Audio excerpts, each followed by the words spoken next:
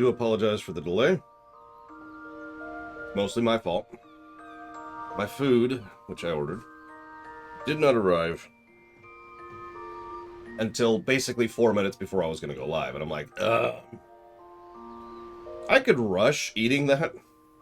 Or I could not shovel food down my throat and, actually try to eat in a semi-healthy manner.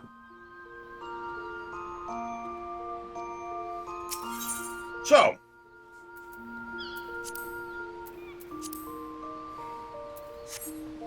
the Ixal.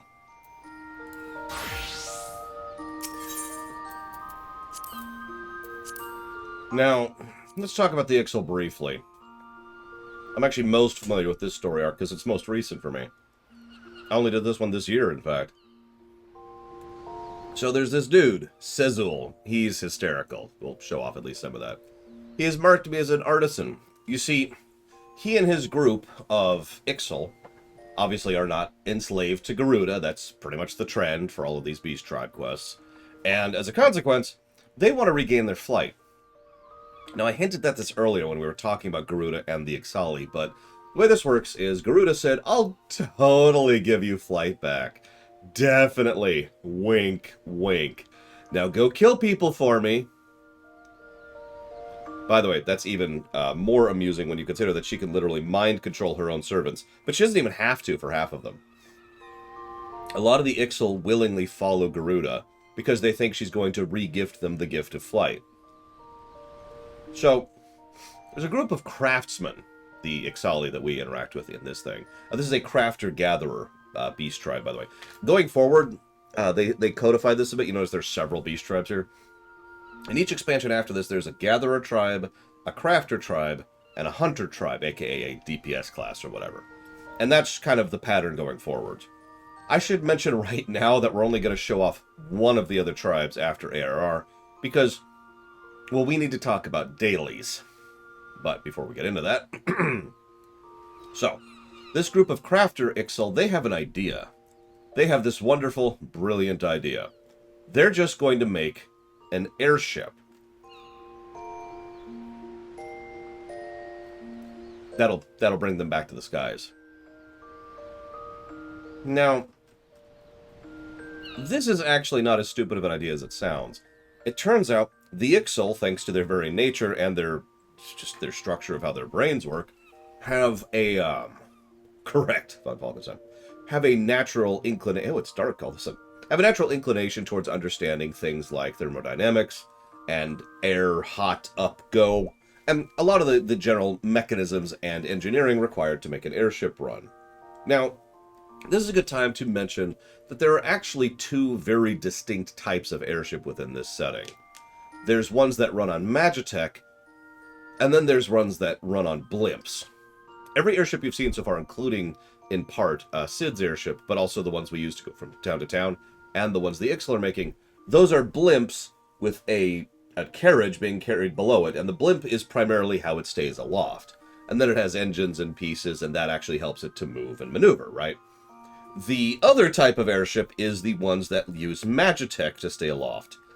That would be the ones the Garleans use, and is substantially more advanced. It also allows them to go places that the balloon airships quite literally can't. Meanwhile, Cubic is making memes of something, I'm not sure what. And I'm not sure I want to know. That is pretty terrifying.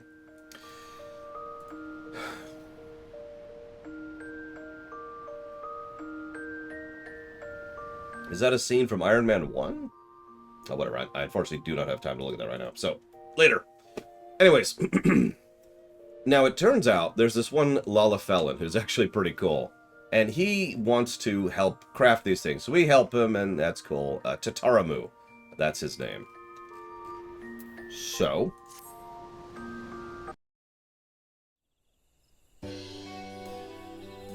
So there's the airship.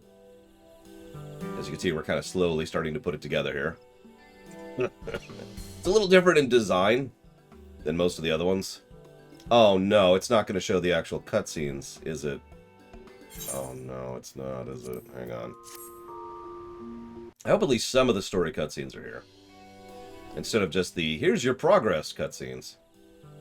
They're not magic-free, no, but they're not run on magitech. They are held up by balloons, and they are propelled by a combination of standard technology, you know, propellers and winds, as well as magic. Oh my god, please tell me. Please tell me there's more than just these here. I don't think there are. Damn. Well, you can see the progression of the damn thing. I can't. It doesn't work that way, Von Falkenstein. That's not possible.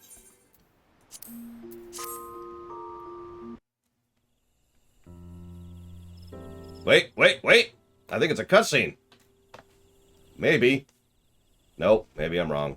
Thank you, Nightingale, very much, as always. If you do know what you want to put that towards, please let me know. I appreciate it, thank you. Okay, well, the good news is I just did this freaking quest, Shane, a couple weeks ago. So, here's the deal. That Lala Felon who joined us to help on this thing... Oh my god, a cutscene! That kid, right there.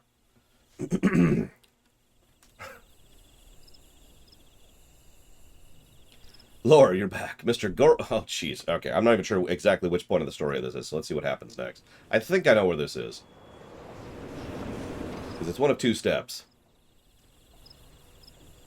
An airship approaches. Dun dun dun!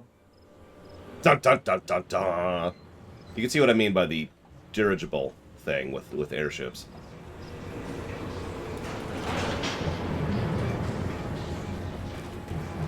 And then soldiers attack. Get ready to slaughter all the Ixal. Now you're probably thinking, why? We must spare no mercy for these feathered savages. Now obviously there's the usual beast tribe bias, but there's actually a separate reason here.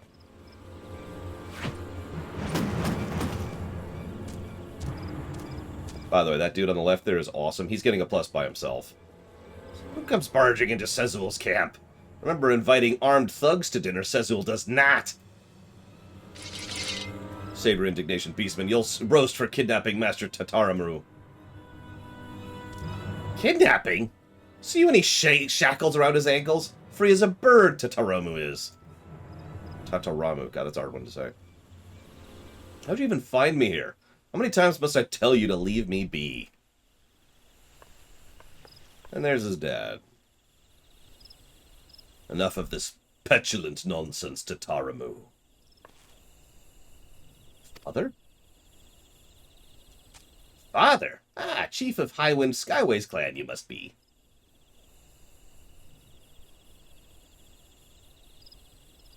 This is the workshop for which you've caused so much fuss.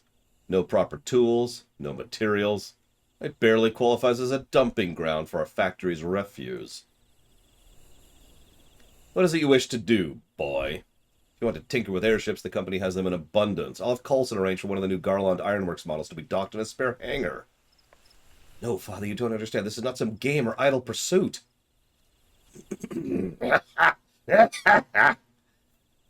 Call my campground for dumping refuse, do you? Shove cerulean hose up Chairman's backside, says Ulwood. If already there, broomstick wasn't. I like Sezul. What foul company you've been keeping. These birdmen have obviously deceived you. Do you honestly believe such brutish creatures capable of building a functioning airship? Yeah, but we'll get into that in a minute. You're the one guilty of deceit. Oh, here we go. The Ixal are the reason we were able to take to the skies in the first place. Why do you insist on hiding the truth? Are you so afraid of damaging the company's reputation? Or are you simply too proud to admit we borrowed the knowledge of beastmen savages? Fear and pride only weigh us down. Only by casting aside such ballast can we truly reach the heights of which we are capable. I'll not stand here and be lectured by my own child. Cease this impudence at once. Sir, we need to go. We have 2 items of business in Limbs of Laminsa, followed by a dinner engagement with the counselor at Coral Tower. Yes, we're almost done here.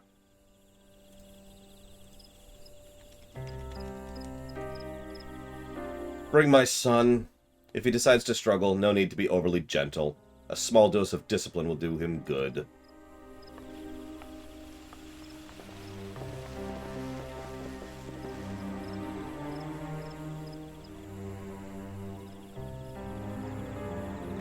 cannot do this. Please, listen to me. Naturally, we don't decide to kill these people. We'll talk about that in a minute. We have 3 things to talk about in a minute. So, the quest chain after this is to go and... Well, hang on, sorry. Harm Tatarama you will not. Stab you first with feathers, then pluck you. Then roast you, Sezul will.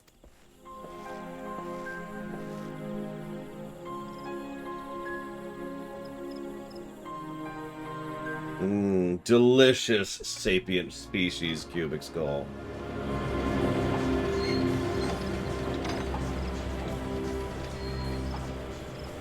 Anyways, I think it's pretty horrible. Like, really horrible. I'd say enslavement is worse, but it's only a step worse. So, we finally have a second cutscene here. So we go and rescue him. Let's just summarize this. With the aid of his butler, I feel like adding. Really see the sucker put together. Look at this. Of course. Is there an actual cutscene here?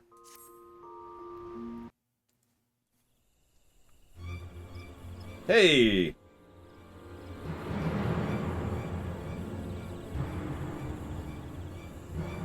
That, sure, Cubic. Whatever you say. Thumbs up. We need to execute Cubic's call immediately. Alright, I got it down for Republic Commander, Nightingale. You got it. So that was all kind of nothing, but it's okay. I do actually know the story. So, that kid is the son of the head of the airship company. The only airship company. Now, let me explain that a little bit. Obviously, the Garland Ironworks builds stuff, and you know, they construct airships. That's not really what I mean. I mean the company that runs the airship shipping. So all those airships that go to and fro across the area, not just for for people, but the actual cargo skiffs. That's all his company. As you might imagine, it is a fairly wealthy company. So he's the son of that company. He's always been really fascinated by airships since a child. So he runs away and then rushes off in order to be like, hey, I want to learn how to make airships. While he's here, we uncover 2 threats and 1 interesting factoid. So threat number 1 you already saw, the dad. Threat number 2, the other Ixali. Remember, even the ones that aren't directly mind-controlled by Garuda, here's the camp, by the way, even the ones that aren't actually controlled by Garuda are still pro-Garuda, and so they threaten to come smash the airship just to teach them a lesson and force them to slave themselves to Garuda. Nice folk. However, during the course of these quests, we actually discover that several years ago, in fact, several decades ago, an old tribe of the Ixali, which is also this guy is a descendant from, actually reached out to his grandfather, Tetaramu's grandfather, and the 2 actually worked together to design what is probably one of the first airships of the era. I have to say the era because obviously there were airships before this in setting, but you get the idea. And I do mean those kind of airships, to be clear, not the Garlemald kind. Now, for reasons not 100% sure, because they haven't talked on those yet, that particular factoid was hidden away by the company that his grandfather founded, and they don't mention that their airship designs are quite literally based on Ixali knowledge and experience. Now, Tataramu and Sezul end up learning about this, and Tataramu's like, oh my god, I'm so sorry, I'm so sorry, I'm so sorry. Sezul, who is legit, by the way, says, don't worry about it. After all, you're missing the point. Your grandfather and my ancestor worked together in harmony and friendship to make the first airships. And Tataramu's like, oh yeah! So then they work together in harmony and friendship by forcing me to do weeks of daily quests in order to build this airship. Which leads us to this quest, which I've actually saved specifically for the run. This is the final quest of this one. Yep, so there's actually a battle portion and a crafting portion, so this should be fun. Day to be remembered this is, at last, at long last. Complete the Dezul Qualan, that's the airship. We will rejoice, cry, soil self in excitement. Don't do it on my behalf. Matter of attaching and calibrating final components it is, then up, up, up, into the sky, before the Nadalin fanatics arrive. That's the Garuda loyalists. Task for lore, says Zulhaz. Final task to craft finishing component. Take these materials to Falgord Float. Expect lore's finest work. Okay. And those are all the actual dailies, which, again, we'll talk about that. We need to talk about the dailies, the cutscene incompetence, and I thought there was a third topic, but I already forgot it, so whatever. Oh, no, the third topic we've already covered. That was the one I just talked about. Hello there, adventurer. Come now, I can hardly hear you. I said hello there. Yeah, here, have some tons of money. I see you're seeking to craft your final airship component. I recognize the materials, but I would not dream of attempting to synthesize this myself. I'm certain you'll have no trouble, of course. Here are your materials back. So, each one of these crafting dailies forces you to do a quest to gain access to the ability to craft. Do you remember, when we were first talking about crafting, how in FF14 you did not actually have to be at a crafting station to craft? This is the exception. You have to do the quest to gain that buff. You see it in the middle of my screen right there. It's this one right here. That gives me access. Now, I don't have to be anywhere, but I do have to have that buff to be able to make the final item.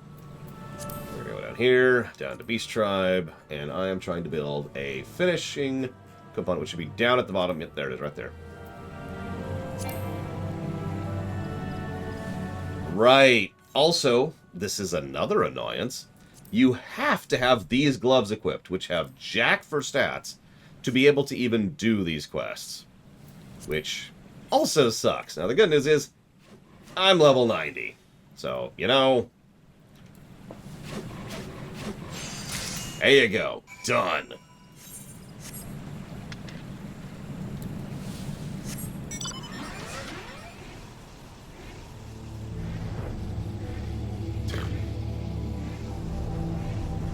You're probably noticing some of the irritation in my voice. I hated doing these quests. I honestly only kept going for it because, you know, it was so close to the run, and I was pretty close through them by the time I really started getting pissed off at them. Anyways, here's your final component.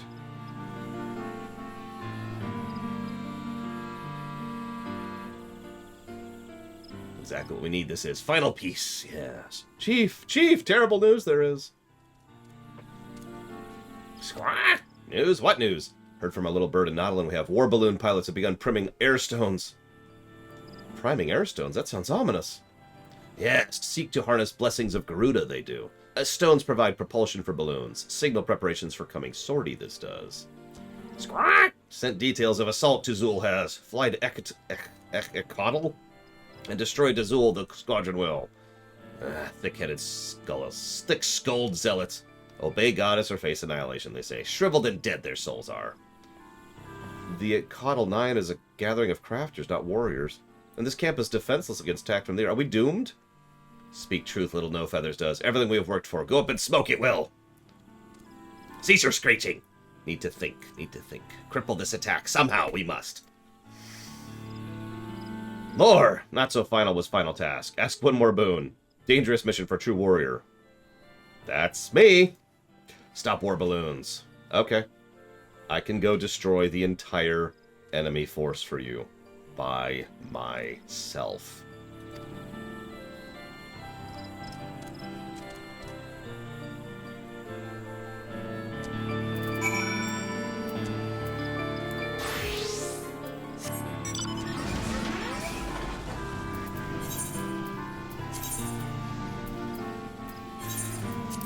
So you might wonder where these guys are coming from. I've actually referenced these twice. Yeah, that's not a boast, by the way. Star Destroyer. Remember, at this point, we are a Star Destroyer. In order to even be able to do the XIV quests, you need to be, I think it's 40 plus. We've already killed all the way up to and through Garuda at this point. We've already begun the path to being the Star Destroyer. We really can do what I'm about to do in lore. I'm going to do it a whole lot more, because I'm 90, but we can still do this in lore. Hey, Ross. So anyways, I've referenced this a few times. This little camp over here in the Ishgardian area. I mentioned how the Ishgardians aren't super concerned with the Ixali, but they are a problem that they have to face. It's because these are the Garuda loyalists who are not necessarily personally mind-controlled by Garuda herself. The ones I've referenced a few times. Featherless One is reinforcements? Oh yeah. Keep voice down. Wish to attract attention of those vicious air skulls. We do not. Think your god's balloon squadron has not yet left ground. Flotation bladders are filled and ready, but take much time preparation of air stones does.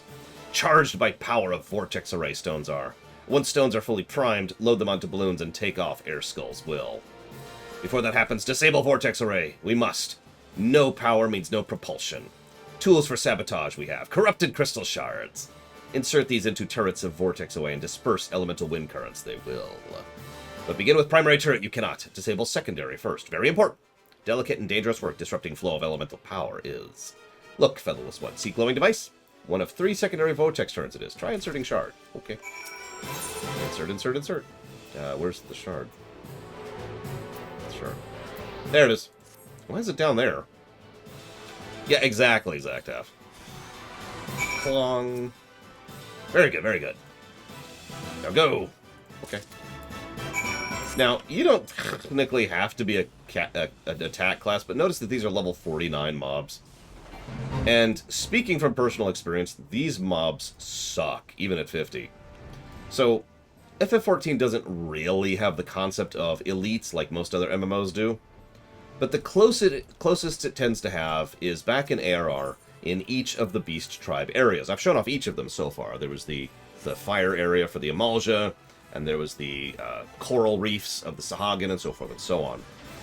The mobs there are the closest thing that FF14 had back in ARR to elites. They're not full elites, but they're definitely silvers. You know what I mean? So these things suck.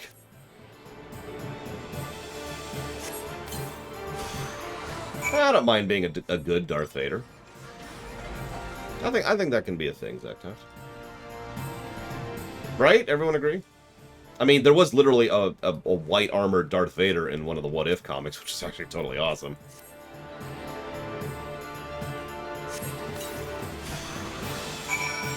Not to my knowledge, FM Albert. They might have updated it since then, but I'm pretty darn sure they didn't have that back then.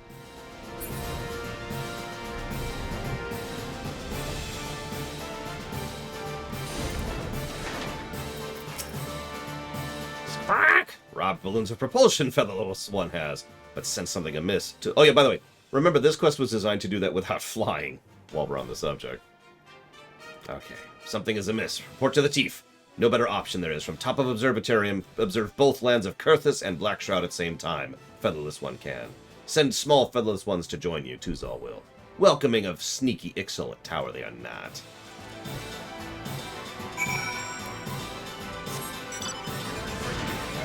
Oh, cool, Ross. My sister has one of those, which I used to be in charge of oiling regularly to make sure that the wood remained in good condition. Because it was a really good cutting board. We're actually going to go all the way down here. Hopefully I can go over this mountain. Pretty sure I can. Listen, I am 100% in favor of people being able to dress up as pink Darth Vader. But I'm not going to. I like to actually look cool, thank you.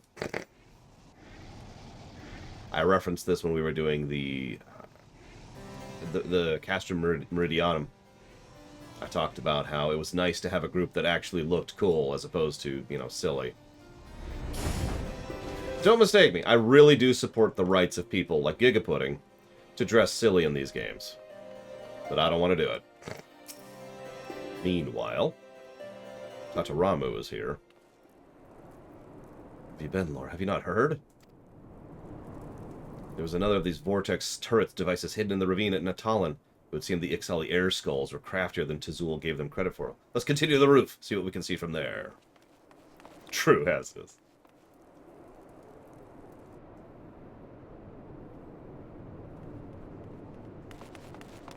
Exactly, Blade Turbo.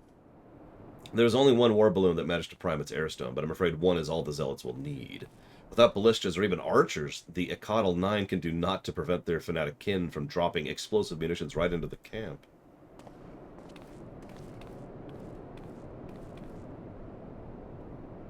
Ah, over there.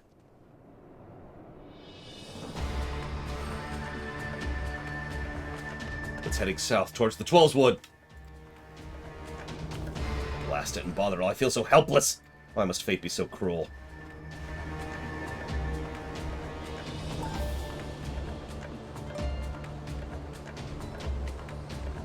Bring balloon directly over unbelievers' dung heap. Smash and burn their little toy, we will. Oh, by the way, if you missed that, the only way that their airships run is by directly using magic they have drained off of Garuda. This is the blessing Garuda offers them.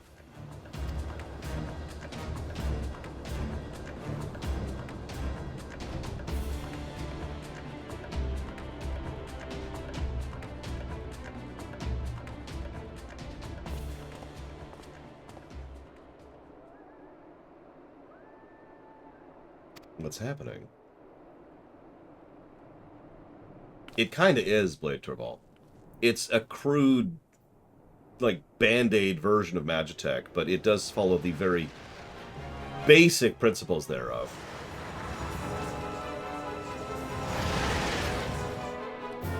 It's the Blackjack! I'd know my father's ship anywhere. What madness are you planning?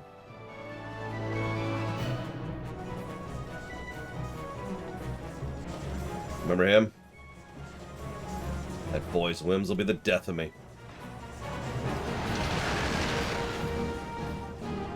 So, I kind of skipped over this a little bit. The dad isn't actually all that bad, as is common in this setting. He does legitimately love his son. His big shtick... Nice! His big shtick was that he wanted his son to take the job seriously because he wanted his son to take over the airship empire he had when it was his turn, when he ran out. And his son did not take that seriously. Now, I'm saying this wrong, but let me try to say this a little bit better. The kid, Tatoramu, was completely neglecting all studies to go study the thing that interested him. And the dad was completely trying to force him to just look at his studies. You see the problem. So in the middle of some of those quests, in fact, I think it's the step right before this, the two meet a little bit more in the middle, and the kid agrees to go ahead and try to actually take the family business more seriously, and the father agrees to give his son more leeway to pursue his hobbies. That's why the kid is back in the camp, despite having been escorted away by troops.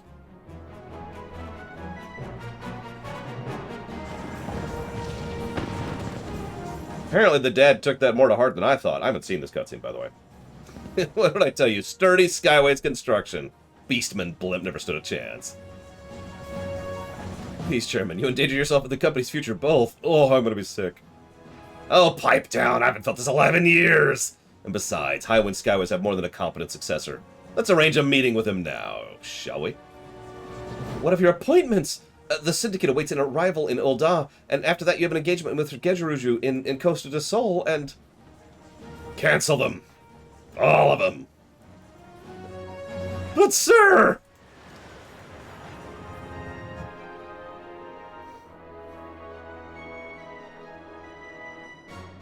He's using the signal lamp. Meet at XIV camp. Do not be late. But we don't have an airship, and you do. You could just use a link pearl, but Father would insist on doing things the hard way. Come on. Hey, kid, you want to take a ride in my Magitech armor that can fly? No? Okay, cool. Let's just assume that's what happens in lore, shall we?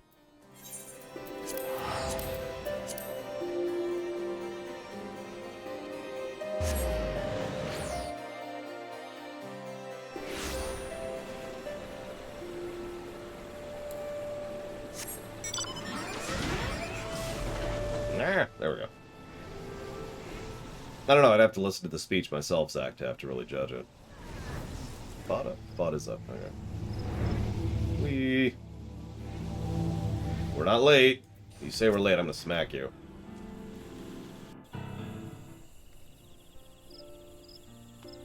To featherless ones, this day belongs. From Tuzul about mid-air ramming Sezul heard.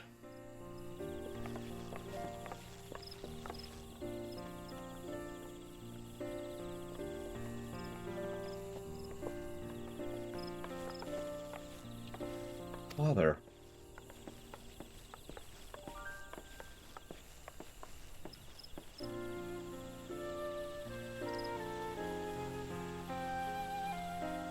Coulson had a few words with me. Oh, so we kind of skipped over a major character in this because he's not in any of the cutscenes. So the guy on the left there, Tatarumu, He had a former butler who essentially helped raise him when he was younger. He's like in his 20s right now. He had since retired. He is the one who specifically asked us to start this. He's where the quest chain starts. Because he was worried that someone had kidnapped Tataramu. When we get here, we find out, oh, you just came here on your own, everything's cool, yada yada. But he reaches out to the butler several times, and in fact, when I mentioned we rescue the kid, that's who we go through as the butler. And when the two reconcile, they also go through the butler. So Coulson, the butler, had a few words with me. I thought myself too old for one of his lectures, but apparently I was wrong. By the way, Coulson also helped raise him. Coulson's been around since the grandfather's time, 80 years ago or whatever. I've heard the XIV are a people who lost their wings, a people whose greatest wish is to once more fly freely among the clouds, and that the invention of their balloons was a step towards reclaiming that which they once had. But perhaps we were the ones who truly lost the freedom of flight. Tataramu, when I look in your face now, I'm reminded of words I've not thought of in years. Spread your wings and soar. That was the slogan coined by our company's founder, your grandfather. No, he's just old, Blackfowl. Stop! Split says all sides you will. Have I said something amusing? Spread your wings and soar you must. Dezul Qualan's favorite saying it was. Your mentor said that? That was not only your technology, Highwind Skywind's Burl, but your philosophy as well.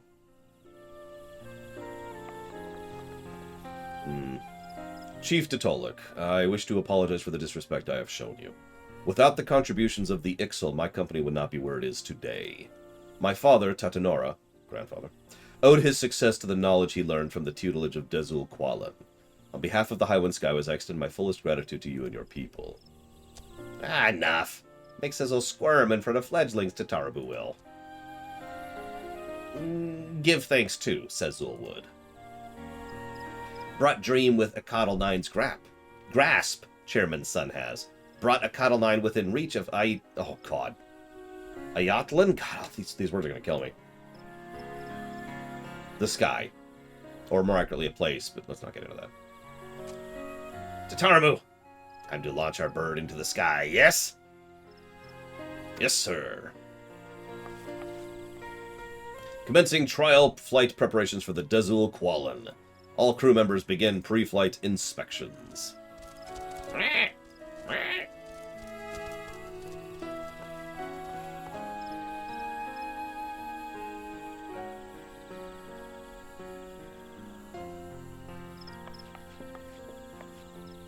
Tis a beautiful vessel. My boy was hiding some truly revolutionary ideas in that obsessive head as Liz. Like grandfather, like grandson.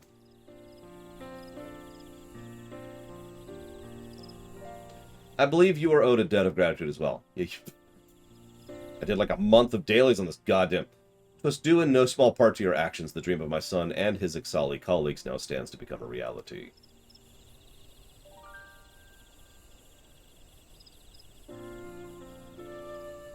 Dezul is watching even now, Sezzul thinks. Arrive on Paradise's doorstep soon enough, we will.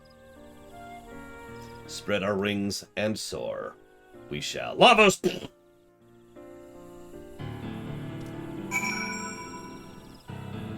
Well, let's see how this sucker runs. Whoop, okay.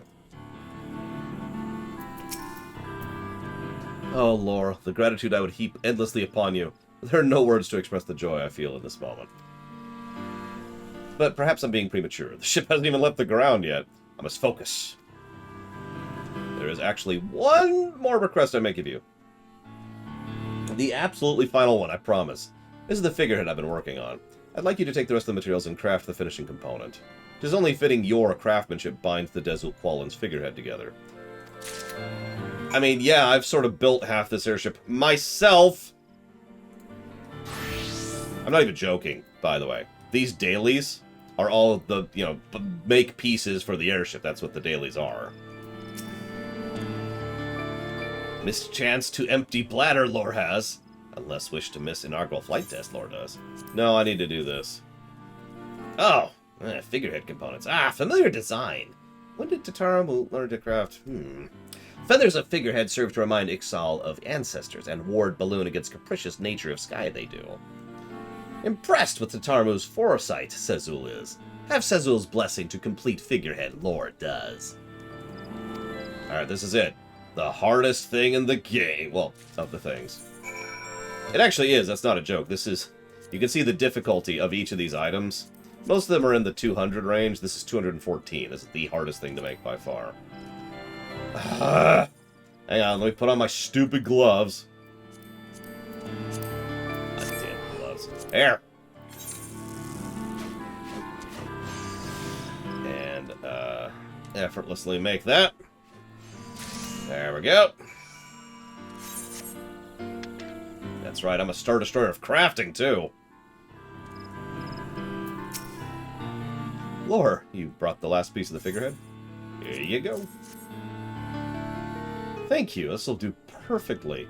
I think I'm ready to entrust my life to the Desilqualin and aim for the highest skies. I have no idea to both questions, Mr. Red. We're all but done with the last round of inspections. 'Twould be safest if you were to withdraw several steps. Only the gods know how this is going to unfold. This should be fun.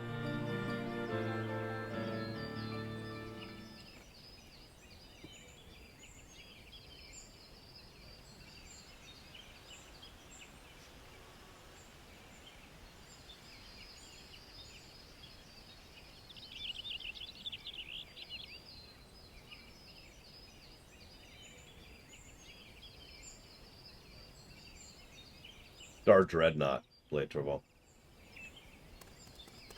Cattle 9 arrived at long last. Moment of truth has. To place we now fly. Ignite cerulean propulsion engine. Cerulean gas primed and ready. Engine fuel pumping. Air pressure and temperature favorable. Engine output steady. Instruments readings within expected parameters. Extend the wings. Open the throttle. One of the one of the Final Fantasy Run songs will probably not be copywronged, Mr. Red. Release moorings. Clear for takeoff. Well, it's going up. It's a good first step. Needs to go more up than that, but, you know.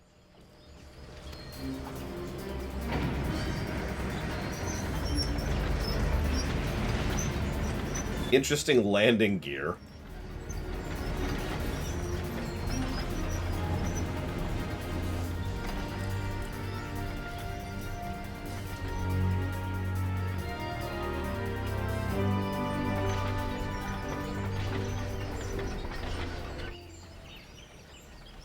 Pop. Ah!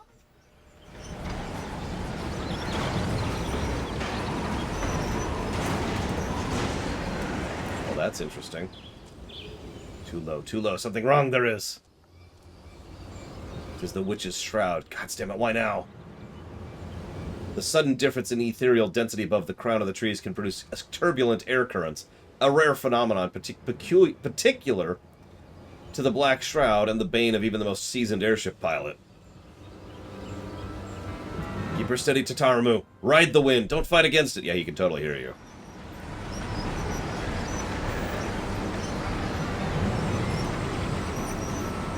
Extend wings to full trim. Release primary and tertiary belt. Who are you yelling to? You don't really have a crew. Now the ship won't turn. Come on now. Is this all you have? Fly, damn you. We built you better than this. It totally would, Blackfile. I agree.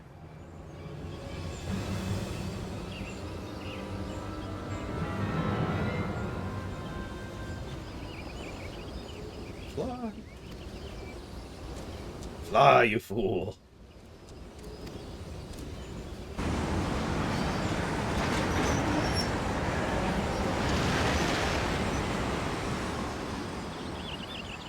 We never see him again.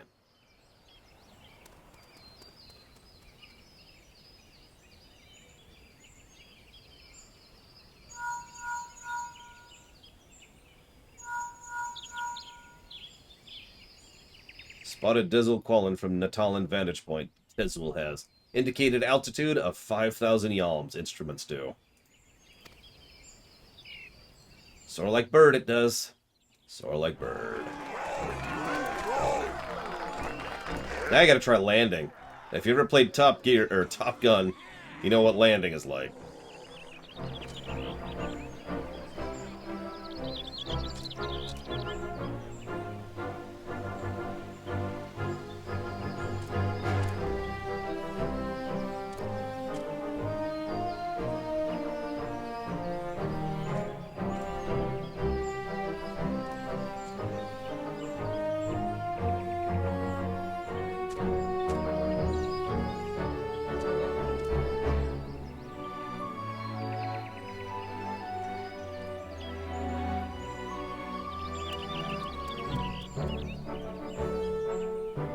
Oh god, it is Lavos.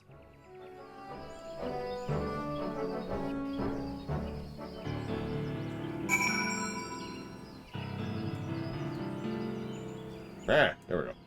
Turned around there. Lord, the test flight was a complete success. It's a shaky start, but the Dezu, Quallen, and I both returned unharmed. And we reached our target altitude of 5,000 yalms. That's higher than any Eorzean airship has ever flown. A new aeronautic record. Unofficial though it may be. Despite its impressive performance, however, it still cannot achieve that which Cecil dreams, to climb above and beyond the clouds to arrive on the legendary shores of Ayatlan? We'll go with Ayatlan. We'll continue to improve and tweak the prototype, and one day we will catch a glimpse of his floating paradise. There's no record that can't be broken. And by the by, Laura, there's something I've been meaning to ask you for the longest time. I know why I'm here, but what brought you here? Well, you know, your original mission was to respond to an XIV threat? I do believe you've gone above and beyond the Call of Duty. Somewhere quite far left to the Call of Duty. I dare say the Twin Adder officer who enlisted your services is now rather alarmed by your prolonged absence. Maybe you should go back and put her mind at ease. Yeah, we've been gone for like a month in lore, building this stupid place. We'll see, von Falkenstein. Just remember that for later.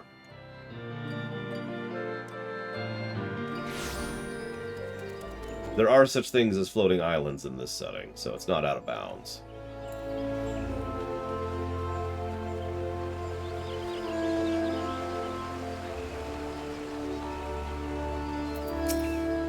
Yes, Lore? What can I... Oh, the attack! The captain mentioned he'd sent you to investigate further, but I'd completely forgotten you were... that is to say, the Ixil appear to have abandoned their plans to assault the towers. Excellent work! We must, however, remain alert and ready. The thought of those war balloons drifting over the city walls is one of the citizens' greatest fears. A nightmare that we must never allow to become reality. Did you hear the news, by the way? There's some excitement in Gridania while we were off trampling the underbrush. The son of Highwind Skyway's chairman Tatabaru suddenly vanished into thin air. Folk were crying foul play, although no body or blood was in... He's already been found? Oh, well, maybe things can return to normal.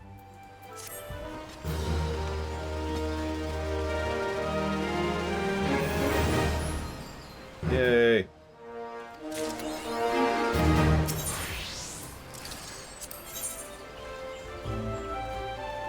So, now I did this on purpose. For, I know for the first 3 expansions, so Aerar, Heavensward, and Stormblood. I'm not sure if this is true in Shadowbringers. There's actually a Beast Tribe quest chain. It only unlocks if you've done all the Beast Tribes all the way through and up to the top tier. Which, what do you know? We have. Yeah, I deliberately didn't mention Shadowbringers, because I was pretty sure it didn't have it. They've said they might bring it back for Endwalker, I think. But anyways, on behalf of the entire Order of the Twin Adder, I extend to you our highest accolades. Hey, Rax! You missed some interesting stuff earlier while we were doing the class stuff. Well, lasting peace... Oh yeah, by the way, because of the reality of doing daily quests for this run, this is the only Beast Tribe bundle we're doing as ARR. I'm not even going to touch the other ones. Sorry. While lasting peace with the Beast Tribes will not come easily, your efforts have laid the foundation upon which such a peace may someday be built. It is to you, our most accomplished ambassador, I would entrust an assignment of utmost import. Lieutenant Gavin will brief you on the particulars. Okay. Hey! Lore, what I'd give to hear of your adventures with the Ixil over a flagon of mead. But I fear more pressing matters demand our attention today. When you're ready for your briefing, just say the word. I'm ready for my briefing. We've received a most disturbing report from our contact in Little Solace, the esteemed scholar of Sylphic mysteries by the name of Voice. Remember him? He's the dude who was in the chocobo suit. I could not make much sense of his missive. I dare say I've seen chocobos with better quillmanship. Yeah, ain't that always the way? But it would appear that recent events have struck the fear of gods into the man.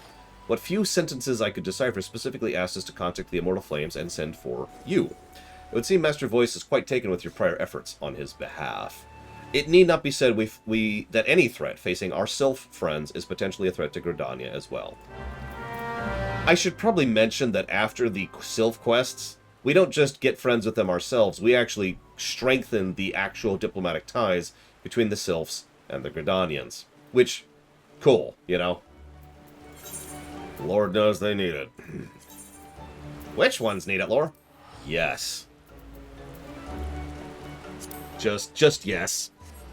Nothing else to add to that, really.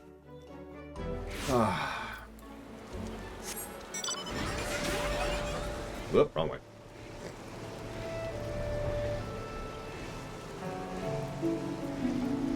Oh yeah, you can also get a Goobo mount, which I have not gotten because I don't understand why I would, so, you know, whatever. Hey, boys.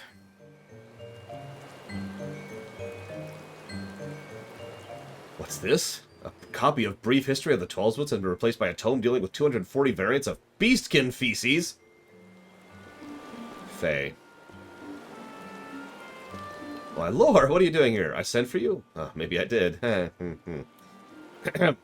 What's the matter? What's the matter? Veritable peck of podlings pilfered from Little Solace while I was taking a brief respite from research. You must help, friend. If Elder Frixio were to find out this happened under my watch, this one would be entirely unsurprised. No! This one is heartened by Brave One's presence. Yeah, I'm Brave One now, by the way.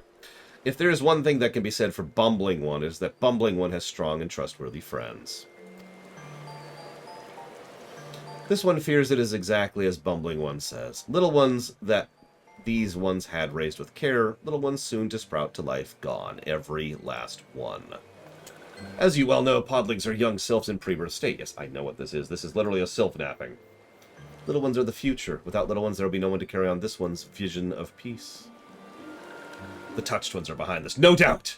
Having failed to capture the chosen one, they will now rear an entire generation of hate-filled, treacherous sylphs. We must stop them. And by we, I mean you. You will venture into the Sylphlands to get them, right? Yeah. Of course I will. And don't call me the Brave One for nothing. So...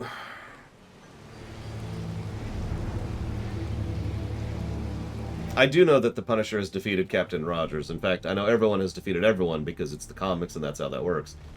Wolverine has beaten the Hulk before. It doesn't really mean anything. That being said, if you asked me who would win, Rogers or the Punisher, I'd probably give that one to the Punisher, because he's a lot less willing to hold back, assuming he's going full tilt. The catch is, I have no reason to think that the Punisher would actually try to kill Rogers, because he's not evil. He's the Punisher. So if you were to, like, magically remove their minds and mentality and force them to fight, yeah, sure, the Punisher would win, but what? That's like saying that Batman and Superman are going to fight. It's just dumb.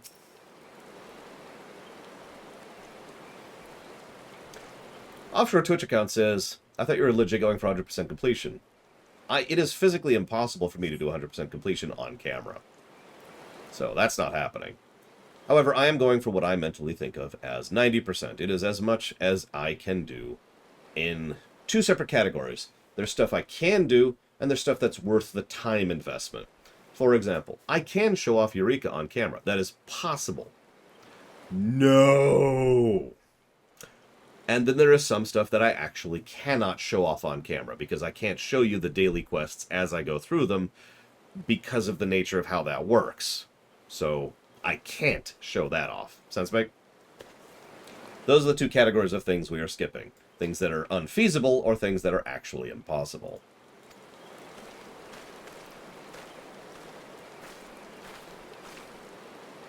No, he does not. Otherwise he would not be looking where he is looking. I haven't walked into Eureka because every time I've looked into it, I've looked right back out of it. That's such a waste of my time. No offense to anybody who likes Eureka. It's just, no.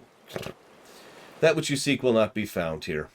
For this is not the idle mischief of malevolent sylphs. No, no, this is a prelude to a dark and dastardly plot that threatens to shake Eorzea to its very core. Do I have to save the universe again? My name? You could call me Sylvie.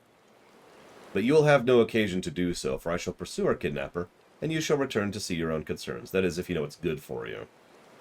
Farewell, friend. Our paths will not cross again. We must hurry to La Noscea before tragedy strikes again. Right. Nice woman. But yeah, yeah, exactly. Eureka is possible. You know, it's not impossible. But, oh my god, that would just be a terrible stream, wouldn't it? Alright, so here's Eureka. And there's that fade. And here's this fade. Oh, it's been 8 hours already. Eureka is the grind zone. That is the simplest and easiest way I can put it. There is some lore to it, which I will not tell you about, because we're not covering Eureka. It is, in many ways, designed based off of how Final Fantasy XI used to work. So in FF11, they had this whole system where you were supposed to group up with other people who were grouping up, and you go after nemesis mobs, and I forget what they actually called them, but there was what are nowadays are called fates. And you would just bounce around, and that would be the content. You just bounce around between these things in a large overworld zone, killing these things, right? I say bouncing around. Most of these fights usually took around an hour or more. Anyways, it was not touched ones that did the deed. It was a mysterious green-haired maiden? Whoever could be behind this unconscionable crime. On the medicinal properties of Gubu... Oh, terrible voice. I don't even want to talk about absolute virtue. It is a zone designed to be grinded, so it is designed for grinding. It also happens to be grindy. It would appear that there is more to the disappearance of the podlings than I originally suspected. But where to next? Scientific method.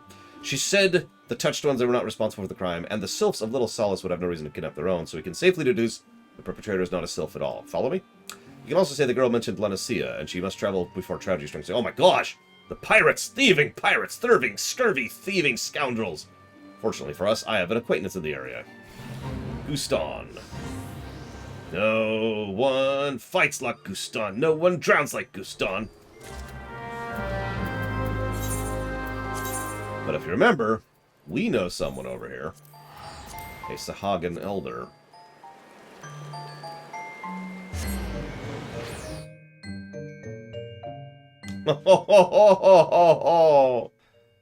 Okay. If that's what I think it is, FM Aylward, for those of you not aware, the 2-hour White Mage ability was a full heal. In a boss's hands, that's a reset the fight button. If you're lost, best get found, and quickly. The streets aren't known to be best to lovers and loiterers. Do you know who I am?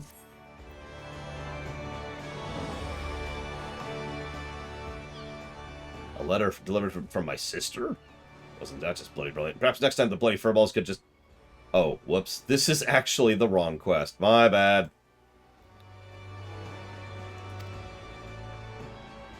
Sorry, this is the Moogle Quest. I didn't mean to do this. Sorry. So, this Moogle has been flogged several times with a large harbor herring due to punishment. Ow, Kupo. You have my word that we delivery Moogles will redouble, triple even, our efforts to ensure no precious partial or missive ever again goes astray. I shall now perform for you the Moogle dance of imitable integrity. Settle your wings. I don't believe it will be necessary. I just mean, for the love of God, just don't, okay? Wait a minute. Am I talking to a Moogle? In the flesh? Well, this is a rare occasion. Let me and take me if you aren't a cute little bugger. Just moments ago, I've half a mind to wring the incompetent courier's neck, but I'm not so petty as to vent my frustrations on a defenseless ball of fur. Besides, how can I hold it against you? What with the population of the realm burgeoning of late? I'd be lying if I said I didn't have trouble keeping names and faces straight. Any road, what's-his-face here was kind enough to deliver my letter, and I have your word no more mistakes will be. So, water under the bridge. Oh, well, you're too kind. As for you, my adventuring friend, you should join the delivery quests. I will do it later. I didn't mean to do this right now. Yep. Uh-huh. Oh, cool. When you see me floating in the vicinity of where we now stand, you may see this as a sign I have letters that I cannot be bothered, that I've deemed suitable for your training. Yep, okay. Yep, okay, cool.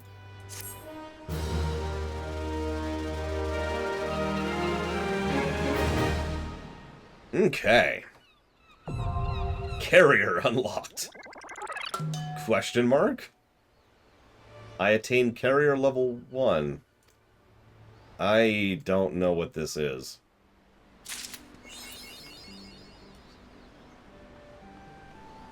I mean, I know what it is generally, but I don't know what it is specifically. Obviously, because I've never done it. Either way, that's not what I meant to do. I meant to go up, apparently? Yep.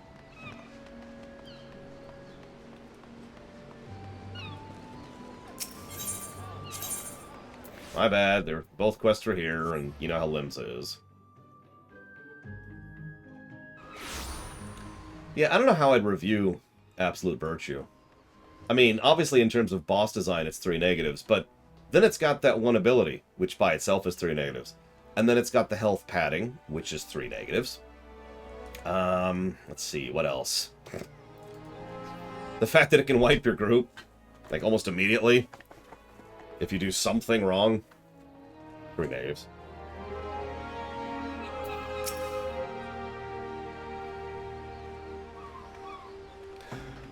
So, the seeds are angry. He's sent by voice. Let me take me, journeyed halfway across the realm in hopes of riddling myself of that barnacle brain full of rubber. Fortunately for you and your bungling friend, you've caught old Guston in a good mood, so entertain me. What's he gotten himself into this time? Well... supposed to tell me something? This letter looks like it was penned by a half-drunk chocobo. Just spare me the headache and tell me yourself. A mass kidnapping a baby self, and that buddy thinks some pirates did it? That sounds just crazy enough to be true. I was at the docks a few bells ago when I spied an unfamiliar face. The man had just acquired a vessel, and if my ears were true, was looking to sail for Halfstone amidst fierce fog. A scholar with a face like mine ain't gonna be one to judge appearances, but I didn't like the cut of the man's jib, if you gather my meaning. Mind you, I didn't speak to the blighter himself. Me and Robin had a few words with him, though, and didn't seem to enjoy the experience none. If you'd speak with him yourself, he's at the docks. Okay. What is this quest?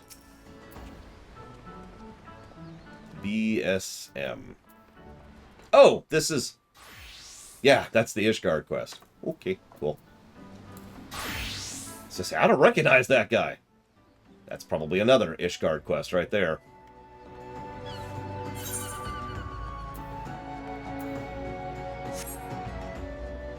So... oh, absolutely yes, Kata. No question. So the mentality has been, ever since the Oblivion line, that a single individual moment can be very, very good or very, very bad. There is no real limit to how much positives or negatives a single thing can get in a game, really. It depends on how it's executed.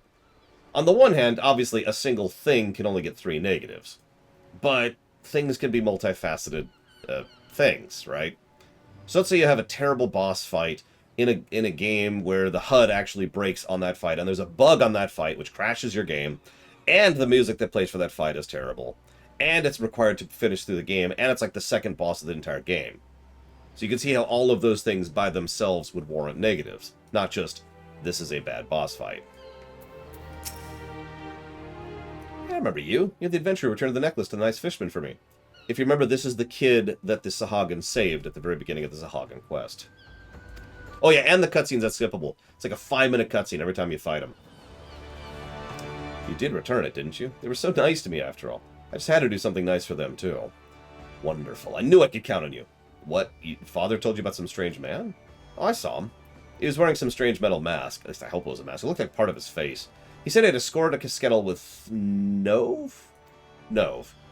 Oh, I didn't remember talking to your face, but the fishman that saved me, that was named Nove. Are the nice fishermen in danger? Please go save them. You got it. I actually like Nove. Nov. Not sure how to say it, but either way, he's legit. There's no voice acting in any of this crap, so I have no idea how to voice any of their names. Now, that being said, Kata Snow, it's worth noting that the same concept applies inverse. So, to try and explain what I mean by that, let's say that there's a game that has a really cool scene, followed by a really cool scene, followed by a really cool scene, right?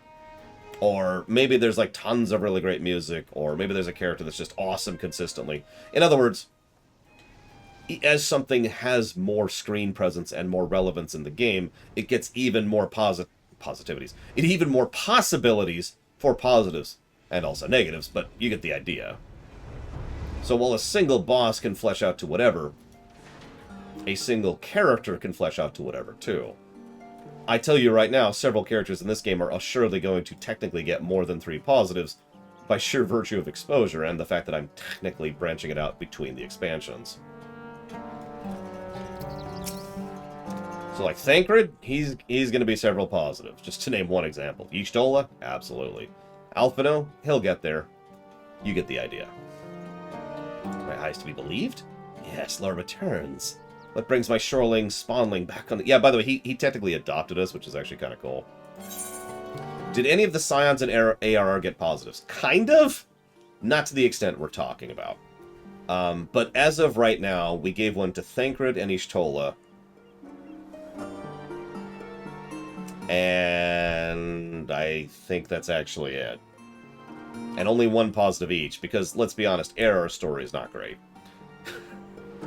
There's a lot of screen time for someone who's bad, which reminds me, how many negatives did I give Minfilia? 2. Yep.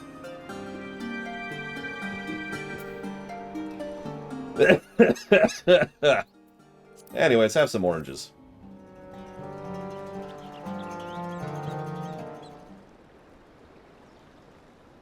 Oh, oranges?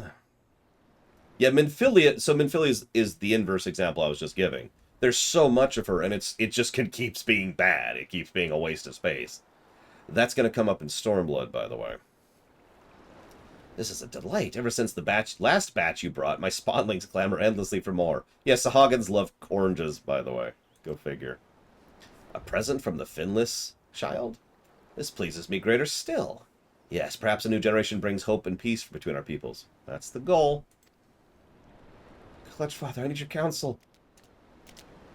Do you so quickly forget? A Sahagin does not thrash against the currents. He is one with the water, flowing as it flows. Forgive me. It's Bao, our youngest brother. What of him? He was spearfishing at Moonshade, and then he was gone, spirited away by a shorewalker. Why? All I and my spawnlings seek to live in peace.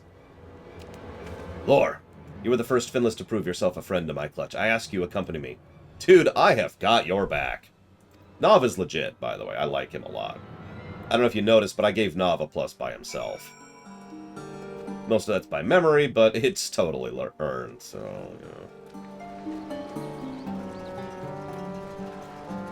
whoops, wrong way. I need to be going... no, this is right, isn't it? I think? Oh yeah, Edda got a plus. And Garaha did, which honestly I was surprised by. I didn't expect he would. But hey.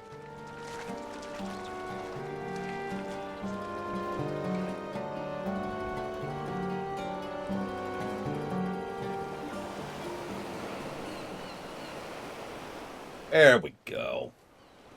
Alright, I got your back. Let's do it. Oh my god, enemies everywhere. Plong! Yeah, I'm a dancer. I'm not in 90 gear. I don't have 90 combat gear. It's not a request, I'm just saying I don't. We are still not in the expansions, offshore Twitch account. We are getting there. We're going to start the class quests today. And then we're going to probably not finish them today. We'll see how long... I'm not actually sure how long the class quests are going to take, so we're kind of eyeballing it a bit. I see a boat! Curses, while we had our fins full with those small fry, he fled clear out to sea. Wu is among the youngest of us. His gills have not yet taken form. His limbs have been bound by the finless one. If he's cast in the waters, he will drown like a shore walker. I have the final step of the ARR Relic Andri. I am entirely aware of how bad that quest chain is. In fact, I should probably give that 3 negatives, to be completely blunt.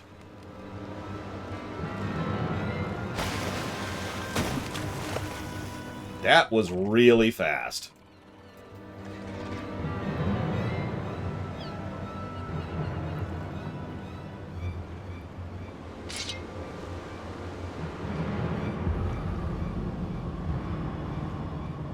So you have. Most impeccable timing, if I say so myself.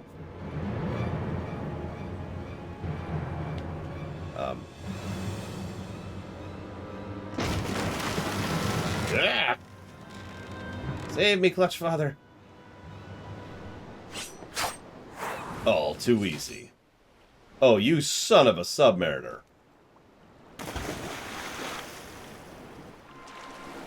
Clutch Father, no! So much for the mighty Sahagin. For all your prideful posturing, in the end you are not but beasts. Know your place and spare yourself further suffering. Be strong, Clutch Father. Your son comes for you. You can't... The waters are too deep for a shorewalker. Leave the Clutch Father's rescue to me. Return to the nursery. Tell my spawn brothers to prepare to tend his wounds. I also can turn into a white mage. And technically a lich. Let me just prove that really quick. Oh, wrong suit. There we go. I got this! Just call me a holy lich. Actually, the fastest to do this. Can I just... Where's the... Oh, there it is. I've actually given up on the Shadowbringers relic. I'm stuck on Delibrum, and thanks to the unique nature of that place and the fact that nobody's running it anymore, I don't think I'm ever going to get the rest of that.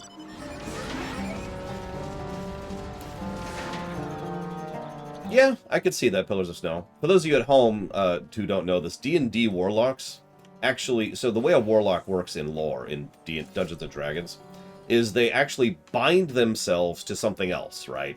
And that empowers them. That's what gives them their magical abilities. The thing is, I'm being super vague on the something else because there's actually a lot of options there. And it can be all sorts of things. It can be evil, good, neutral. One of the things is a weapon. One of the things you can bind yourself to is actually a sentient weapon. Sound familiar? But yeah, no, I've done Delibrum, but I need to farm Delibrum. That's the problem. And I can't, because I don't have any of the frickin', what are they called? The things that overpower you in the Boja content. I don't have any of that. I'm not even ranked 25 yet. So, I'm just me. Little level 80 me. Lost actions, there you go. And yeah, but Warlocks are actually a really cool class. If you haven't played them in 5th edition, I highly recommend it. Anyway, sorry, getting a little off topic. Roy not Lord, it's but a flesh wound. Much worse have I suffered. Yeah, you better not be hurt. No, it is the dishonor of failing to protect my child that cuts truly deep. This masked shorewalker who would steal my child from me, he must answer for his crimes. I must rest for a while. Is there anything I can do to help you? Lord, you may lack for gills, but you're as much my child as any of those I have spawned. It is your Clutch Father, as your Clutch Father, I would beseech your aid. Done! I know not what that masked shorewalker means to do with Boo, but I fear for his life. I would leave this moment, but I am not young and my wounds are slow to heal. Pray, rescue my son in my stead. Done! Now there's saying among our people, the shark that swallows the Sahagin will choke on the scales. Though my clash with the kidnapper might have appeared one-sided, I assure you it was not entirely so. Even as I tumbled into the waves, I struck at the villain's skiff with my spear.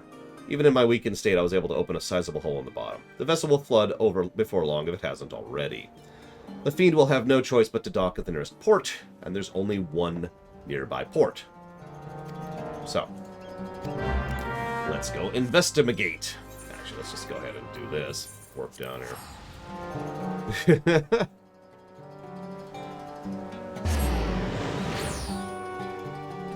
But yeah, sorry, for those of you who are aware of what this means, the specific step I'm stuck at is right there. What? Nope, that's the wrong quest. Sorry, this one. I need to get the, what are these stupid things called? These things, Time-Worn Artifacts. I need 15 Time-Worn Artifacts. I have so far managed to get a grand total of 1 in POTD, and the other 3 are from my earlier Delibrum run.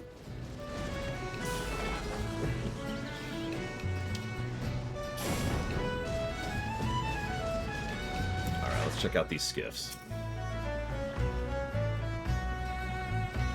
Which is funny, because I did Delibrum before I got to that step. Not really on purpose. No, the only method of getting those is a very random drop in POTD, or clearing the Delibrum. Oh God, the raid. Doing the raid. Aha! Found it! Again, he comes, unaware that what he seeks has already been swept away by the tide. Yeah, they used to drop only 1. It used to be worse than it is. Just couldn't leave well enough alone, could you, stranger? Ah, well, I suppose it matters little now. I know who it is you seek, for I seek him as well. I also know our man left Aleport not bells ago, and none in town can speak to his whereabouts. First he came for Sylphs, and then for Sahagan. Yes, it is clear enough. The wheels are in motion, and they will not stop until every beast trap has been crushed beneath. He must be stopped, and I will be the one to stop him. Why beast people? Why indeed? If I had an answer, it would make our search that much easier. Alas, the Ebon Claw's motives are inscrutable as that red eye. If you would know more of our quarry, speak out Baderon at the Drowning Wench. I must move quickly before tragedy strikes again. I swear to God, you go after my kobold buddies. Or the Amalja. They drop 3 now, but you do have to clear the raid for it, offshore Twitch account. I admit to my shame, there is 1 boss in there I have trouble with. Just the 1. Everything else, they're actually really cool boss fights. When it comes to reviewing that place, it's going to get at least 1 negative for something we'll talk about when we get there. But the fights themselves are legit. Speaking of which...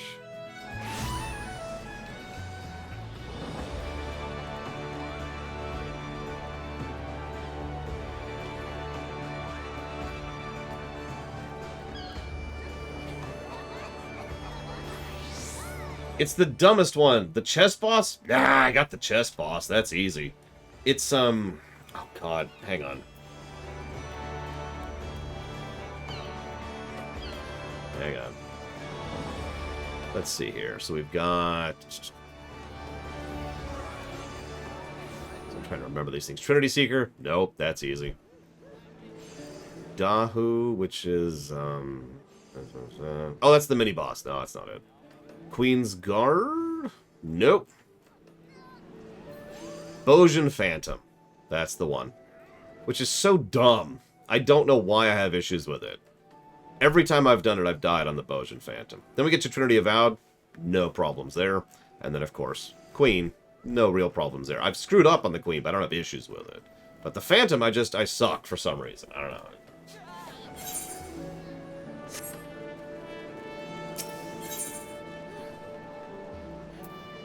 Yeah, the donut attacks are a big problem there, especially, well, you know, with some related problems.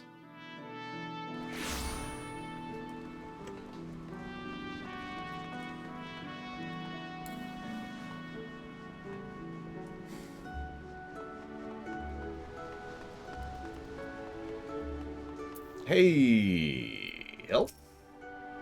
Hope it ain't my favorite regular. Come for a pint of ale, or a tail, or both. I'm not into alcohol. Oh, tell me you didn't just think. I was thinking it said, I told you not to tell me that. Hearing those words sends a shiver up my spine. The Ebon Claw.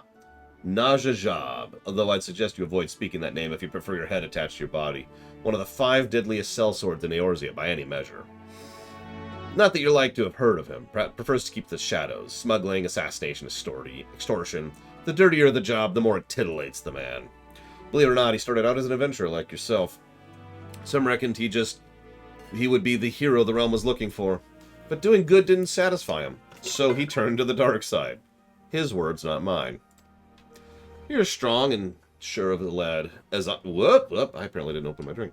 So that's why I'm going to give you this advice. Keep a wide berth of that man. I mean, you're only a Star Destroyer, but him? He's a TIE Defender. That's terrifying. Seriously, where is he, though? Which reminds me, someone stopped by asking if I'd seen you. An officer of the Maelstrom. Trash rate? Didn't share details, but it seems some matter of urgency. Okay, I'll go check it out. That's a good question. So let me give the off-the-top-of-my-head answer. FF14 has never removed any major content. Now, there's some asterisks there. We actually talked about this as we were doing the MSQ for ARR. Some of those quests have been pruned, and they don't exist anymore. Now, let's be clear. This is a good thing. But, the diadem is gone? Oh, the original diadem. Ah, yeah, I was going to say, no, it's not. Right, yes, the original diadem has been pruned. That is correct.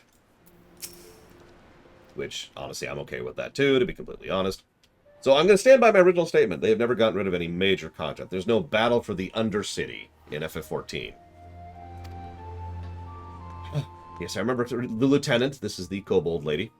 She leaves quite an impression, and it would seem you left an impression on her. She asked for you by name. There's another storm brewing at the 789th Order. Well, let's frickin' go, then! Yep, they're about to remove some PvP modes. Thank God! I mean... Thank God! Okay, we're cool. But yes, no, I stand by my statement. FF14 is not wont to remove major content. The overwhelming, indeed, nay, ridiculous amount of content in this game is still there, and has been since launch. There's no artifact weapon problems here. There's no corruption weapon problems here. There's no battle for the Undercity. There's no vanilla. There's not 50% of the quests in the game just got nuked. Well, those people are wrong, FM. Those people, we need to walk up and say, oh, you want to see 1.0? Lord, I thought you'd never come. We've got a crisis on our hands here, and I ain't just talking about the oversized bilge rats aversion to anything resembling honest work. Oh, I tell you, after all you did to go end Zoga's reign of terror, you'd think we'd make the slightest effort to raise his order from his arse end of Cobalt Society, right? Well, you'd be wrong. But that's neither here nor there. The reason I wanted you goes above and beyond these loungers. We've got a catastrophe facing all kobold kind. Okay. What sort of crisis? Scores of kobolds from the mines are just up and disappearing. Okay. Yeah, the rumors in Shroud and Lanosia haven't escaped my ears. Beastmen spirited away from homes, but why? From the sound of it, you've already done some investigating of your own. I'll see what I can get out of Gigu and the rest of the laggards. You check out the scene of the crime. Okay. I am being facetious, but let me be very, very, very clear. 1.0 does not deserve to exist.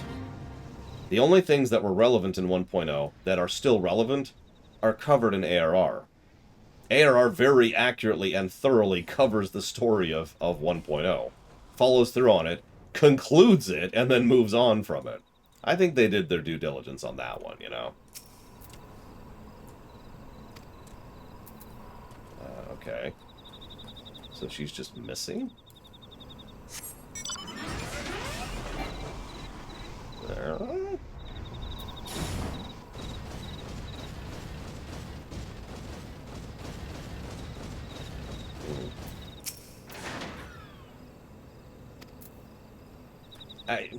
See, here's the problem. In a truly ideal, perfect world, aka Star Trek, I'd be fine with 1.0 existing on some server somewhere for people to... Oh my gosh. That's horrible and rather violent. It would be nice to have 1.0 exist on some server somewhere for people to play it, without having to play a fan server, which is how 1.0 still exists, by the way. But in reality land, that is a waste of everything to do that.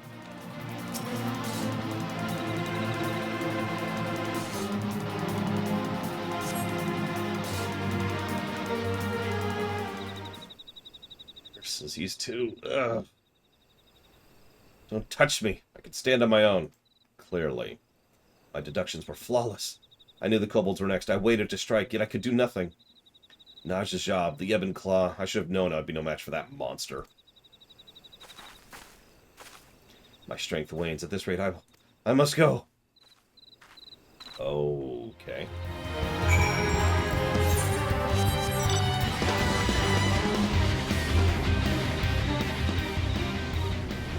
1.0 is so bad, I spent 90 minutes about a week and a half ago going in depth into detail of exactly how bad it was. If that doesn't satisfy you for 1.0, I got nothing else. There are fan servers. Go look them up.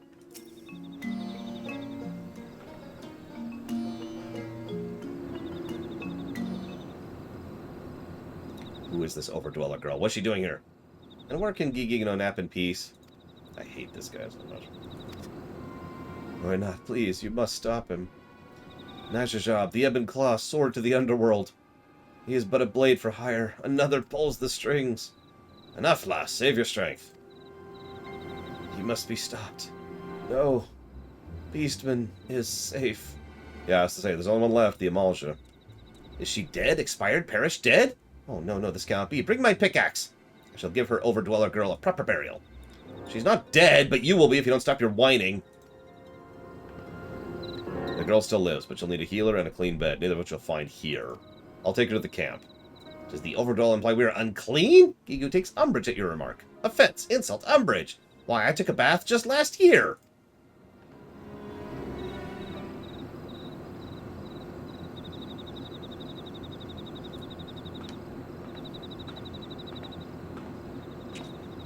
Right out for the girl. She'll be safe at the camp. Our priority now should be rescuing BB from her kidnapper. BB was kidnapped? Why didn't you tell me sooner? What is ransom? Gigu has 2 chunks of ore and a handful of sulfur. Somehow I don't think that'll be enough. Besides, I have a feeling it just isn't just riches our man's after. It would seem poor BB's life is at stake again. So, let's go. So, I'm going to go ahead and admit something. Something truly terrible. Horrible, even. After I get this quest done. So, we need to move quickly, deduce their man to escape, sheer cliff face, so no footprints. So, obviously he used an airship. Duh. If any suspicious vessels took off, the captain would have noticed. So let's go check.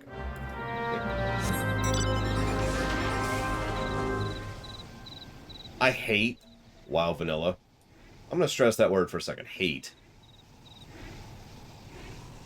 But I also hate Stone Vigil. And if you don't understand what I'm saying, allow me to say this clearly. It is within the realm of possibility that WoW Vanilla would not rank that badly if I were to ever review it. I never will, because I hate WoW Vanilla. But in the interest of fairness, honesty, and the kind of judging that I tend to do for these reviews, it might not score that badly. There's a reason WoW Vanilla was such a sea change in the MMO space, in gaming. Because it was so much better than worse. There are MMOs prior to WoW that would score much worse. Like EverQuest. Anyways. Or UO.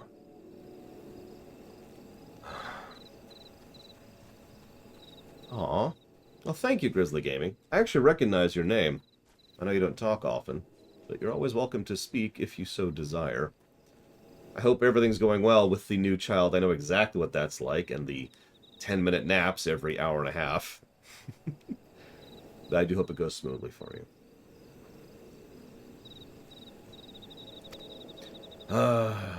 Yes, so. Does it look like an infirmary? I've barely enough beds for my own wounded. She's lucky we had an empty tent.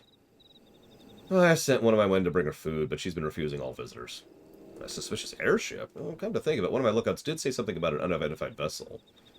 It didn't appear to be a threat, so we elected not to pursue. It went over towards Aldenard. Dun dun dun.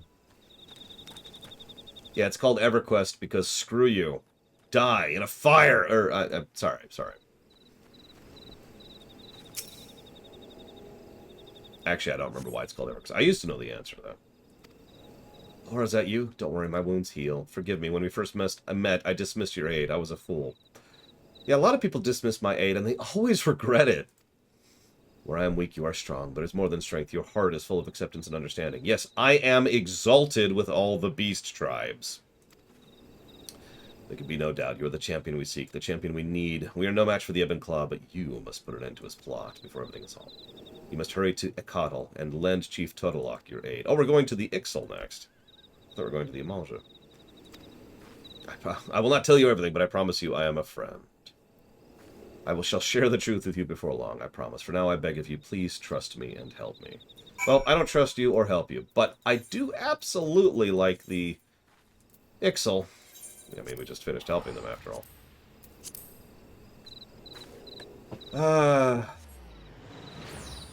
You want to know the easiest way I could summarize EverQuest? And I mean this with sincerity. There's an item in EverQuest called the Journeyman's Boots. J-Boots. If you know anything about EverQuest, you've probably heard of it, because it's an extraordinarily popular item. What you may or may not know is the reason why J-Boots are so popular. Does anybody know, in chat, what J-Boots actually do? Why it is so universally desired? Let me try to illustrate. Now, these are not exact numbers because I can't emulate it, so just bear with me. This is what moving around in EverQuest is like. However, if you have the J-Boots, that's it. That's all. EverQuest is such a slog of a game that one of the most valuable items in the game is something that makes you run faster. That's it, by the way. No stats, no nothing. Just run faster.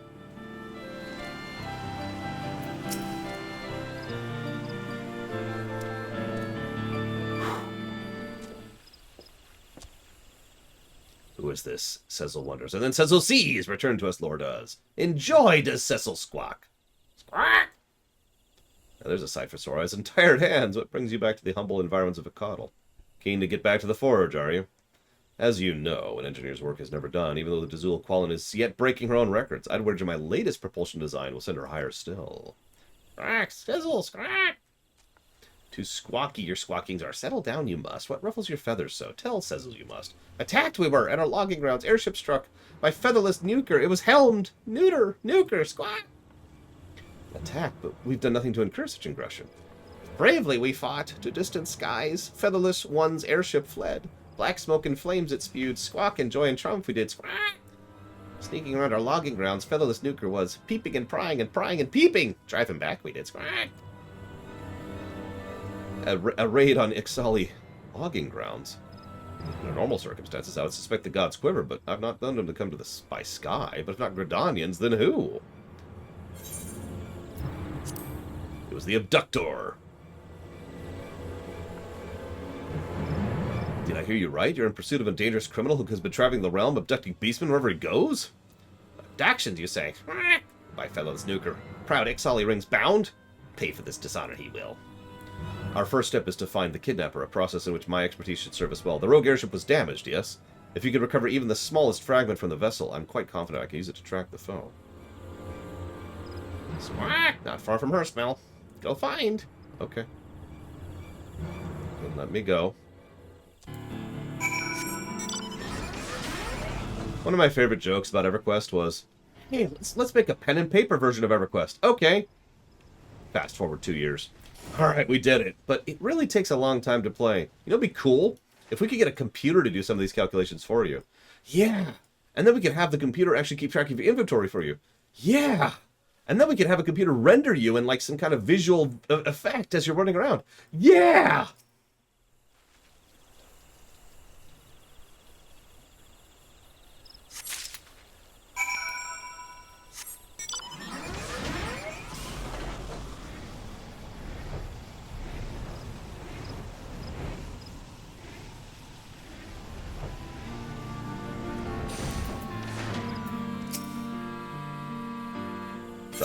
Gotcha, some debris.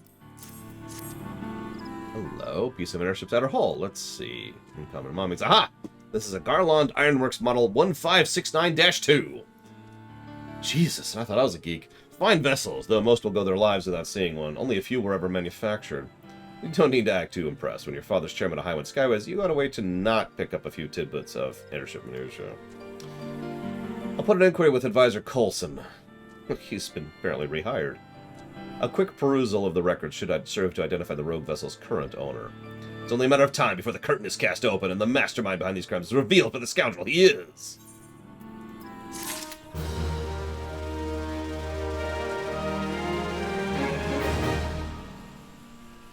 Favorite game item that doesn't boost your character. Over in WoW, I had an item which they changed because it was causing server lag. It was something you can only get during the Wrath launch event, during the invasion of the Scourge. It was a little necklace item. You just held it in your inventory, and it made a little ghost follow you around everywhere. That's it. I had that for a really long time. In fact, I had it until they nerfed it. I understand why they nerfed it. It is actually correct. They should have gotten rid of it. It's just such a shame, you know? Okay. Hardly needs to be said that such a vessel will be beyond the purchasing power of all but the wealthiest Eorzeans. Your quarry, or whoever's paying, likely has nigh limitless riches at his disposal. If this is Lolorito, I'm going to laugh.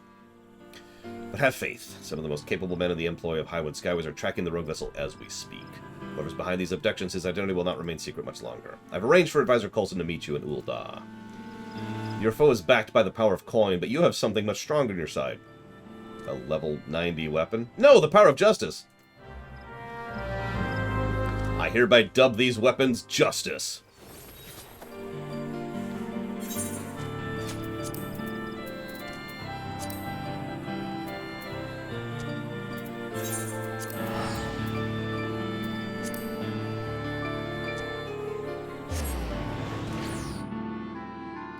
My next favorite would be an item from Asheron's Call.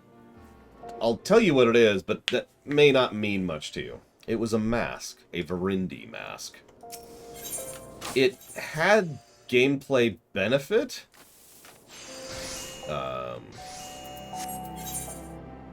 Right. But only kind of. It was actually a pretty crap helmet. But it looked like a Virundi Mask. That was enough for me.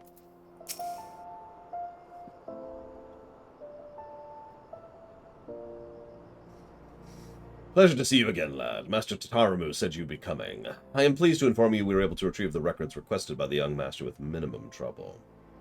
Yeah, it was basically my transmog before such a concept existed. I have taken the liberty of compiling the relevant findings. Yes, the Garland's Ironwork Model 1569-2. According to the records, only 4 were ever produced. A shame, really. It was a marvel in airship, but unfortunately, unrelenting attacks from Garlean forces that year made for less than ideal manufacturing conditions. But I digress. At the time, 2 of the vessels were purchased by the Sultanate. The other 2 entered the Highwind Skyways own fleet. Of the 2 vessels, one remains in operation to this day, but the other is where the records take an odd turn. The records claim it was decommissioned after suffering extensive damages, and then sold off to a trading company known as the Laughing Alchemists. As the ship was heavily damaged, it was sold under the condition it would be stripped for parts, but this was a verbal agreement, and we have no proof the alchemists carried out their end of the bargain. Service with a smile, and prices so low traders will be laughing their heads off. Seek out the Laughing Alchemists for hilariously good deals. Such are their words. I cannot be certain, but there's something about this transaction that does not sit well with me. Fugitive been sighted in the vicinity of Emerald Avenue. Bloody hell. Seal the gates. Block off all entrances. I don't want to see your ugly faces till the beast is in chains. What? Who are you mugging now?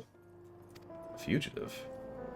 You there. We've received reports a beastman has breached the city gates and is prowling the streets, thirsting for blood. All civilians are encouraged to seek indoors until we bring the fugitive for justice. Oh, Christ. A beastman? In any event, I have shared all I have to share, and I would be returning to my duties. Pray give the young master my regards. Tell him I would be most interested in having a look at the new airship of yours. My airship's more like a mech, but technically it also hasn't been invented yet. So let's not get into that. Or at least hasn't been put into service yet. You know, actually, this is probably literally faster.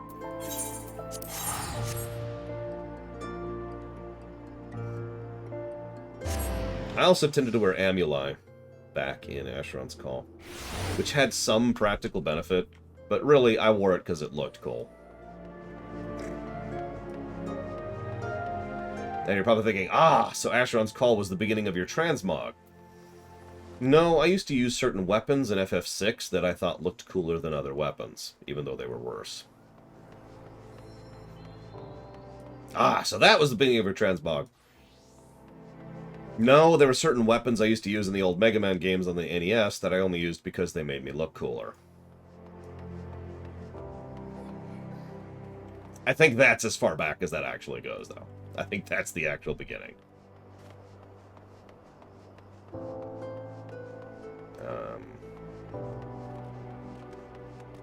Looking for her.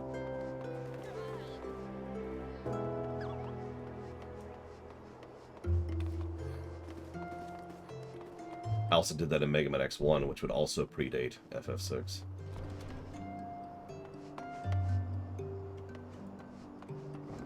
That's true. Looking cool is very important.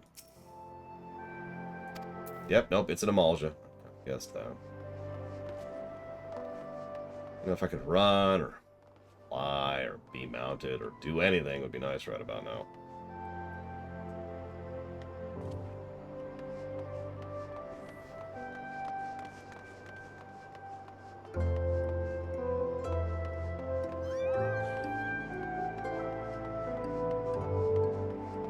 I mean, we all know Fashion Souls is the real final boss of any game.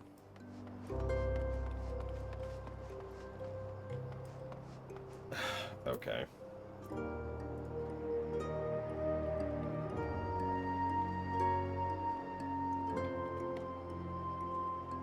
Where are you? Wrong wiki.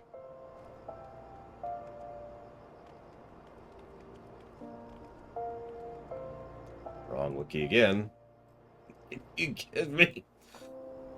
There we go.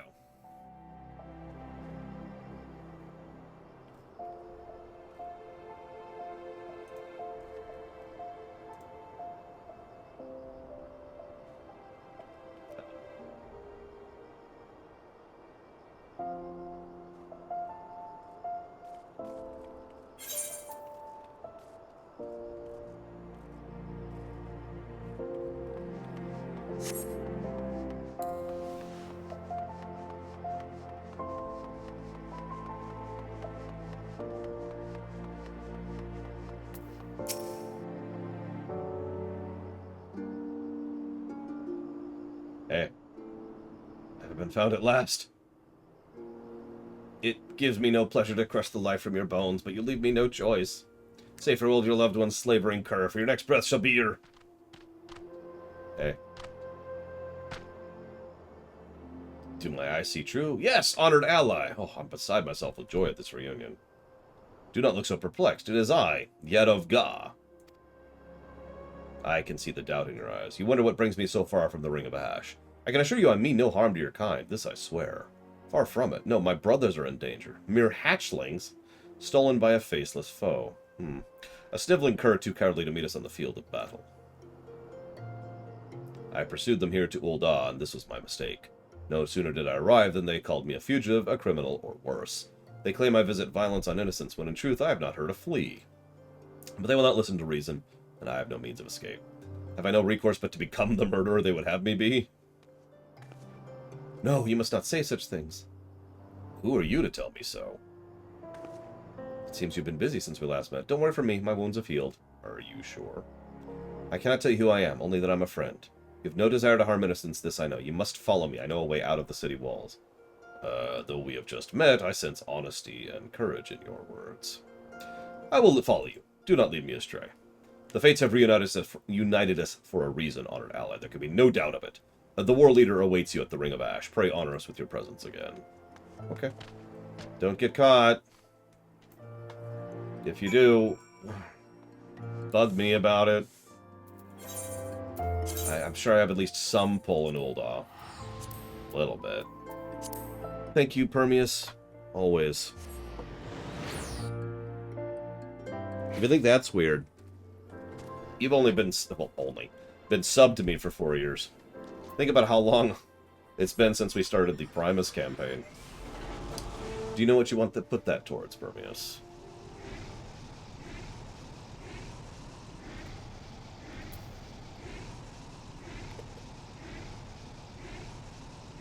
So yes, Amalja quests. We kind of very briefly showed these off.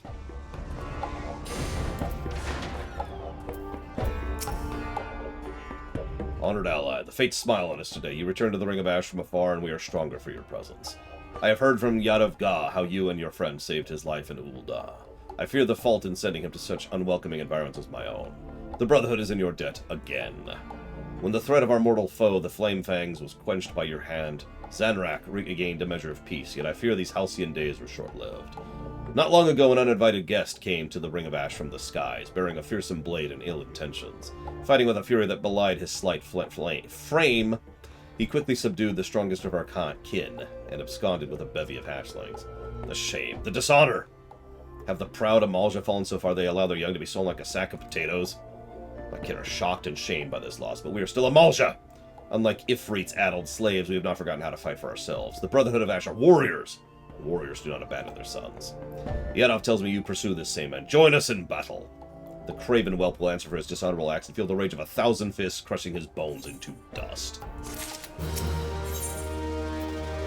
The name of this quest, by the way, that's a cool picture. I don't know if you can see it there. It's literally a kobold. It's the kobold. I don't remember his name. Nov or Kov or whatever his... I think it's Nov. From the Sahagin quest. Sezul from the XIV. The Elder from the Sylphs. And the guy I'm talking to right now from the Amalja. Apparently this gives me a death mask. That's interesting. We of the Brotherhood devote our lives to the pursuit of the true martial perfection, as you well know. Yet it is enough for a single Amalja to achieve the limits of his strength? No. The martial prowess we achieve is passed down from father to son, father to son. So does our strength grow throughout the generations. What are you, manted? The sniveling cur that would break this chain does this the ultimate dishonor. He will answer for the abduction of young, and he will answer in blood. Honored ally, you and Yad of Ga must go forth and find this wretch. Go forth in courage.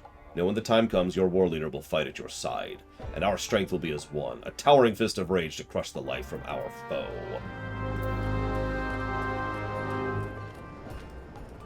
Right? Okay.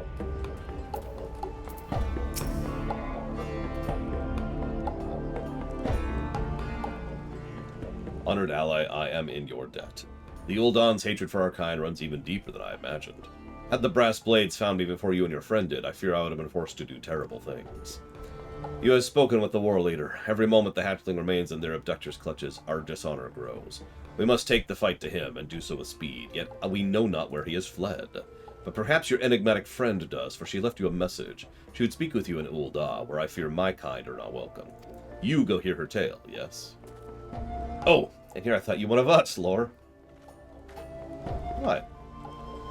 Running off without so much as a word? Is this how you treat your friend and ally? Your ancestors would turn in their graves. I overheard your talk with the war leader. You pursue a foe with the likes of which we've never seen. A man who embodies the essence of martial perfection for which we strive. Only a fool would pursue him alone. On my honor as a warrior of the Brotherhood of Ash, I, Lunga, would face him with you. What is this madness? The fiercest of our kin were bested easily by this man. If I reached the peak of martial perfection, you have only begun your journey up the mountain. And how will I ever reach my potential, save by trying my skills against a worthy foe? Besides, Lore travels, does he not? You said it yourself. You would not be welcome there, but I, Amalja within, but Mikote without, can move freely amongst its people. You might get a couple of looks with that outfit, but other than that, yeah. Don't worry, they'll just assume you're a gladiator. FF7R2. You got it, Permeus. Thank you as always. Lunga's passion I will not deny, but her wisdom is lacking. The war leader would not be pleased to hear of her true intentions. I shall devise a suitable justification for her absence. Still, when that one has steeled her will, few, if any, in the Brotherhood can stop her. See that she does not come to harm, honored ally. Why is this my job now? Okay, whatever, I like her too.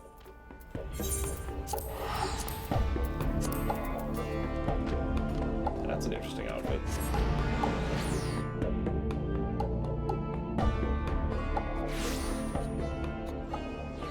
Correct, knock loose.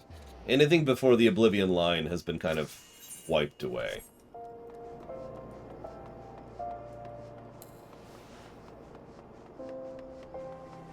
Kind of like this.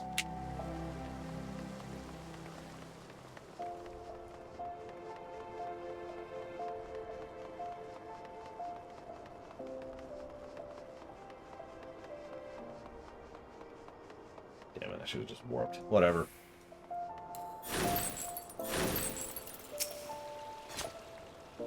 You come and bring a strong ally. This is inspiriting indeed. The Sylphs, the Sahagin, the Kobolds, and the Ixal, and now the Amalja. Our best efforts could not thwart the tragedy that strikes each of the Eorzea's beast tribes, but not is all lost. For each heinous act, the... You know, I never even thought about that, Knockloose.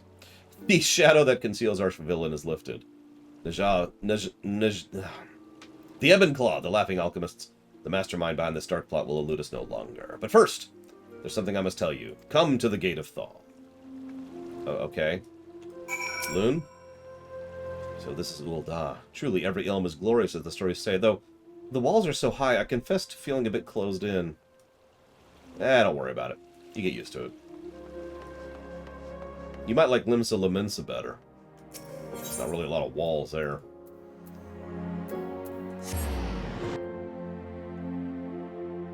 A lot of towers. A lot of staircases. And a lot of bad architecture, but no walls. Yeah, shoot, that's on the outside, isn't it? Yeah.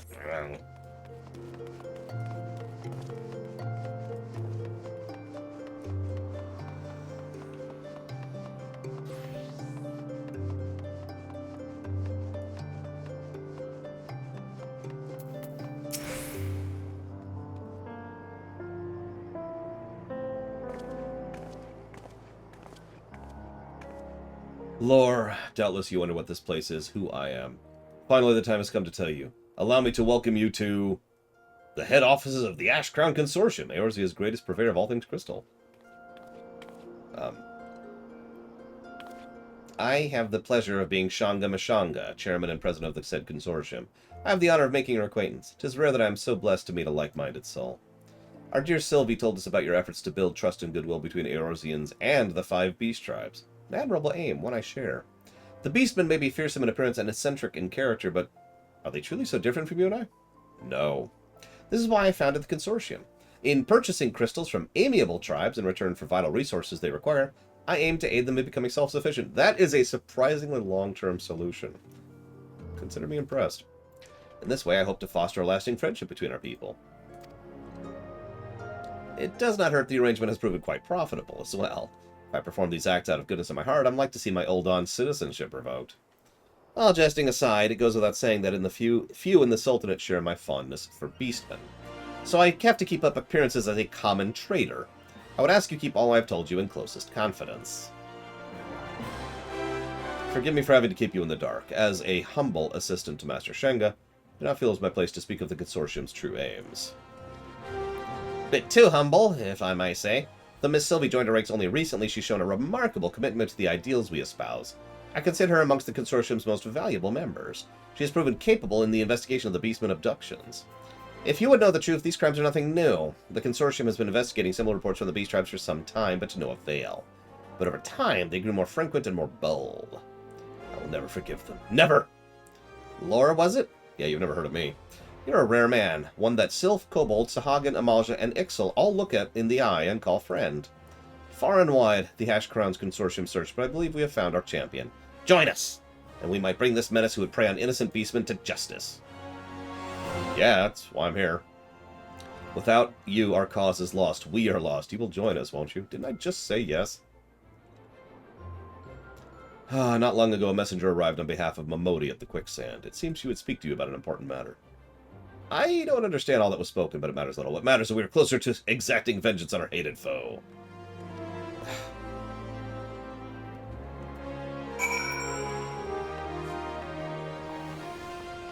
I have done some of Shadowbringers, not all of it. And I have not done any of Endwalker.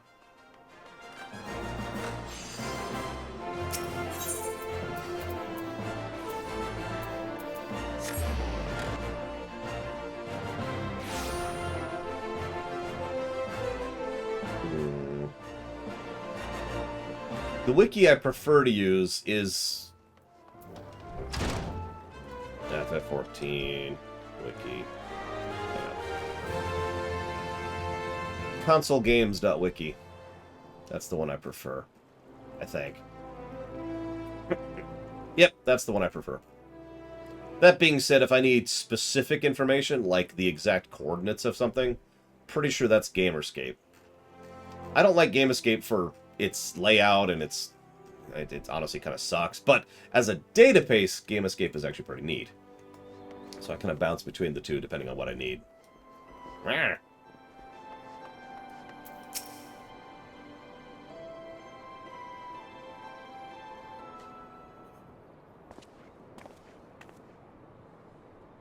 There you are. These three have been asking all over for you.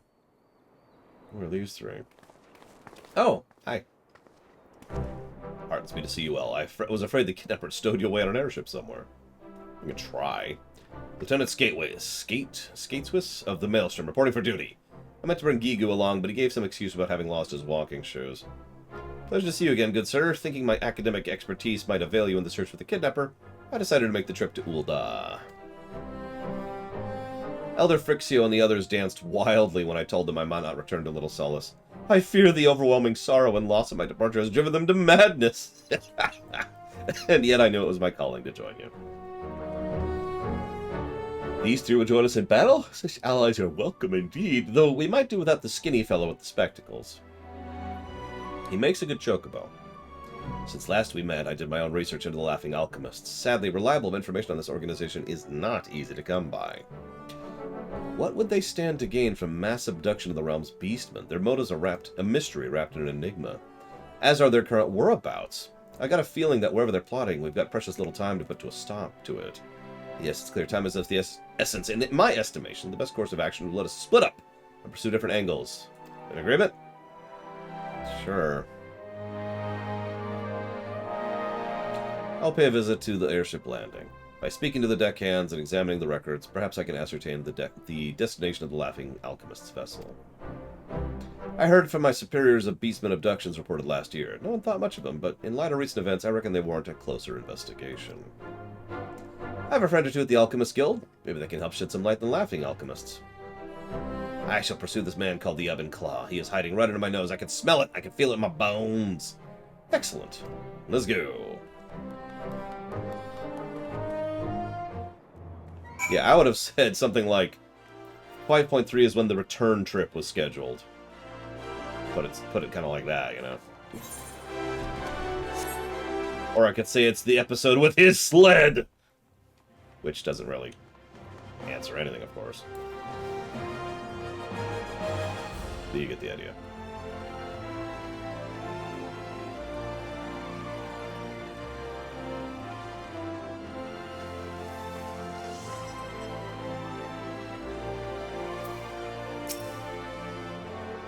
Lore! Through the twisted, tortuous streets of the city I've tracked her quarry. I have found his lair! Within the garish chambers of this place, the Platinum Mirage, the Craven Curse, slumbers, using misbegotten riches to shelter himself from our vengeance. I have demanded entrance so I could challenge him to one-on-one combat, but I was denied entry. We cannot confirm your membership without having looked upon your face. Do come back when you have removed that ridiculous costume and come dressed a bit more... Hang on. A bit more formally. There we go. Let's get her outfit really on display there. Costume. This battle mask is a symbol of my rebirth and resolve. It represents my transformation into an Amalja soldier. Ever strong and proud. I would die before removing my mask for so petty a reason. Besides, these are the only garments I own. You're more familiar with civilized life than I. How might I best approach this? I mean, I'm dressed in literal Garlean garb, so what the hell do I know?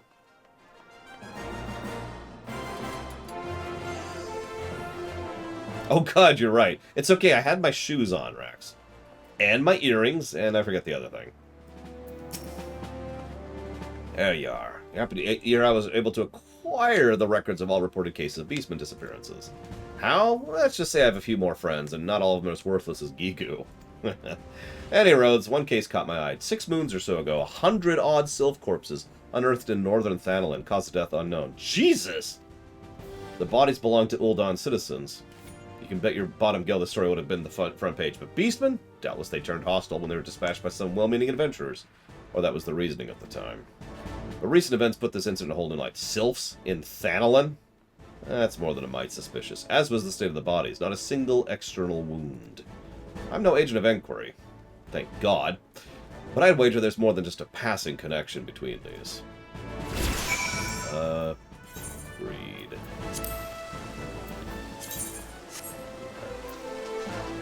Hey look, a Skywatcher! Does this matter for anything anymore other than, like, fishing? Real question.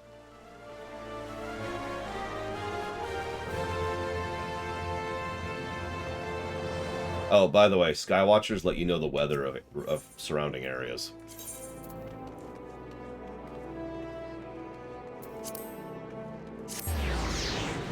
Oh, it can change the sightseeing log, too. Wow. I actually didn't know that. Because... Oh, and hunts. Yep, nope. Hunts. So that's 3 things I don't do.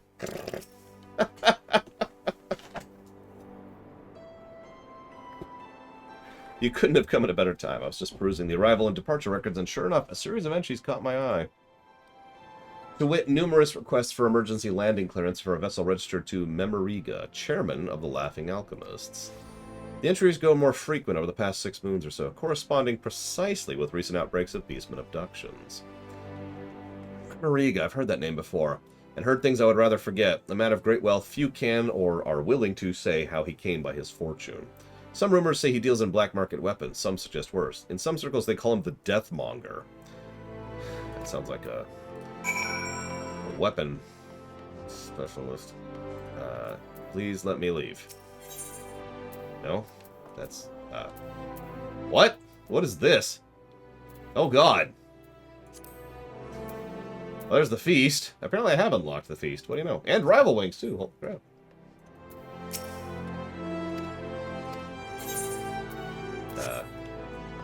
Apparently, Eureka, it matters in Eureka, too, which is another thing I don't do.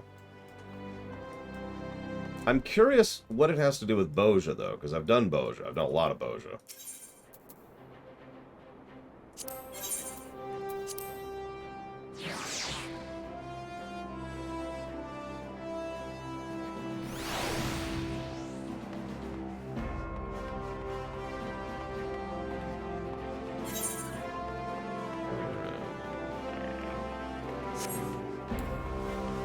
Right. Blank stare.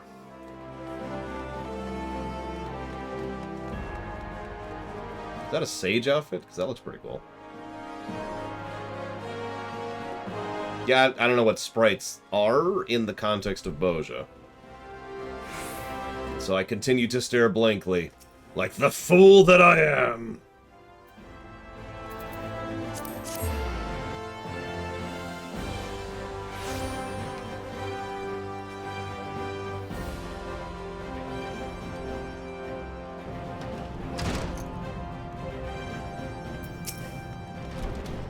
Adventure. I was wondering when you might show up. I've been perusing the pages of the guild ledger for all purchases made by the Laughing Alchemists. Quite an assortment of rare and curious ingredients, I must say. 80 husks of rotted, void-scent flesh, 20 bulbs of Narcissus phantasmus, 50 ponces of soul entrails. As much as they may shock you, the alchemical arts fall somewhat outside my otherwise extensive areas of expertise. It's okay, I'm a master alchemist.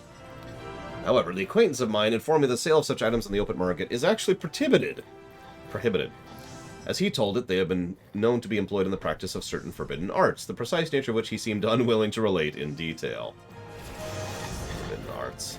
Elder Frixio forbade me from even adorning myself in chocobo feathers, and by the gods, the Laughing Alchemist devised an elixir to turn beastmen into beast birds!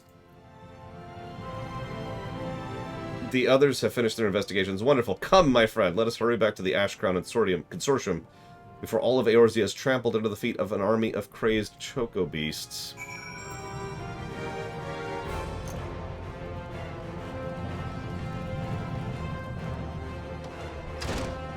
Sure. So it sounds like the elementals you're discussing are straight out of Final Fantasy XII, which is funny, because I hated that in FF12 as well.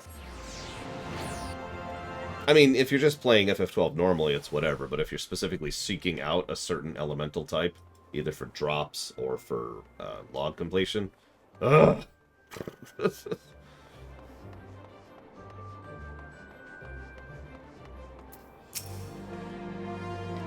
Lore. The others have yet to return, but I fear our time grows short. Did they share your findings? Ah, yes.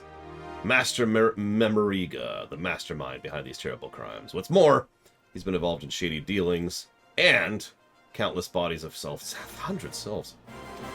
So yes, they call the man the Deathmonger. It seems he's decided to earn the name. Necromancy lore! The man has a mind to raise an undead army born from the souls of beastmen fiends. We must find him at once and put a stop to this madness. Unfortunately for us, Master Shenga is a member of the highest standing. He will have no trouble securing the entrance for us, which leaves only the matter of Lunga and the dress code. I know not if this will meet your friend's liking, but it should serve its purpose none the same. I can just go in.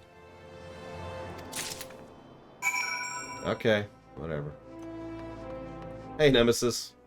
This isn't a long game. What are you talking about? What are you talking about? Pshaw, I say. We're only still not done with the first expansion. I do legitimately think ARR is going to take the largest amount of time of any of the expansions. I've been keeping track of the timer just because I'm curious about that. And that's obviously not counting the off-camera time, which ARR will definitely take the most time of. I guarantee you 1 to 50 for all classes took me longer than 50 to 90 for all classes. Anyways. I've been keeping close watch on the entrance. The Craven Cur has yet to show his face. I suspect he still cowers in the comforts of his chambers. Speak with Sylvie. Was she able to get me passage? The battle calls. I can contain my rage no longer. Yeah, I got you this.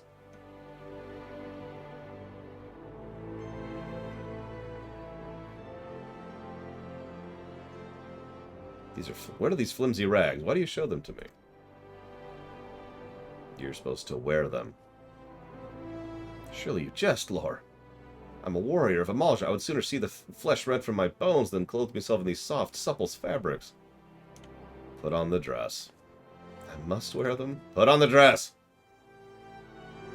Many moons have I lived, yet never have I suffered such dishonor. Were the lives of my brothers not at stake, I would rend these rags in my hand and leave this dreadful place in an instant.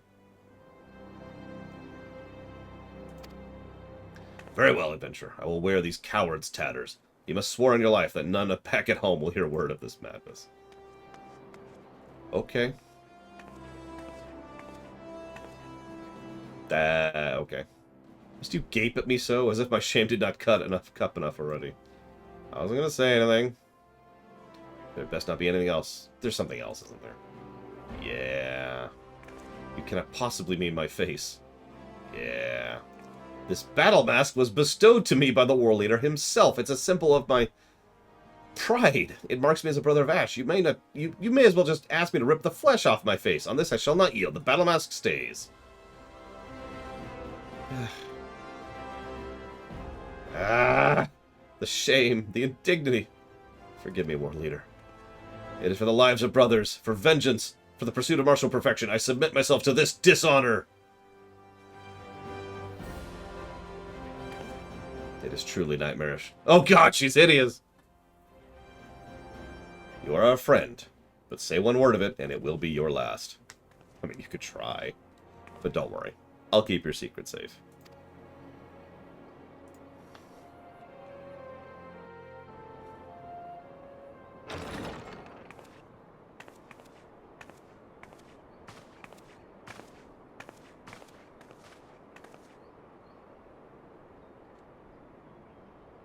Interesting environs.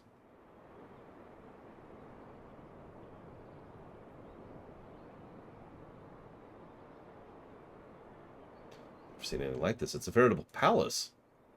Eh.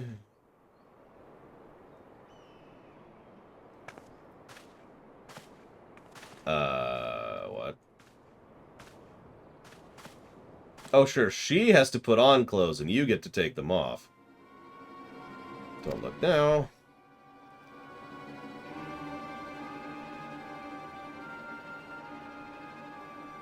Yes, Melkor Blade. Until we review WoW, of course. I do not recall summoning whores. Old Dawn customs are so crude. Oh, what? Don't do that. Such strength. Let me handle it. Jaja, we have uncovered your master's dark plot. The Deathmonger would slay beastmen en masse to raise an army of the dead, and you lend your strength to this heinous cause. Oh, that nonsense? Now that I mention it, I do believe there was a silly little plot. Are you here to stop me? Nonsense. Silly? It's the mass murder of thousands of innocent beastmen. Is this so humorous to you? I know your type too well. You see beastmen as little more than feral savages. I do. Well, this is quite a surprise. I've always strived to maintain equal disdain for all beings weaker than myself. That would be everyone, in case you haven't been paying attention. If Master Mimurga would raise an army of zombie beastmen and conquer the realm, he can have it. I seek one thing and one thing alone, an equal. Oh my god, it's Xenos. It's Proto-Xenos.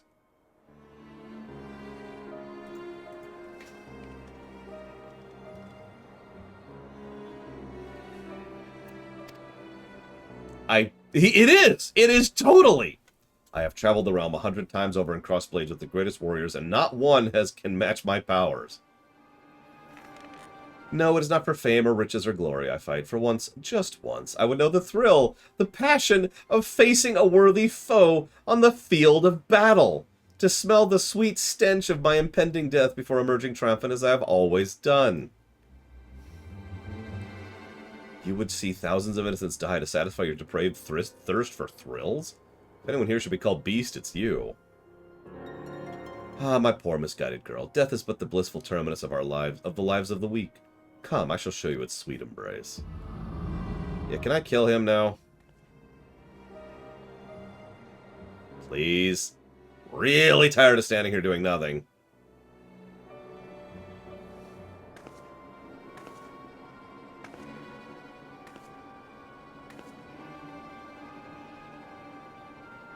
When my friends vanished 6 moons ago, I asked myself why.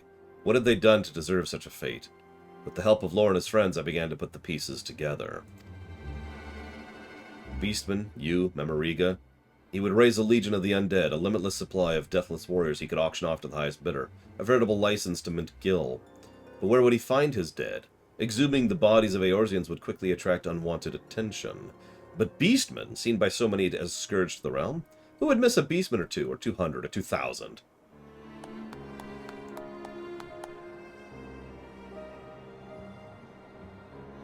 Brava, brava. Spoke with such passion.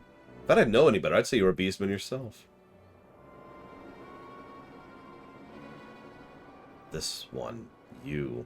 Clawed one killed this one's friends. Yeah, I kind of called that one a while ago. This one will have revenge. Are my eyes to be believed? Answer me, Claude One. Where is Master One? Where can this one find this one's friends? I could tell you, but I don't think Master Memoriga would be too pleased, and he is rather generous with the coin. Whatever the Deathmonger is paying you will double it. That's an interesting approach. Tell you what, I'll give you a battle. A real one. No, we'll triple it. Would you prefer your payment in gil, jewels, gemstones? There's no idle buff. Yeah, he's the heir of the Highwind Skyways.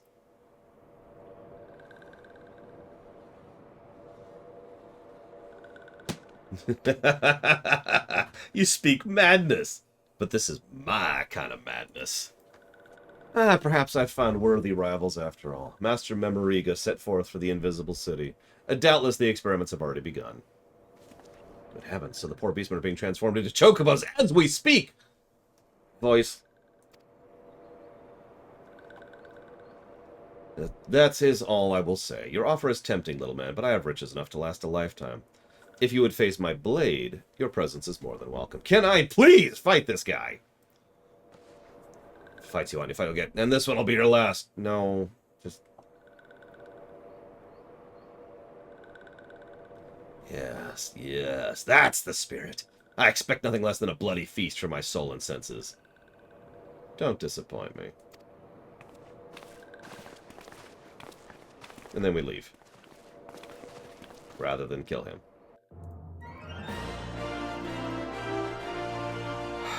Thank you, Eitri. Nope, that's not Eitri. That's Rit. Thank you, Rit, very much for the sub. I misread the thing. If you know what you want to put that towards, do let me know. Listen, I'm not saying that the reason I hate Xenos is because I'm a bloodthirsty monster. Forgive me, Lord, this is the second time I've deceived you. No, this one is a sylph of little solace. This one's true name is Silbexia. Who cares, Loke? I'd still be killing him. People like that need to be removed from the board. The walking one is Sylvie is a creation of this one's skin-changing magics.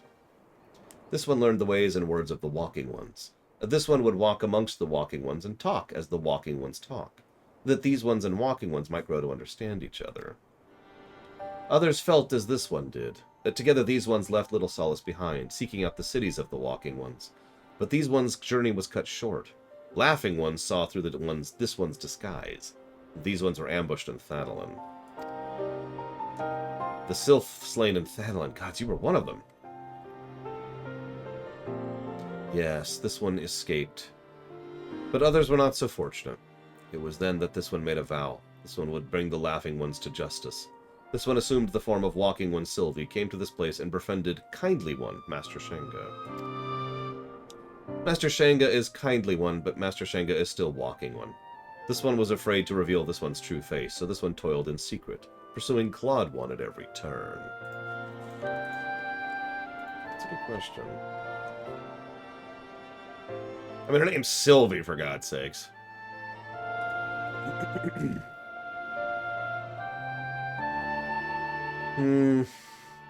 No, I was actually thinking of someone, but I'm actually thinking of Sylphie, who's part of the Conjurer quest chain. Sylvie is actually different. So, the acts of these vile men would throw a spanner into all our efforts to building trust with the Beastmen. Let's hurry to the Invisible City and put an end to their plot once and for all. The Invisible City, a desolate place home to naught but the lost souls of ages long past. Why ever would Memoriga chose such a remote place to work his dark magics? Doubtless a ghost town on the outskirts of civilization is exactly what the Laughing Alchemists had in mind. Think what would happen if something went awry. An army of undead beast chocobos!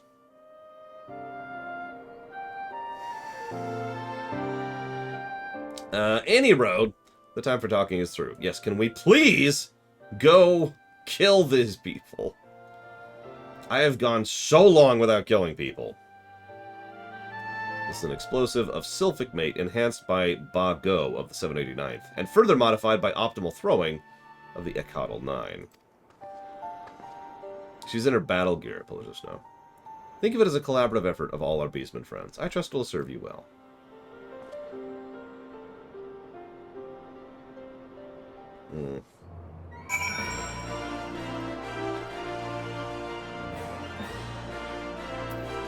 So, I get to kill people?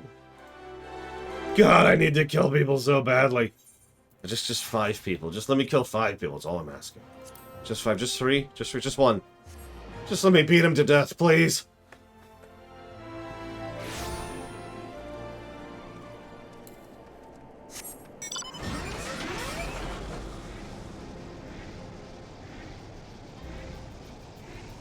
No, Rit. No, you haven't even answered the question yet. Why would you do this?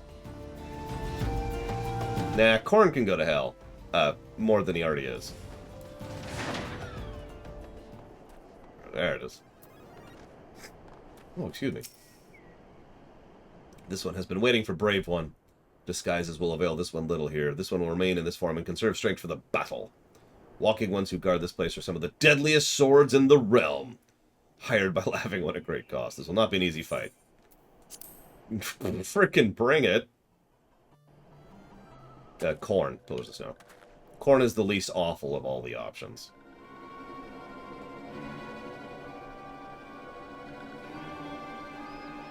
They're all bad. Even Korn's bad. But he is the least bad.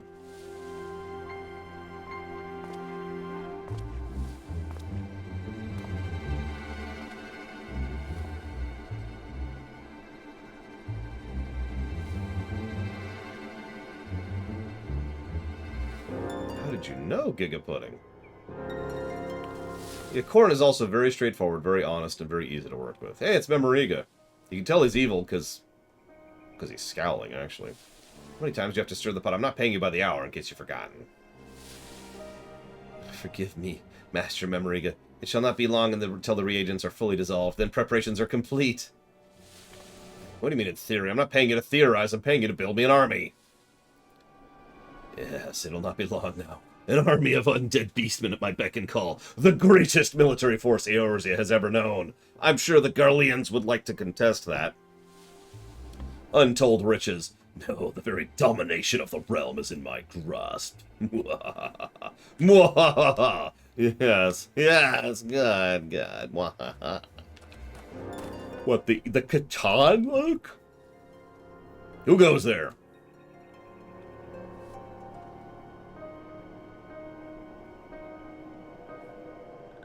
Memoriga, this one has come for this one's friends. Well, look who's here. If it isn't a little girl who's been fluttering about the realm, poking her nose into my business. What do you think you could fool me with your silly little disguises? It matters not. You and your friends are too late. The potion is all... Oh my god, you've killed me in the middle of my sentence!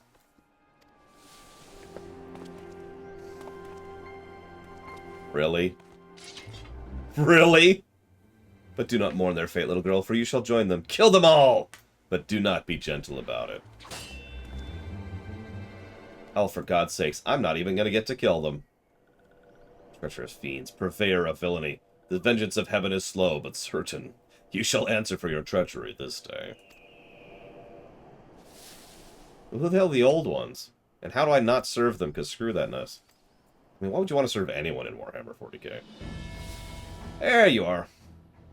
Hi. I am the flame that quenches the shadow, the fist that crushes villainy. I am the shadow that lurks in the night. I am the bit of toilet paper stuck to the end of your foot as you walk out of the stall. I am Nav, spear of the dark depths, clutch father first, warrior second. Scrat! Says little Totolok of Ekatl 9 am I. How to count Ekatl 9 know not. How to fight Ekatl 9 know well. Forfeit your life is.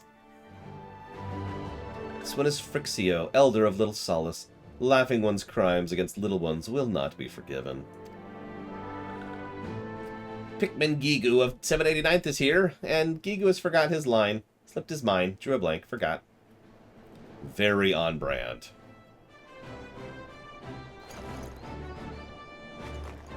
Now, what does this do again? We are the Beastmen Alliance!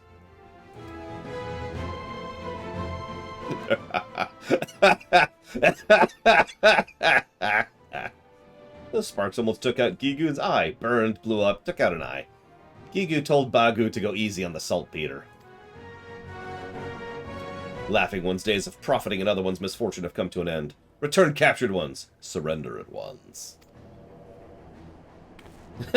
As if a band of bumbling beastmen could stop me. Fool sealed your fate. Do I need to be here for this? No. You know what my character's doing? You know what Lore Runner's doing right now? He's just sitting over on the side, the big old thing of popcorn. He's just enjoying the show.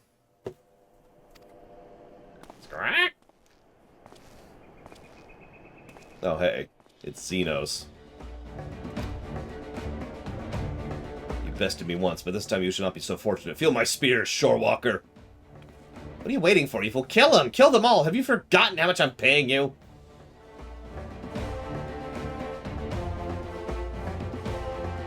Keep your riches. I fight, but not for you. Not for honor, but for you. Yes, let hatred and fear consume you. Come at me. Let me taste the thrill of battle, and I will treat you to death's sweet embrace. He's frickin' Xenos! Tell me I'm wrong. This is totally proto-Xenos. Years before Xenos was even invented. This is the distraction these ones need. This one will go off and find the captured ones. Brave one wants to take Scale Bomb and destroy the cauldron.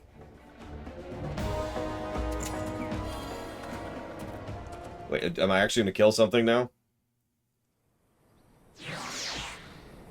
Maybe. Wait, maybe. Holy crap, I get to kill something. Hey, what's up? So I'm level 90 right now, because this is an instance, so enjoy.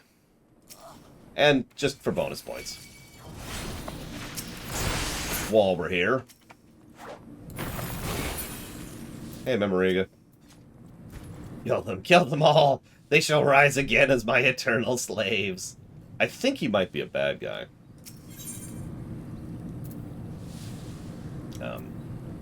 Where's my frickin'... Is this it? Yeah, there it is.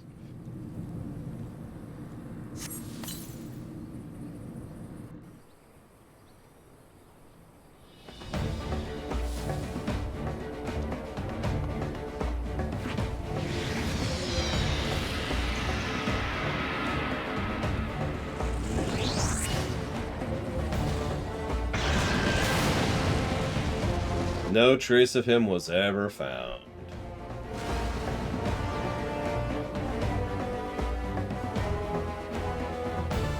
Nope, he's fine. What have you done? That cauldron was made of solid mithril. Do you have any idea how much I paid for it? 5,600,870,000 gil. You've ruined me.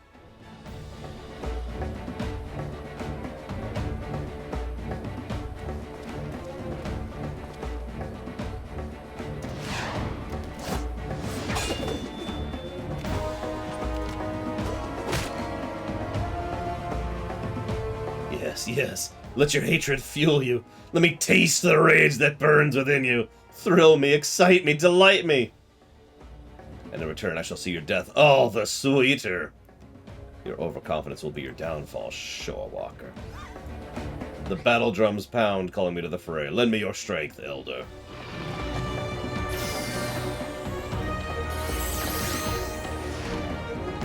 You sad fool. I'm just so much better than you in every way. Wait, what? You're not allowed to use magic? Hey!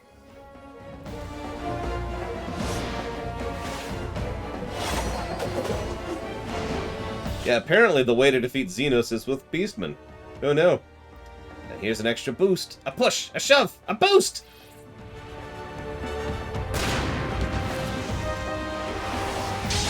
A Sahagin missile.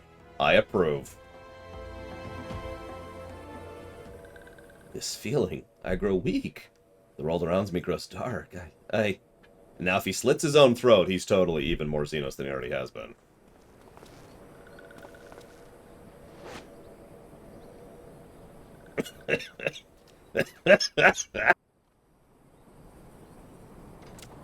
And then I jump down and break his neck.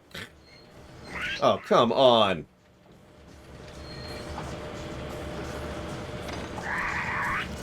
This is my first time doing this, Jordan. Where do you think you're going? That's my airship, you fool!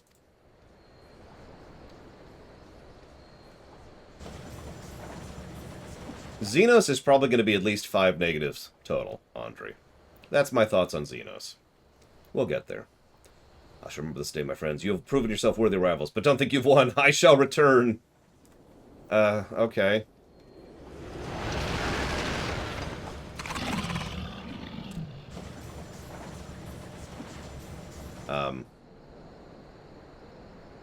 Please tell me you're gonna kill him right now. Because that would amuse me greatly. There's not even any wreckage.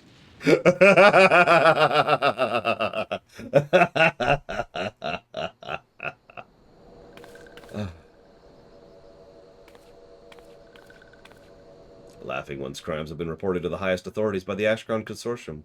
This one suggests Laughing One goes quietly. Laughing One's crimes are grave, and riches will not save Laughing One this time. Laughing One will have much time to reflect on this one's misdeeds as one rots in jail.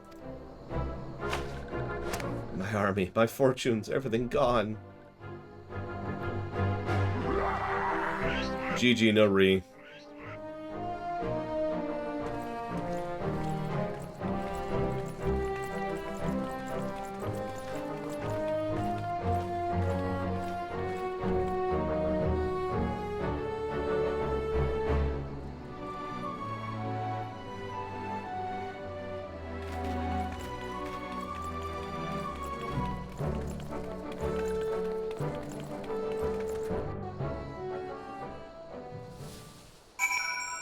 So I'm just going to pretend that guy stays dead, because we're not doing any of the future Beast Tribe stuff. So, yeah, no, I think we can canonically say that he blew up in that airship and he's dead and he's never coming back.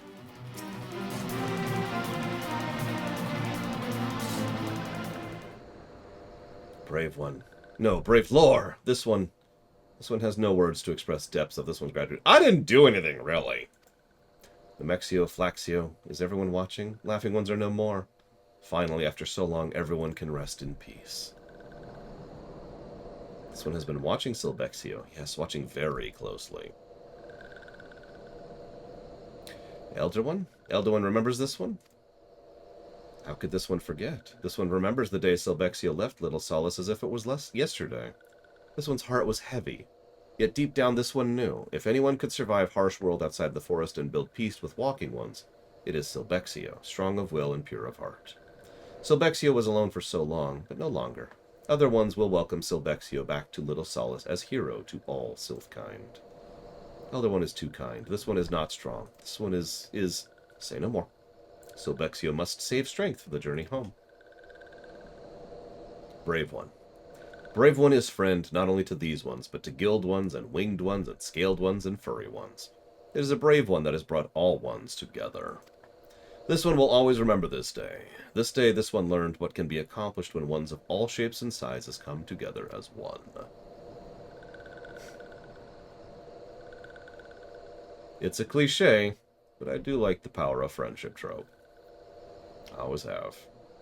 This one is forever in Brave One's debt. This one will return one last time to the Ash Crown Consortium. The Brave One will come too, yes? I guess. Wait, hang on. I think I'm in the middle of a fate. Epic music as I'm standing and teleporting away. So thank you again, Rit.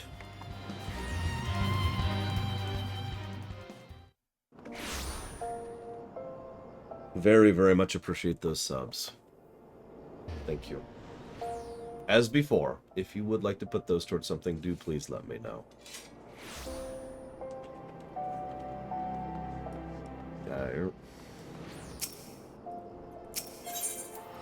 But in all seriousness, I'm never saying the Stormblood Beast Tribes because I'm not doing those quests. So, if you're wondering what happens to them, tough.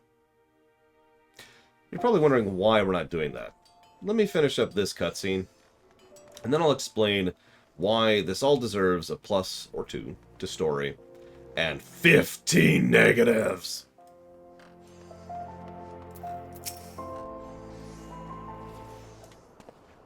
To gameplay. Welcome back, Lore. I was Sylvie when we first met, and it is as Sylvie I would express my gratitude to you now. When I left Little Solace behind, I was a wide-eyed child, my mind and heart filled with wild fancies. You people and ours are not so different. We have differences, but with time and open dialogue, yes. It's only a matter of time before we can all live in harmony. Then my friends were captured and murdered in cold blood. I saw the meaningless hurt and hatred directed at beastmen here in Ul'dah. The depths of hatred I felt for your kind. I couldn't put them into words. Then I met people like Master Shenga, and you.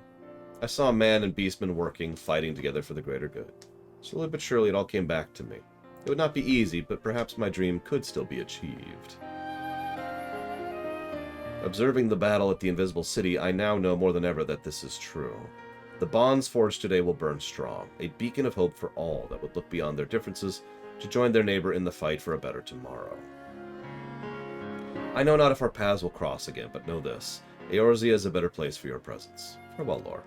And thank you.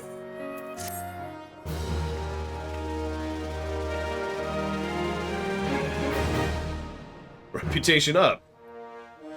You achieved allied with all the reps. Furthermore, you now have access to even more wares. Holy crap. Through your efforts, the most prominent beast tribes of Eorzea have forged bonds of friendship that promise to remain strong through the years. You are truly a hero to beastmen throughout the realm. And that is the Beastman quests. I don't know what that achievement is, or how to look up what it is, so we're just going to leave that be there. So, Who's ready for negatives? But first, let's talk about what we just did. Put that here. Put this here. My work here is done, but I didn't do anything.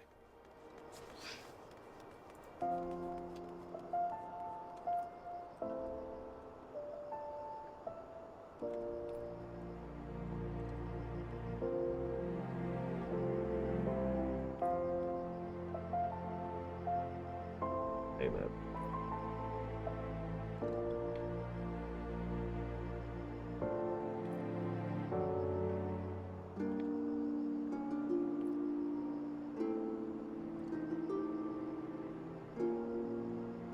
All right.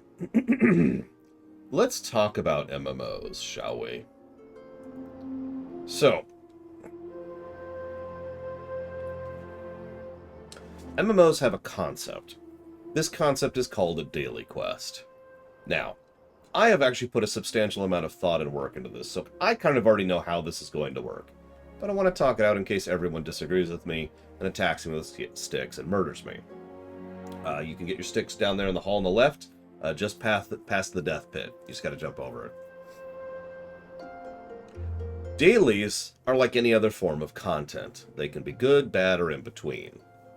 I have experienced a fairly large amount of dailies over the years, from back in the days of EverQuest and its timed quests, to Asheron's Call and its timer quests, to World of Warcraft, which introduced them as a more functional concept in Burning Crusade, and forwards, and forwards, and forwards. I have done an enormous amount of daily content over the years, and I've come to the conclusion that while it does need to be judged a little bit differently, there are formats and formulas that are relevant when it comes to judging dailies.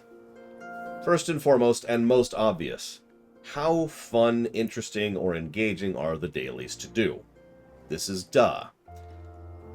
So, there are such a thing as dailies which are actually enjoyable to do. They're not many, but they do exist. Second problem, or I should say second judging factor. How long does it take to do the dailies to get all the way through the reputation in question, to get whatever it is you're after, which leads me naturally to point 3. Is what you're going after worth it to some extent or another? In other words, what is the reward, or what are the rewards? Excuse me. These are the 3 biggest things that really matter, in my opinion, when it comes to judging dailies. There are other things that matter, because there's also variety. If you have a really cool quest, over here on the first point, which you only have to do for a week, which is the second thing, in order to get a really cool thing, which is the third thing, but it's always the same daily quest, or quests every single day, well, that gets dinged on the variety thing, right? And actually, this leads to our final point, which is connected with variety. How does it determine the random selection of what you get? There are several WoW daily quests which are actually really cool. However, one of the biggest flaws WoW has, and has had for years, is the way that they randomly decide it is each daily... How do I think of it? So there's this is a made-up number. There's 5 dailies you can get per day with rep X, okay? So each of those 5 does its own little dice roll for which daily it gets. But that doesn't take anything else into account. There's no bad luck protection. There's no repetition protection. Every day, you roll a dice to determine which those are. You could probably already tell the problem with this, but in case you can't, this means that this one might vary and this one might vary, but usually you get 2 or 3 of these 5 are the same damn dailies several days in a row. So the method of variety matters in addition to the variety itself. See the problem? And it gets really old doing the same dailies every day, over and over, even if they are fun dailies, even if they are rewarding, and even if they don't take that long, right? So these are the qualifiers. So let's talk about FF14's dailies. So variety doesn't exist. It is the exact same dailies every day. Period. At least of the ones we're talking about, of the ARR ones. You always get the same bundle of daily quests day in, day out from the same NPCs. In fact, I could show something off here while I'm thinking about it. Let's go here. So, no variety to speak of, which means those two things are both off the list. Okay, is it rewarding? That's debatable. In my honest opinion, the primary reason to do the daily quest, the Beast Tribe daily quest specifically, is to go ahead and see the story. Is that worthwhile? I mean, that's kind of debatable. Oh, sure, there's a mount, but I don't care. I mean, ooh, I can ride a Gubu. The rewards are not what I would call substantial. Specifically speaking of the ARR ones, by the way, let's be clear about this. I know that they vary up this formula later, but the ARR ones are not super lucrative. They're not bad, I'm not going to ding it on that, but I would not call that positive worthy, right? So that's all of this down, which leaves us with just two things left. How long does it take, and how fun is it? Now, how long does it take is actually not terrible, but I wouldn't call it good either. I think it takes entirely too long, and there's actually another factor which I'm going to bring in here in just a moment. But then we bring to the are they fun? Now, specifically speaking of the ARR quests, the other ARR daily Beast Tribes are, at best, neutral. They're relatively quick and harmless and easy to do, especially if you have flying, which actually I didn't when I was doing them. But, you know, rush out, kill, come back, that's it. These are basic, bare-bones XIVs. But wait! There's the XIV quests. I already talked to you about these. In fact, I did one on camera for you. These quests suck. So, oh god, I agree with that, Rax, completely. That is a mitigating factor, as always. If this was mandatory for the MSQ, there would be a negative baked in before we even debate the rest of this stuff, you know what I mean? But the XIV quests suck. These quests are awful. So let me kind of describe how this works. I did do one on camera, but you see all these quests here? So each one of these NPCs has 3 separate quests. You either have to memorize which ones are which, or you have to actually pull it up to see how much rep they give. So that's the 35 rep. This one is the 29 rep. Hang on. This one is the 20 rep. This one's the 24 rep, because screw actually having it have any logic to the order of it. Hang on, I got 2 more. Actually, 3 more. These are the 42 reps. These are the 50 reps. That's how much reputation you get per quest, okay? You with me so far? There's also this dude, and he gives you like a deliverance thing where you just deliver things. His actually increases as you go through it. It gives a nice big chunk, but you can only do the 1, right? Okay. You with me so far? This quest is the least bad. He tells you to go talk to this guy, and he takes certain items, and you just go craft things or buy them in the auction house. You turn them into him. 70 rep, done. Not good, but that's the best XIV quest right there. Now, yeah, I'm going to get to that, Rax. That's actually a separate consideration that's kind of unique to FF14, because I can't know of any other MMO that has that kind of limitation. But we'll get back to that. So, let's say I want to do this particular quest. Well, this one means I have to go and be a gatherer of sufficient level, that would be at a high 40s or 50, in order to do this daily quest, and I need to be an attacker, a DPS class, higher than level 47 to be able to do this. So I go and I do the daily, and the daily involves gathering stuff here, or gathering stuff here, or killing stuff here, or, hang on, going up to here, and gathering stuff in Kurthus, and killing stuff in Kurthus, and then coming back. Once you have done your relatively basic XIV, you're done, right? No. I actually already showed this off on camera, but the way this works is once you have done the actual quest, which I remind you is already not good, then you unlock the ability to craft the item. And that's when you actually go into here and you find the specific item, and then you hit synthesize, and then you make the damn thing. And as it goes further, these get much more irritating to make. Now, I want to be clear about this. I had the great fortune of doing this when I was a level 80 crafter. But that's not how this is supposed to work. Most of this stuff is 60 to 200 difficulty crafting. This sucks, is what I'm trying to say. These are not easy things to make. So you have to do an irritating quest, which may or may not be in another zone, after you finish that, then you have to do an irritating crafting. Hang on, it gets worse. Now, I know this is kind of systems combining kind of a problem, but remember, you can only track 5 quests at once. If you were paying attention, there's substantially more than 5 quests here. In fact, there are. Let's actually count them. 3, 6, 9, 12, 15, 18, 19. There are 19 daily quests here. Then we add on to this the other problem. Now, this problem makes this so much worse. This is the dumbest goddamn thing. I have no idea why this is in the game. Do you see on the top of that screen there? It says daily quests. Today's remaining allowances, 12. You can do 12 daily quests a day. I need to be very clear about this. I don't mean 12 Ixal quests. I don't mean 12 Beast Tribe quests. You can do 12 daily quests, period. Anywhere. Did you hear me mention that there's 19 daily quests for this one tribe?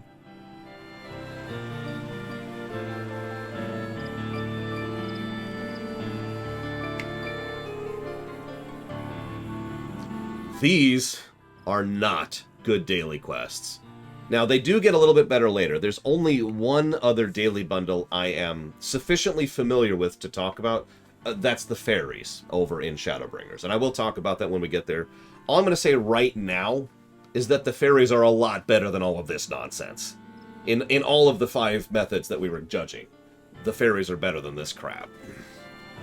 But that does not change the fact that the beast tribes in ARR are not good at best, and the Ixal at worst. So here's what I'm thinking. I think that to be nice, I am only going to give this 3 negatives. I'm going to spread this out a little bit. So I'm going to give a negative for the daily limitation cap, because it's stupid and serves no real purpose in existence. And I want to re-stress just how dumb this is, because just the Ixal have 19 dailies. What if you happen to be taking time off and just want to push reps, and want to push all the reps at the same time? Well, it sucks to be frickin' you then, because you can't. Now, you're paying attention, right? Because there are, Sylphs, Amalja, Sahagin, Kobolds, Ixal. Am I getting them all? Hang on, I guess I can just double check here. 1, 2, 3, 4, 5. Yep, that's all of them. That's 5 reps to raise. But you can only do a portion of one of these 5 every day. If you don't understand why this is so substantial, this is padding. This is core padding. Because what this forces you, the player, to do is to not be able to raise all of them simultaneously. Not really. You can either raise all of them a tiny little bit, or you can raise one a bunch and then be done with it and raise another bunch. Either method means the overall process of raising these reps is artificially, mandatorily lengthened. Let me use a parallel of this, because I'm going to use 2 other MMOs I'm very familiar with dailies in. One is Star Trek Online, and the other is World of Warcraft, because it's always WoW. Just look, what do you want from me, okay? I know WoW inside and out. It's a good comparison MMO. In WoW, none of these limitations exist. If you were insane, you could actually go through the MMO, you go through WoW, and just do the dailies of every daily bundle in the entire game every day. Please don't do that. That's nuts. But you could. This also means by default that most of WoW's dailies, now this varies, because it varies wildly based on the expansion, but in the good expansions like Pandaria and Legion, the reps do not take long to raise. Usually about a week to 2 weeks. That's it. Boom. Done.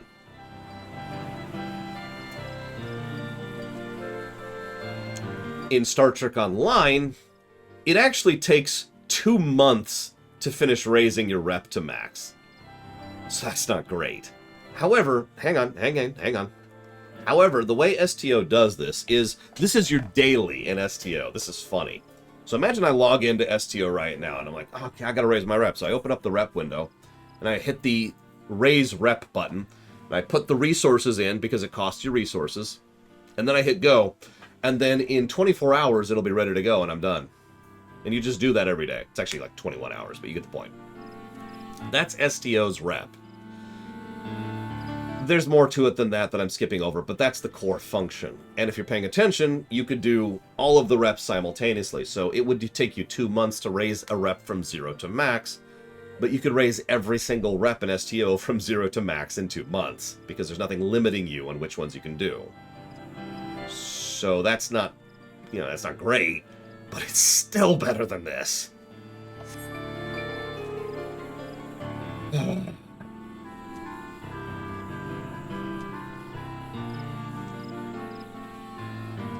See, the problem I ran into here is if we were to judge daily quests as normal quests, we can't.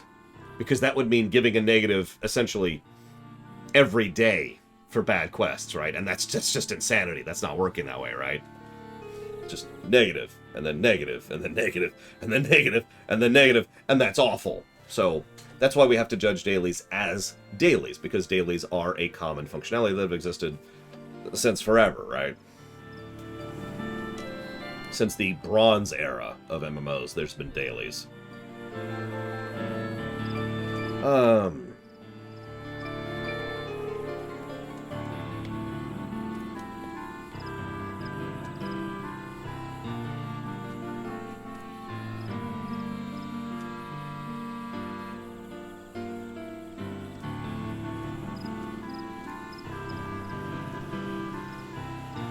Oh yeah, by the way, this whole thing, all the reasons I'm giving negatives for the daily structure, is why this is the only bundle of beast traps we're doing in this run. I was originally intending to do all of them. I was originally going to do all of them off camera, just like I did for these, and then get them ready and get them go. And then I did a little bit of math. Actually, what really happened is Rax mentioned how crazy I was, and I was like, why? And he's like, well, blah, blah, blah, blah. And I was like, okay. Then I did math, prompted by Rax's comment. And I realized that it would take me until May to finish all of them, if I'm completely on it. Which I usually don't have the time every day to do 12 rep dailies every day. Because of that limitation, because of the 12 per day limitation. Even if I wanted to absolutely mash my way through everything, even if I somehow had the time, which I don't, in order to do every tribe's daily every day, I physically couldn't. So I realized that that wasn't happening. So I just completely abandoned every other tribe, and that's how we're going. Feasibility. Remember, there's two things we're skipping. Things that are impossible and things that are infeasible.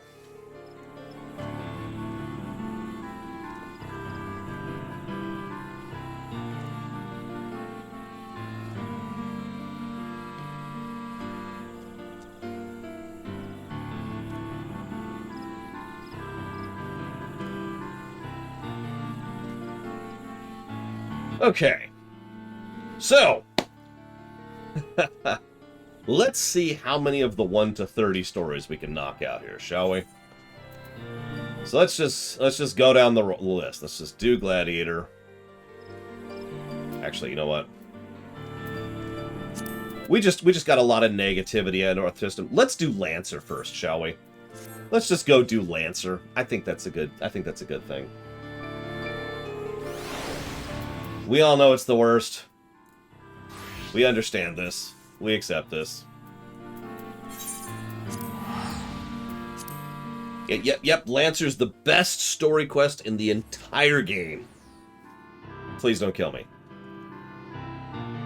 Rax says, why do you think dailies still exist? Two possible answers. Answer number 1...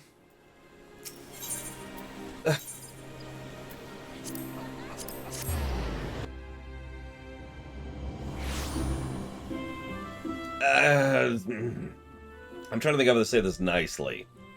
It might be because they're trying to add value. Yeah. Okay, so answer number 1 is because they have. Because dailies were a thing you did. Remember, ARR came out when Cataclysm was out, and by the time Cataclysm was out, dailies were a fundamental mechanism, a feature of WoW. Something that, as I mentioned earlier, I'm not actually in favor of. As I said, WoW's dailies go up and down with regards to acceptability. But the second reason is because of corporate. They're probably thinking, why would corporate have anything to do with dailies? What do dailies do? They make you play the game for longer. An enormous amount of design decisions that go into most MMOs that have a subscription model, as well as other ones, but primarily ones with subscription models, want you to keep playing for as long as possible. They want you to stay subscribed as long as possible. Now, there are good ways to do that, and there are bad ways to do that. So, one of the bad ways is time gating. And dailies are a form of time gating. Again, they can be good and they can be bad, but they are a form of time gating. By the way, these answers are not mutually exclusive. So it's entirely possible that they wanted to time gate when ARR came out. In fact, I would probably guarantee you, with near total certainty, they wanted to try and keep people subscribed when ARR came out. Because, you know, all the troubles they were going through at the time, all the financial issues they were going through at the time. And it's entirely possible they kept doing it because they did it. Momentum is a hell of a thing when it comes to design. It's entirely possible that the developers at 14 don't actually know. Like, they don't understand what they're doing. Speaking personally, both as a designer, a developer, and a producer, sometimes you're doing something because you've done something, and someone else says, why are you doing that? And the only answer you can give is, I don't know. Huh. You know what I mean? It is entirely feasible that the dev team is just still doing dailies because they've never really thought about it. It's never really been prompted, or has yet to have been prompted, to stop doing this daily format. And, hang on, there's another niggle here. It's entirely possible that even if someone actually decided to say, hey, maybe you shouldn't do this, well, a developer team has to always be thinking about the priority queue. And some things are just lower priority. I know that sounds weird for something that's content added, but you get my point, right? So, yeah. Anyways, before we start this, I'm actually going to take a brief AFK. I meant to do this like an hour ago, and honestly, that quest chain went way longer than I thought. I'll be right back.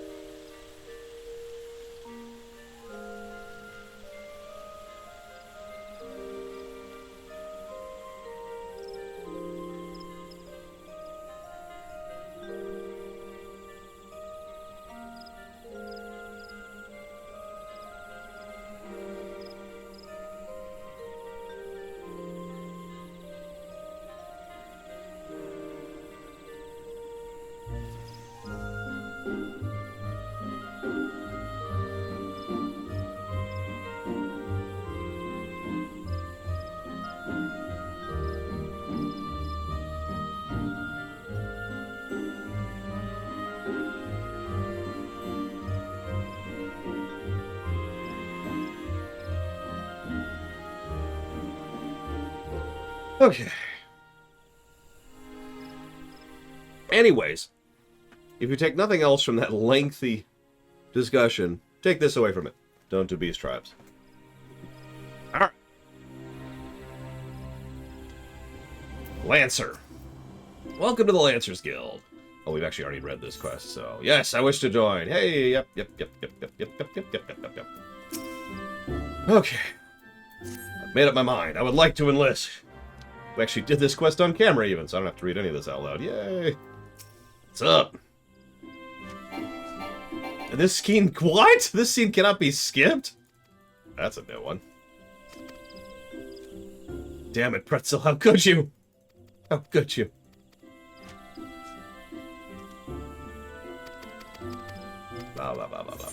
Yes, I've resolved to wield the lance. Ignore my dragoon armor.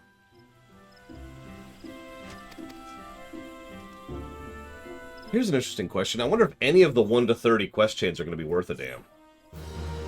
And I say that as harshly as I can, because I don't remember them not sucking, but we'll see, won't we? Oh, you've got to be kidding me.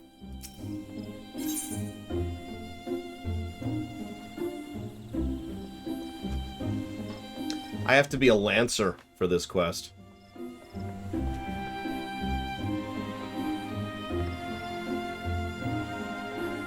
Now, you might say, who cares? Well, most of this gear requires Dragoon. So if I go to unequip this, I can't. Because my gear requires Dragoon. Look at it, Rax. Right there. Look on the screen. Dragoon. Dragoon. I think these might be both. Yeah, these, I can keep my accessories on.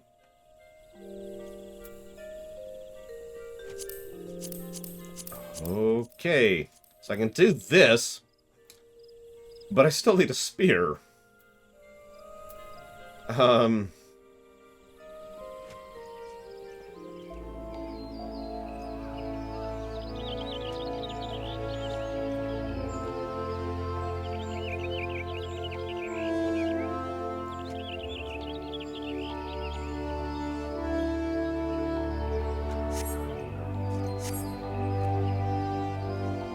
Oh, this is going to be funny when we see our Lance bar. This is going to be great. I'm looking forward to seeing what my Lancer bar is going to look like. Yeah, this is an interesting oversight. The fact that you have to be Lancer, not Dragoon Lancer, is... I could also argue that there should be no such thing as just straight Dragoon armor, but let's not get into that.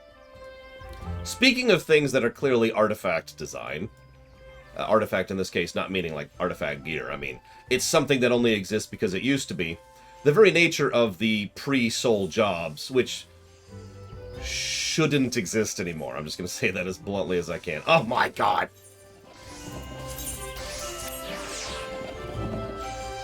There is no good reason for the pre-30 jobs to exist anymore. And if you're paying attention, they kind of don't. Every new class doesn't do the pre-30 thing. Nor should they. Well, what do we got here? How much are these? That's not too expensive. And that can be used by a Lancer. Yep, okay, we're cool. Yep. To the vendor. Done. Went to the vendor. Hey, I've got Rax's spear on.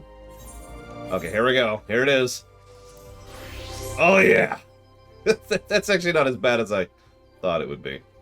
What did we lose? We lost Impulse Drive and Heavy Thrust. And I apparently had potions equipped. Oh my god. Oh my god. Oh, it's just awful. We're gonna call that the Whale of Shame from now on. That's where we are. That's, yep. We have Chaos Thrust, which should actually be up here. Should be up here. There we go. Wow, that's my whole bar right there. That's great. And I have to do this for each job. Where's Disembowel? Where's Disembowel? Oh yeah, this actually has to be here, I think, and that's right. We'll push this over here for right now. This is just to be awful. Hey, I'm a Lancer! So you're able to discern one end of the spear from the other. You're doubtless eager to put your new weapon to the chest. So I'm not going to read all these out loud, because these quests suck. So let's just get this very simple. Go kill some trash is the first quest. So let's go kill some trash, shall we?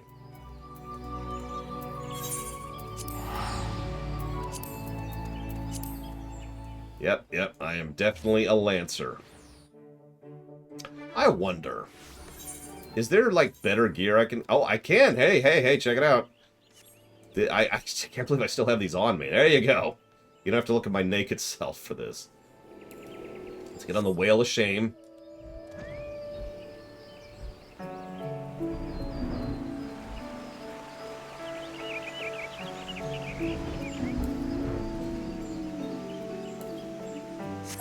Hang on. Back up. There we go. And am I at least level... Yep, I'm still a level 80 Lancer. So that's something. I don't have an AoE. I don't have an AoE. I don't...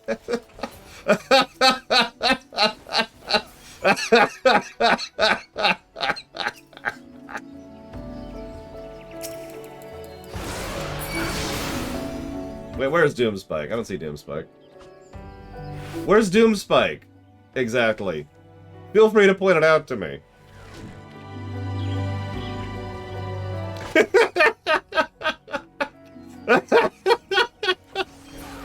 Oh my god.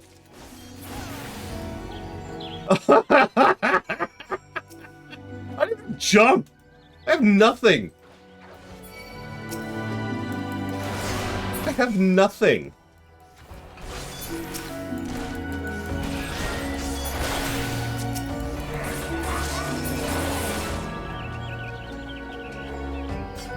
Oh, wow. This is awful. Oh, I can't wait to do the other ones now. I'm glad I'm knocking this crap out. Jesus Christ. Yep, time to do a raid as a Lancer.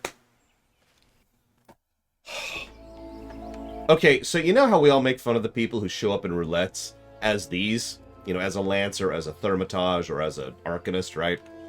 I'm not talking about like level 15, level 20 stuff. I'm talking about like level 50, level 60 stuff. You've seen that, right? Now, I always make fun of those people in more of a light-hearted kind of way, because it's like, oh, whatever, right? I have decided to start making fun of those people on a more cruel manner. Go get your goddamn job! This is terrible!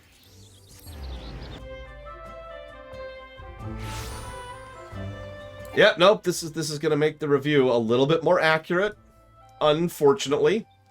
So it's gonna kill my schedule, I'll tell you what. Yes, I've learned something about your art. Yep, okay. Uh-huh. Yep, I've learned more about being a Lancer. We need courage! It's the strength to do something you find unnerving. However, a Lancer's notion of courage is not so simple. First is composure. When outnumbered, a Lancer may lose his composure because he has no AoEs.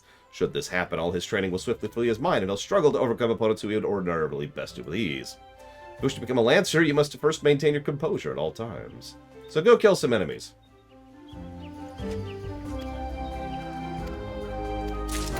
Alright, let's go fight with composure.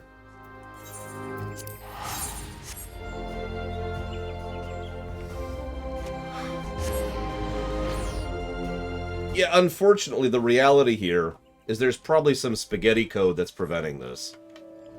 And even if there isn't, once again, this is probably low priority, as I mentioned earlier.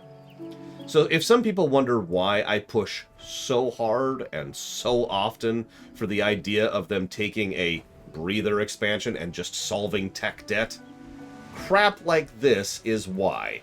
It's not high priority, and it's not the end of the world, but it's still terrible.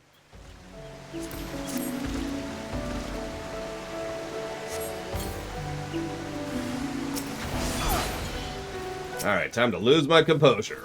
Alright, we're done. Oh, I have to...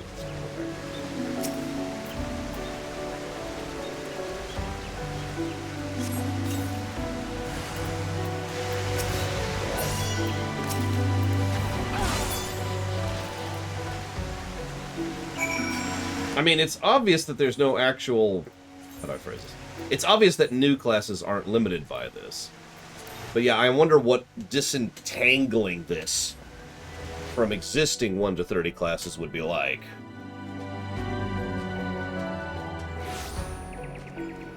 It would be interesting. As usual, I wish I had power and wealth and prestige. Not because I would be able to have a gold-plated massager, but because it'd be really cool to be able to reach out to Yoshi P's team and have them actually respond to me, because they give a damn about me because I have power and wealth. And be like, hey, question, real quick. Why? Like, not in an accusatory fashion. Out of legitimate curiosity, why? So anyways, resolve is the second point. You must never lose your capacity for attack. Okay, that's cool. Oh, well, I'm gonna go face unknown enemies. Oh, okay. Well, let me go face unknown enemies.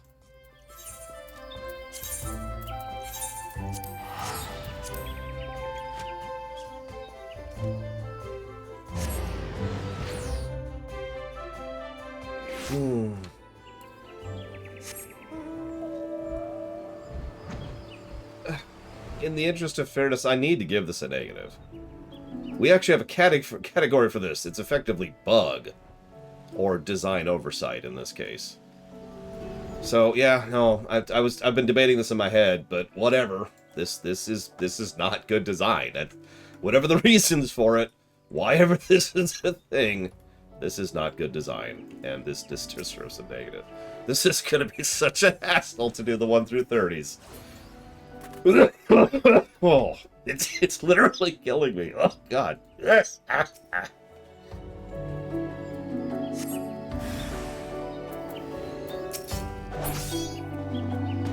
Oh, lore accuracy.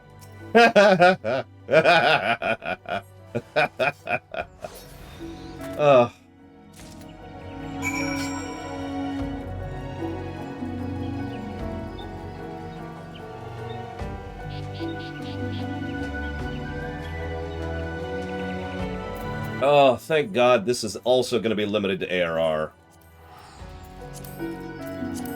Once we get past these 10 classes, we're done with that crap. We can switch over to regular classes when we get to Ninja, which was ARR, right? Pretty sure it was ARR. We can just do Ninja. We're cool there.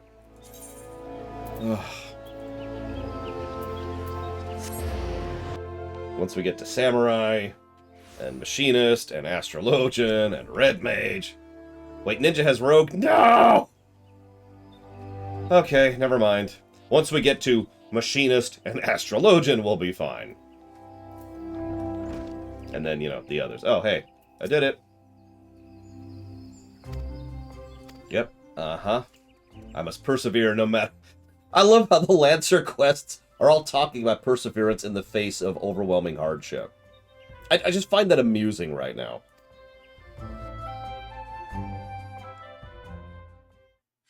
Oh yeah, Dark Knight, sorry. I knew there was another one in the 30 range there.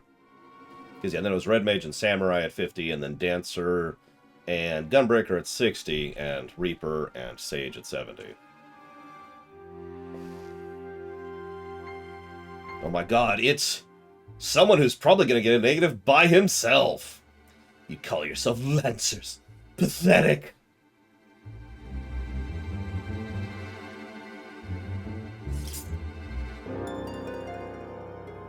You're next, Guildmaster. Arm yourself and face me. Refuse, and all will know you're no true Lancer. Say what you will, I am above provocation. Craven to the last man. Hi, I'm a Dragoon. But what have we here? Wait, he is but a novice. That makes no odds to me. You yourself admitted him to your ranks, did you not?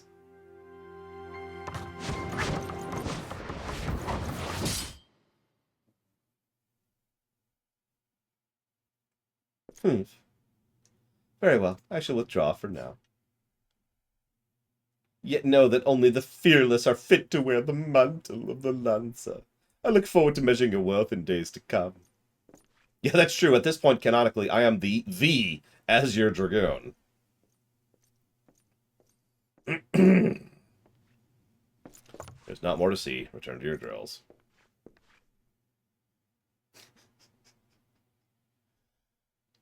Oh my gosh.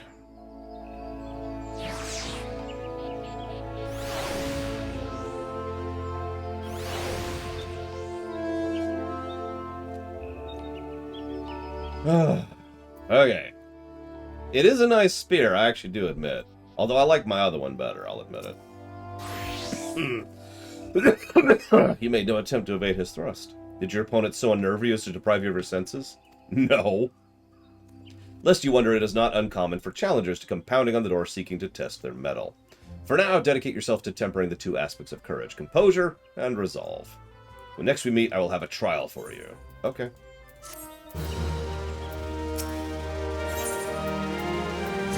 The other good news is there's not that many quests. There's, what, 6 quests on the 1 to 30 path? So this really won't be too terrible. I hope... You know what, I should add that. I hope this won't be too terrible. Oh, wow. I swear you've gained an ilm around the arms. In our previous lesson, I told you about aspects. Now, you efforts have borne fruit. Prepare for battle. You have to fight an AoE group. But I don't have an AoE! Shut up! Go fight them. Okay. I will go test my courage by gathering an item.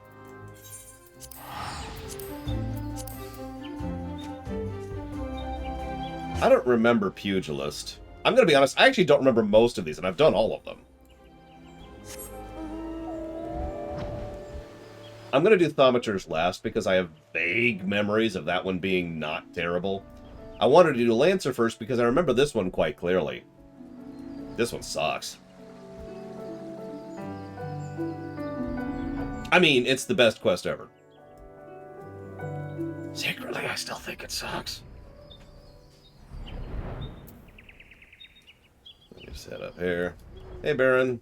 I hope work was kind to you. Oh my god, enemies!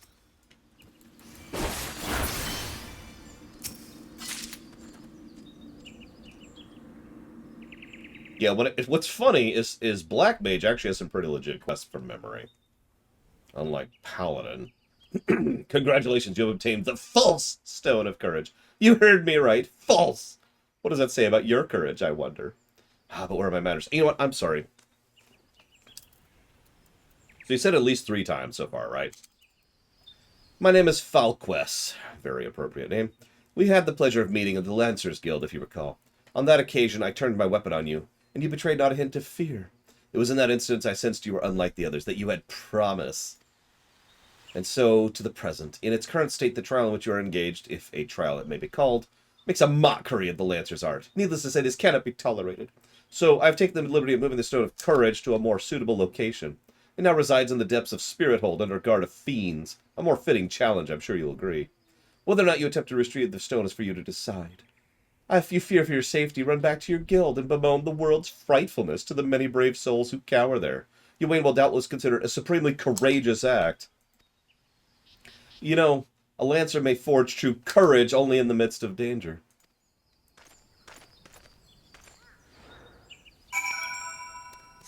So, I'm obviously kind of memeing with the courage thing. We're already up to 6, by the way. But let me go ahead and share a little bit of a writing piece of advice. Repetition in dialogue, like any other tool when it comes to writing, is a tool that needs to be used precisely and carefully. Otherwise, what you do is you wear out the words, and the dialogue actually sounds worse for it. This is a common thing. There's nothing new to be said here. This is quite literally writing 103. It's one of the earliest things you learn about writing. So if I was to tell you about how awesome it is to do this awesome thing, and it's really awesome, then I'm actually reducing the relative value of the word each time I use it. If you instead, hi Rax, nice spear. If instead you actually use the word awesome once, and then try to not lean on that word and not have that repetition thereafter, then what you have is a situation in which it's slightly better because of the fact that it has more impact by virtue of its solidarity. Sense, Mike? This is quite literally one of the earliest things you learn about writing. So the mere fact that he bangs on about courage like it was darkness is all I really need to say about that, but I wanted to be thorough. Now, there is such a thing as using repetition properly. That's a little bit more difficult to do, because what you have to do is you have to use it as a way of either de-emphasis in order to make a joke, or to try and show that someone's a little bit too fixated on something, or as a way to actually emphasize it upon repetition. So let me try to explain that a little bit. There's an episode of Deep Space Nine, Star Trek. And in this episode, there's a running gag about acting Grand Nagus Brunt, right? And they say that over and over and over and over again. It's like 12 times in the first 20 minutes of the episode. Massive repetition, okay? Not good. Devalues the words. Later on in the episode, there's a bit where Quark is facing down Brunt, and he actually has the courage and stones to stand up to Brunt. And when Brunt says, "How dare you say that to your Nagus?" Quark responds with, "Acting Grand Nagus Brunt." You see how that usage of repetition, if absent the other 11 times it was used, would suddenly have more impact, because the repetition means something.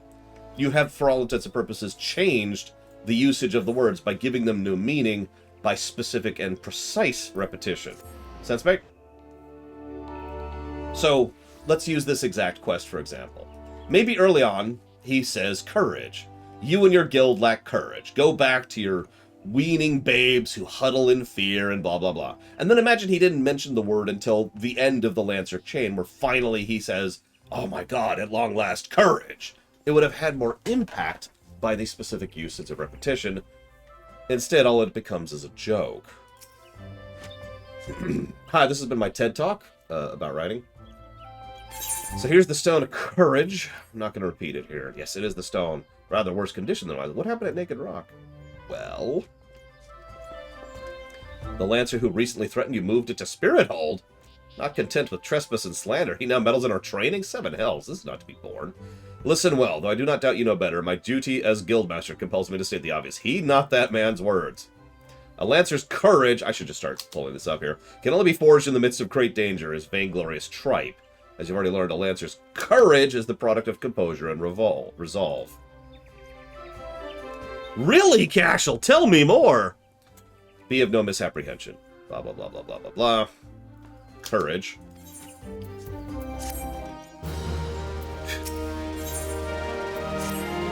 Ah, Lore, I need your help.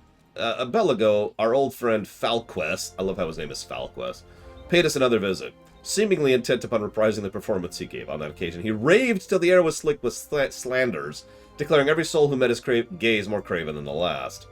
This time, however, not others were deaf, and some went with him. Okay. Had I been on hand, I would have forbidden such folly. Now all we do... Oh my god, why are we doing this? Okay, sure. Yep, we're seeing a lot of the bones of Xenos. Which I would love to see Xenos' bone. Let me tell you. Alright, Jordan. You know me, or rather, you don't know me at all. But if you know anything about me, you know I do actually like hearing... That would be a good use of this spear, Rex. You know I like hearing other people's perspectives. Why do you like this quest? This chain, the 1 through 30. Oh my god, is that like a... It's like an array of drinks that are just on this whale. I don't think I've seen that before. And that's why this is the Whale of Shame.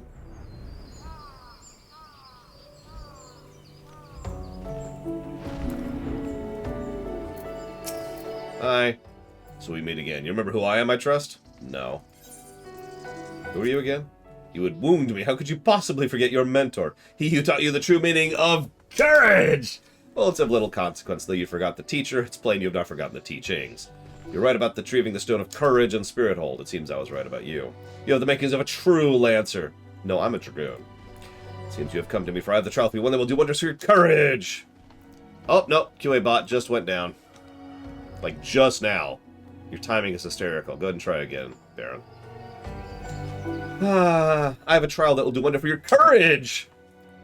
Not interested? You have no choice. Should you refuse, I will kill your comrades. When we last spoke, I told you a Lancer may forge true courage in the midst of great danger. Needless to say, the threat posed by ordinary creatures is insufficient. You must seek a better sport. But I have found you one. Take this alchemical concoction. Use it. Make it. Break it. Seek it. Work it. Harder. Make it better. Do it faster. Make it stronger. More than ever, hour after hour, work is never over. And sued. Why does this keep doing that? Hang on.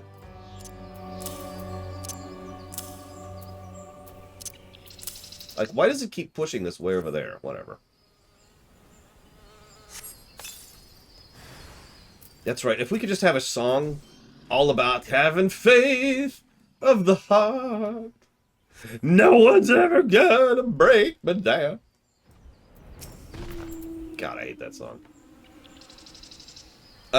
I think that's my ether current thing, Rax, which I'm gonna have to figure out what that is when we get to Endwalker. So you've done it. You've strengthened your courage! You thought I was memeing about this.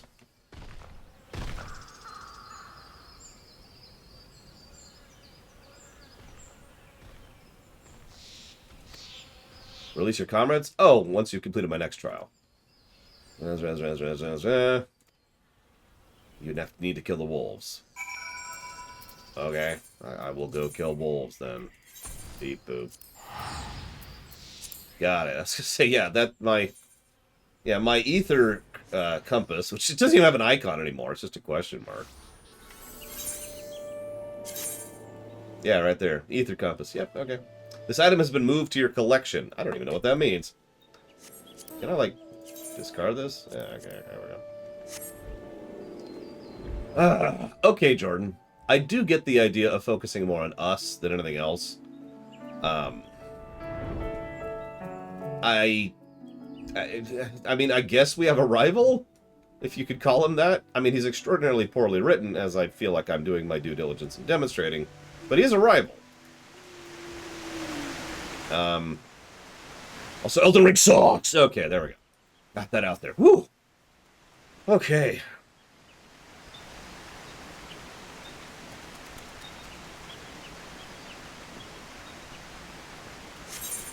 $75 is very good. 80 plus is quite good, like just exceptionally good. Oh hey, it's Falquist of the Mist! I swear to God, if you talk about courage here. Now, let's go straight for him. Oh, courage! Okay, so let's kill you. Oh right, I'm not level 80 right now. Well, okay. I grow deathly bored. Let's make this more interesting.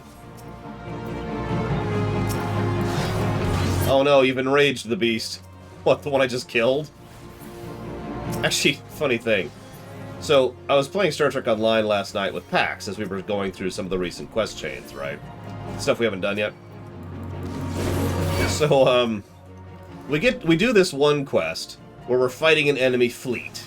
And I'm going to be very spoiler avoidance for obvious reasons, but we're fighting an enemy fleet, and there's this one point where our NPC ally says, "It's too late. We can't fight them. They're simply too much for us." And shortly thereafter, we destroy the enemy fleet, and then a cutscene starts playing. Here's the thing: for those of you not aware, STO is more spaghetti code than the game I'm currently playing. And I mean that. In fact, I'm a little surprised STO is as good as it is, because it's actually kind of crap on the gameplay axis. So, cutscenes don't freeze the game in STO. So the mission kept going while we were in the cutscene, having finished the fight.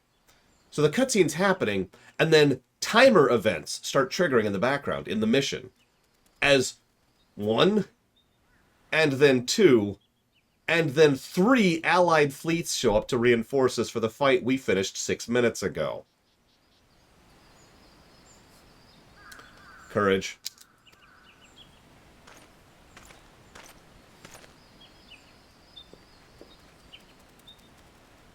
In the process, you've brought peace to life and stuff, a place considered sacred by the people of Gridania. Having undertaken my trials, you must now see that those issued by the guild are not but child's play. Mine is the one true path to courage. All others lead to ignominy. If you wish to become a lancer, I suggest you leave Owain and his House of Cravens never to return. Yeah, sorry, I'm a flame captain.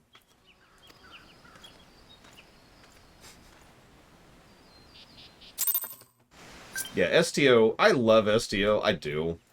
But it's almost entirely on the story axis and a little bit on the space combat. That game... Imagine this for a moment. I've talked about how co-op friendly most MMOs are. STO is...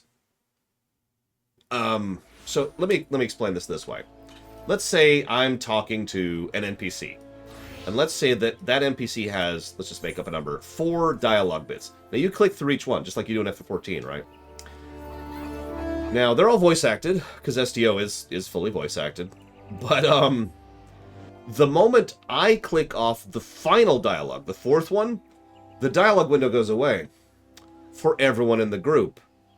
No matter which dialogue they were on.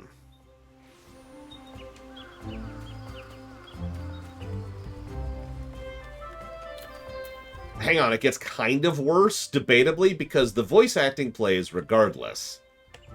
Which means you could be hearing the 3rd dialogue being voiced that you were listening to, and they'll keep talking until the clip plays. There's no clip end functionality in STO. So they just keep talking, but because someone else in your party clicked forwards, you are now hearing them and the next cutscene talking at the same time over each other. I swear STO is a game worth playing. It's just so bad at the same time. When we review STO, it's not going to review very highly. It's not. On the gameplay axis, at least. It's probably going to be a pretty big net negative.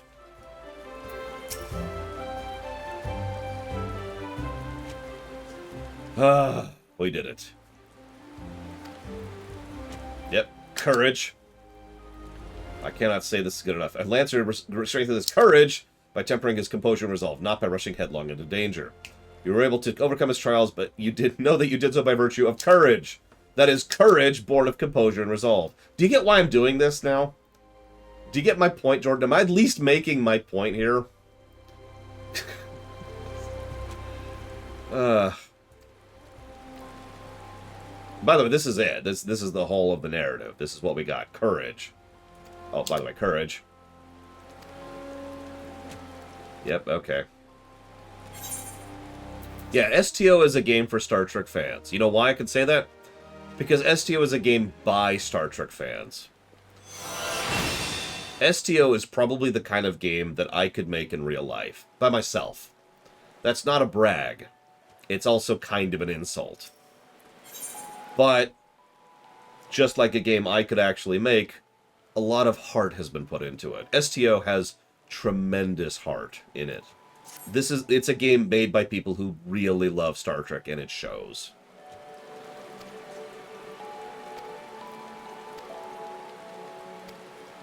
Okay, training arena. Fight some allies. Cool, I can do that. Let's do it.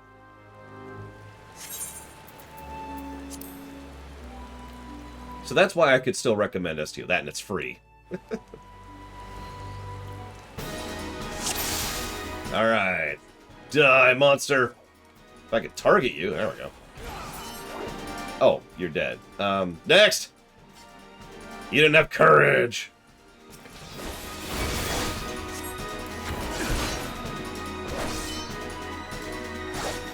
Yeah, STO was not made by people looking for a paycheck.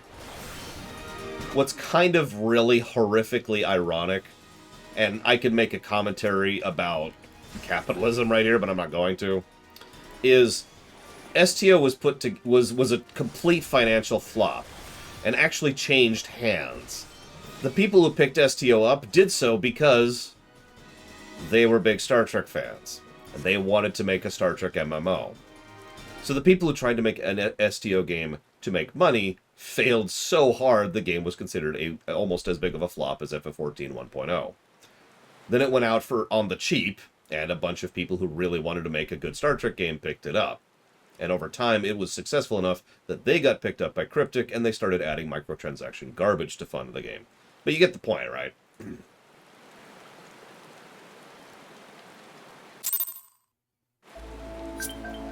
It is interesting to consider, though, because it means that the passion made the game successful. It did. STO was off of most people's radars until the Romulan story arc started. And it kind of started spreading at that point, and people were like, hey, this is actually not bad, holy crap. STO is a profitable MMO, but at least part of that is because it costs pennies to keep running. Well, that's an exaggeration. It's cheap. So, there's a new horrible trial that might risk my very death. You disappoint me.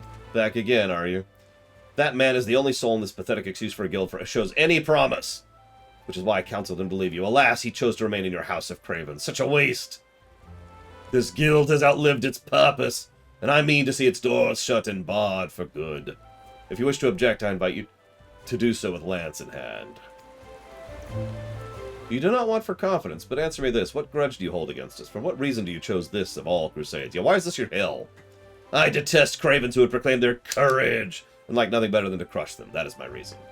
Oh, so you're not a well-written character. Okay. Oh, do not presume I will be your opponent. No, you must face the Lancer of over whom you so grandly claimed mentorship. The one among us who has potential. Do as you will, coward. It is your guild to throw away. You may even set the terms of the contest. Very well. Lore is to undertake a trial. You do it before he does. He is a giant among boars, unrivaled in skill and ravagery. You must kill this savage creature. Know that the Lord of the Bramble Patch will not grant an audience to everyone. You must bring him an offering of the bloody tusks of his subjects. When you have done that, you will fight him. Any questions? No? Then let the trial commence. Please do not take drinks every time they say courage. I don't want to be responsible for the illness that will ensue. Oh, I know, he's such a drow. Let's see here. Questions. Cashel says, how would you feel about some kind of Caverns of Time feature that lets you revisit major events from 1.0? Assuming that they're done properly, aka they're done in 14 aesthetics, sure. There are significant lore events in 1.0 that are covered in 14, but if they wanted to spend their development time on that, sure. Now, the manager in me would veto that immediately, because I feel that's a misuse of resources. But the player in me would be fine. Oh my god, I have to kill 10 boars, really? The player in me would be fine with that if they decided to go that route with it. I already answered that question. That offshore Twitch account is gone, so I'll save that for later. FM Aylward says, how can you conquer the world when your frontline AI testing, which is the QA bot, keeps failing? I mean, that's valid. But it's actually completely invalid. The mere fact that the QA bot, which is stringing together completely separate and distinct programs and code structures into one cohesive mess, is nothing short of a minor miracle. Negative to gameplay, justified, but no, I'm actually pretty impressed with the bot. Nameless Baron says, can you use a form of juxtaposition as a form of repetition? For example, using fear or cowardice in juxtaposition to re-emphasize courage. That can work. That is something that actually this very quest has done. If I had been writing down every time he says cowardice in addition to saying the word courage, well, we'd see the same problem, but that's because it's just repetition again. There's nothing wrong with using that every now and again to emphasize it, right? USN Corp says, you're dumb and I hate you. I'm sorry, USN Corp. But I will answer your question, which says, I'm sure you get this a lot, which is the dumb and I hate you. I'm a complete Trek noob with only mild interest. What series or set of episodes should I watch to get me hooked? So, the answer I always give for that is Star Trek The Next Generation Season 3. Now, I have very carefully thought this out over years of experience and thought. TNG Season 3 is seminal Trek. It is the most Trek of any Trek anywhere, right? If that doesn't tickle you, you don't like Trek. I don't say that idly either, and I don't even say that as an insult. That's just how it is. Now, if you are wondering if you have an idle interest in Trek and don't want to get into it, go watch The Voyage Home. Star Trek IV, the movie. Just that, nothing else. Do you need to watch seasons 1 and 2? So if you do end up liking Star Trek, I then recommend you rewind and start watching from the beginning, which is TOS Season 1. But I would, at the very least, recommend going through TNG Season 2, and honestly, you should probably go through TNG Season 1 as well. But do not do that until you have decided that you actually do like Star Trek. If you do not like... Oh, courage! If you do not like TNG Season 3, you should not even bother. God, I don't have Chaos Thrust at this level. I have 3 buttons at... well, 4 buttons at this level. Ross says, what do you think will review better, STO or Tor? That's a good question, actually.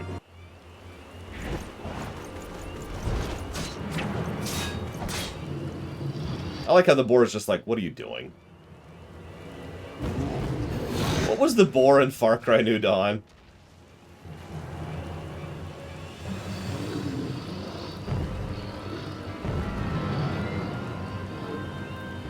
Well, his courage. Horatio! As we can see, Horatio lives on. He continues to be the best character in future games.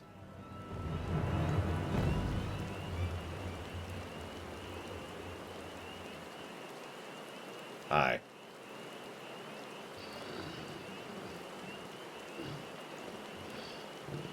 You shan't find too much sport in these two. I'm pretty sure I can take him. Come back another day, friend.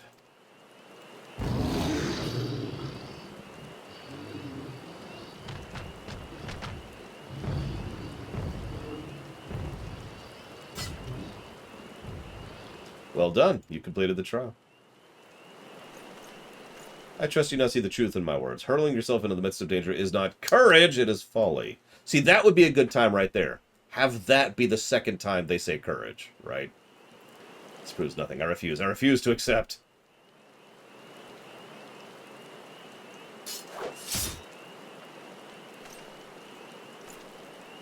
What a loser. You refuse to accept the weakness in you.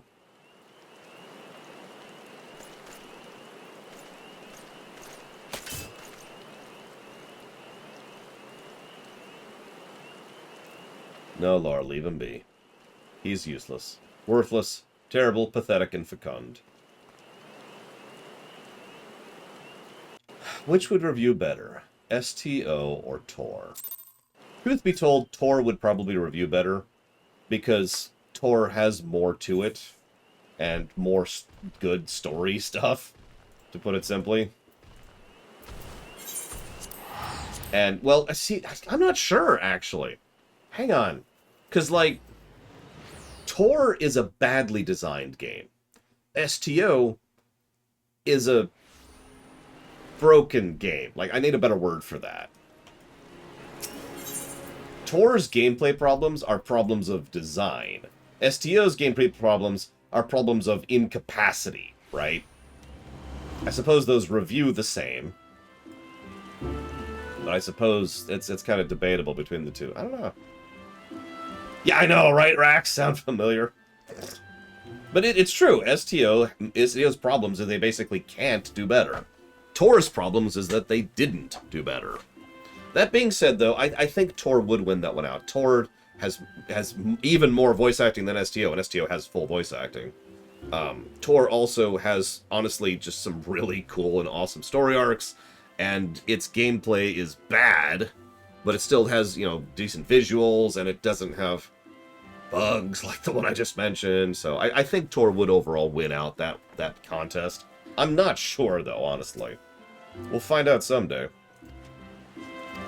So yes, we stood up. Courage! Yeah, there we go. Falquist, if there's a shred of reason, he will have learned the self-same lesson as you. Painful though the experience must surely have been, one can only hope it will serve to open his eyes to the truth. And yeah, actually, Rax is correct. I don't want to say this, but let's be 100% honest with ourselves. In a gameplay review format, WoW is going to beat FF14. That doesn't mean WoW's a better game in the strictest sense of the word, because WoW has been going on for literally a decade. Actually, 7 years, excuse me. 7 years longer than FF14 has been going. Just by virtue of that alone, you know? And WoW got better consistently like sorry, let me walk this back. WoW used to get better every expansion, like FF14 is still getting better every expansion. That stopped after Legion, but, you know, yeah. That being said, I will say that there was some legitimate love in Tor. I have to use past tense. I'm not actually familiar with what Tor's been doing nowadays. Courage. Sorry. Yeah. Alright, so Jordan, I turn to you. How many negatives do we give the Lancer story arc? It's all on you, Jordan.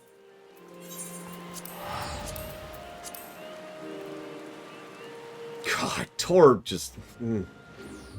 What's funny, though, and I mean this, Tor does a lot really right. It's so frustrating. I've said this before. In fact, I mentioned this in the previous time we reviewed it. Tor has, and I mean this with sincerity, the best presentation of both the Jedi and the Sith in Star Wars, in my opinion. And I mean that. That's not hyperbole. There are the best presentations and range of Sith and Jedi. Like the whole gamut. And not even, like, it's actually multifaceted. Hang on, it's a full 3D sphere of incredible variety of different types and different stakes of different Jedi and different Sith. And it's actually kind of awesome. The NPCs are legit in Tor. Yeah, Tor shows the pros, the cons, and everything in between of both the Sith and the Jedi. Neither are the good guys, neither are the bad guys. They're people. It's really well done. There's also some extraordinarily excellent main characters. I mean, it's probably telling that 3 of my favorite Darths ever are all in Tor. That number's probably going to blossom to 5 when we actually do the final review. I'm just not 100% sure about that. Right? Like, just, you know? Anyway, sorry. You must be the young Lancer I was told to expect. Greetings! Please don't talk about courage. Please. Take this bottle of blood, and go spill it, and then go kill things. Okay. That's not including the PCs, Lord Harriman. I will admit, the way that you can play Sith Warrior, you've seen me do that, and the way you can play Sith Inquisitor, which you will see me do, are both really awesome. Yes, I have done an actual lore run on STO. Why does it keep putting my key items in, like, my 5th slot? That's weird. No! It's a bat! And another bat! Yeah, Darth Mar is the one who might grow into my 5th. That's the one I was referencing. The problem is, almost all of Mar's stuff is in the expansion content, the DLC, or excuse me, the patch content, which I haven't actually done. But I'm aware of Mar, and he's probably going to be another of my favorite Darths. Oh, absolutely, Wenlock. I personally think that the only proper way to do Sith Warrior is light side. Mostly light side with a little bit of dark. It's so good. That's the one I did when we did the review, when we actually did that. So, yes, I killed them. Please don't say courage. He didn't! Holy shkamoly. I'm actually shocked by this.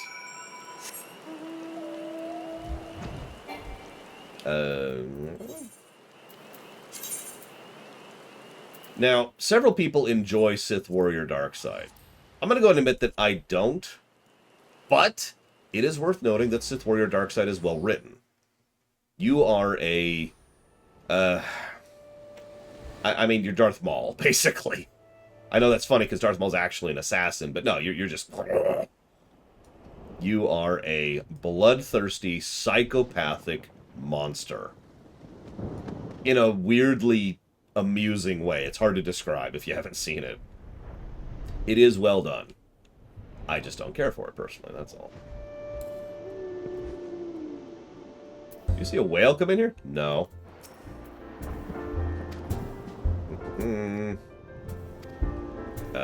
Don't open the mead? What? Oh, I'm making an offering of it. Okay, cool.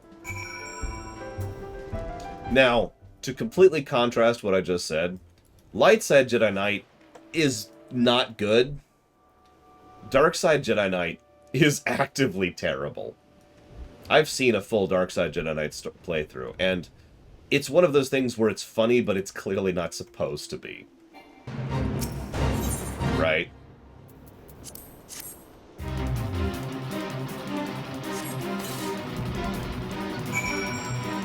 Is that it?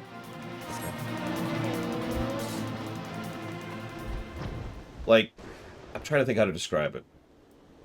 Imagine some punk kid who thinks they're edgy by using cuss words improperly and likes to push over sandcastles.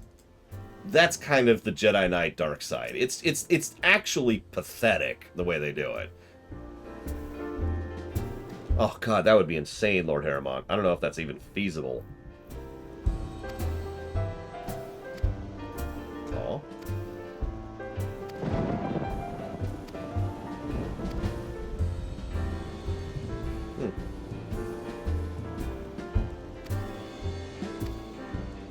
Interesting. Oh, courage. Hang on. Some backstory on the creation of the guild, which we've actually already covered. Actually, yeah, well, no, Sid from Toy Story is honestly better written than this. I have to stress that it's not just a bad character archetype, it is actively badly written. Trooper...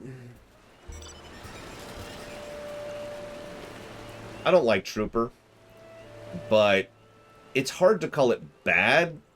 The word I would use for Trooper is boring. The Trooper story arc is dull as dishwater.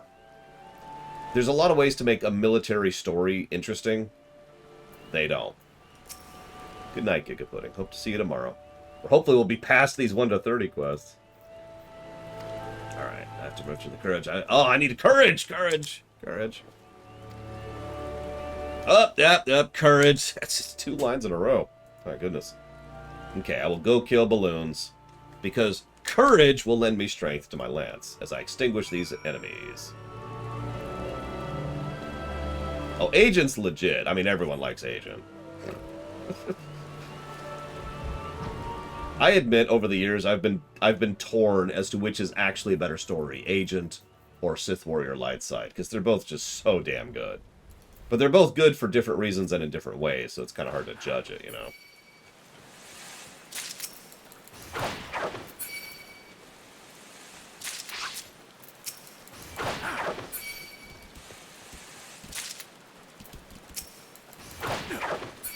And yes, Bounty Hunter, you get to beat up nobles when they're being snooty to you.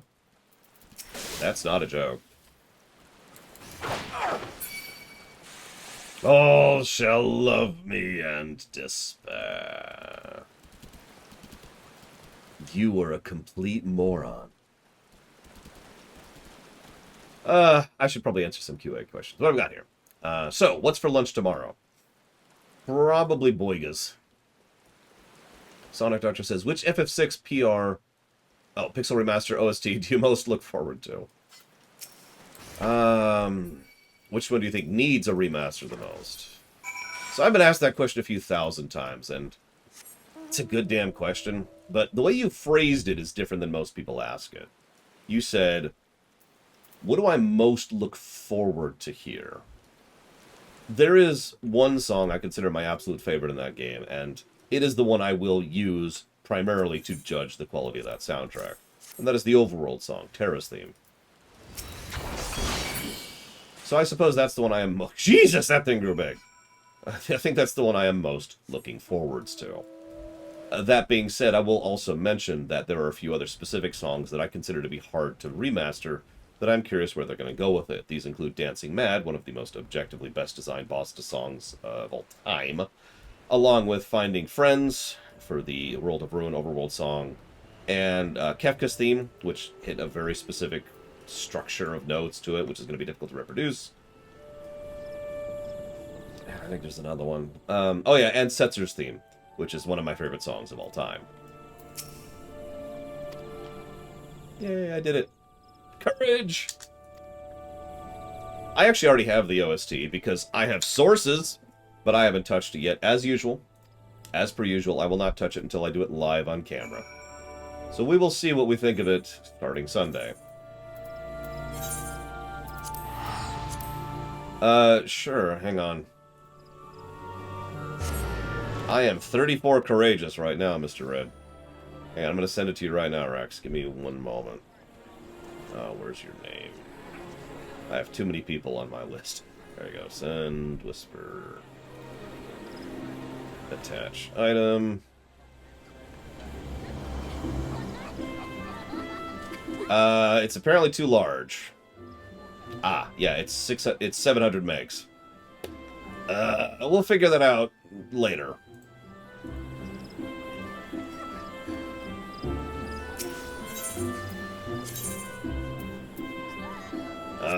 I might just host that on my website temporarily.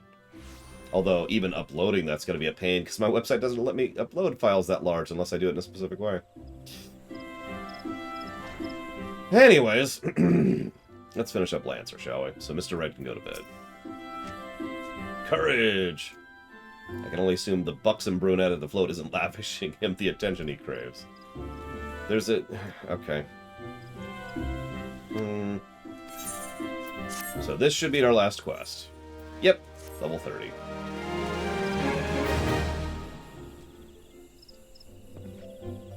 Ah, Lord, ever a sight for sore eyes. By your return, I take it you're ready for the final trial. Very well, let us... Guildmaster. What? We were attacked by a dusk-white lancer as we trained in the forest. He was impossibly strong. He kept screaming about teachings about true courage. Not him, not Falquus. We were in the northwest corner. You must help the others. Be strong, man. I'm sorry, Laura. The trials must wait. Go! Do what must be done. I shall murder him immediately. That's actually impressive, Nemesis. Especially considering it's not even the whole song. I don't think I could play it right now. I generated that a while ago. Well, generated is the wrong word. I mathed it out. See, I can't play, but I can formula, if that makes sense. Let's see. Next question while we're going here. Do I think the courage thing was a translation thing, or was it designed and written this way in Japanese? That's actually a good question. The thing is, even in ARR, the translation team was legit. So I would be inclined to believe that this is this way in Japanese. Now, if anybody knows better, please feel free to jump in and say that the Japanese version does or does not use the word courage 35 freaking times. But,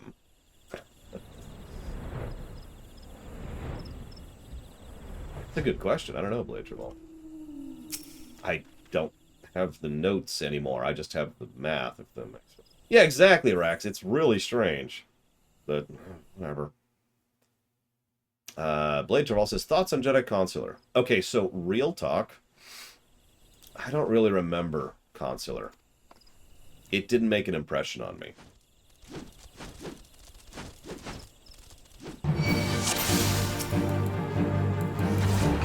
I don't mean that as an insult. I mean it as a statement of fact. It didn't make an impression on me. So, I will be kind of going through Consular semi-fresh when we get there. I'm kind of looking forward to it, actually. Good or bad, it'll be interesting. It's the only one of the 8 I have no strong memories of. Every other one I could tell you about right now off the top of my head, but not Consular. In my life. A Dusk-White Lancer unleashed the fiends on us, claiming it would temper our courage! You should have seen the look in his eyes. Mad bastard. Where is he now? The float, I think? If it's a reckoning you seek, you're disappointed. Those of us who managed to outrun the worms will have already alerted the whalers. I dare say he's being held at spear point as we speak, begging for his worthless life in a puddle of his own piss. I somewhat doubt that. I should probably mention that I don't have anything good to say about most of the Republic story arcs. And I kind of do mean that as an insult. It's actually faster. They're just... They're not bad for the most part, except for Jedi Knight and Trooper. They're just not as good. You know what I mean? In fact, let me use a parallel. You know how ARR is not as good as the future stuff? It's like that. The Republic stuff is the ARR of Tor. Yeah, they really feel tacked on, whereas most of the Sith stories, the Imperial stories, feel like they really put their time and effort into massaging them. Now, considering that Tor itself was a game that had like a 9-year development cycle and was being rushed out the door unfinished, that may literally be true. I don't know.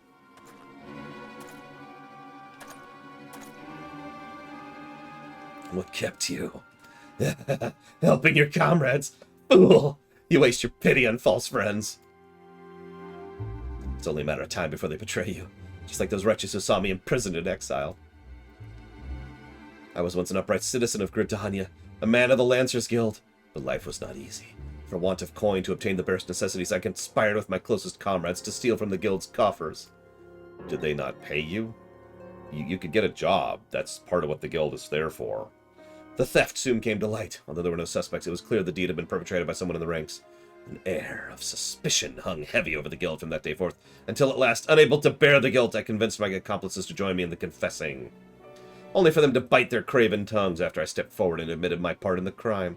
And so it was I alone took the blame. Of course, it was the Duskwide, everyone said. Was there ever any doubt? It all made perfect sense. Despite my heartfelt pleas, my so-called friends denied any involvement. Instead, they called me vulgar names I do not care to repeat. Can you imagine my shock and anguish at their betrayal? Would that I had the strength to force the truth out of those traitors. Would that I had the courage, this would be another time, to use good repetition, to escape my dungeon cell, even if it meant taking some hapless guard's life. Driven by vengeance and no small amount of self-loathing, I resolved to forge my courage anew. I strode into the lairs of ravenous fiends while drenched in blood. I put their helpless offspring with a spear, that I might face the unbridled fury of their kin.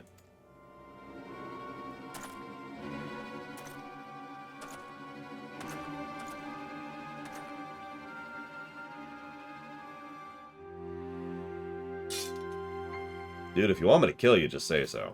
I get that a lot. My efforts have acquired the ultimate courage, a courage forged amidst danger and tempered by rage. I feel nothing. I fear nothing, excuse me. I am the greatest Lancer that has ever lived. I'm just going to give this away. This was not a hard fight back in the day. None of these were. But they're not supposed to be. I'm just pointing that out because when you see me absolutely curd stomp him, try to remember that that's kind of how this went back in the day, too.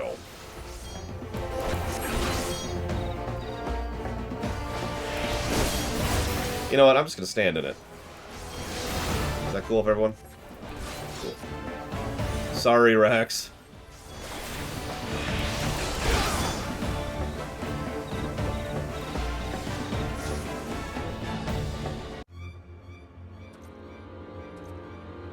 Possible.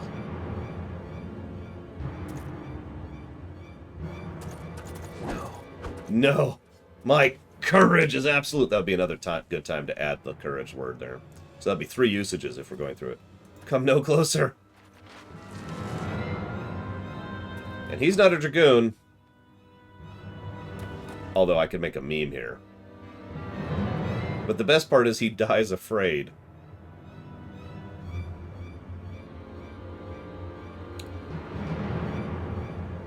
So you see the bones of what could have been a cool story here. And I think I'm starting to see what Jordan sees a little bit in this story. Just a little. I don't think it's that great still. But at least there's the beginnings of something interesting there.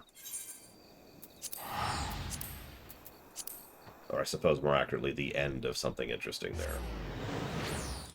I'll give you that one, Jordan. I will. I still think this is negative territory, but I don't think it's as negative as I was going to give it.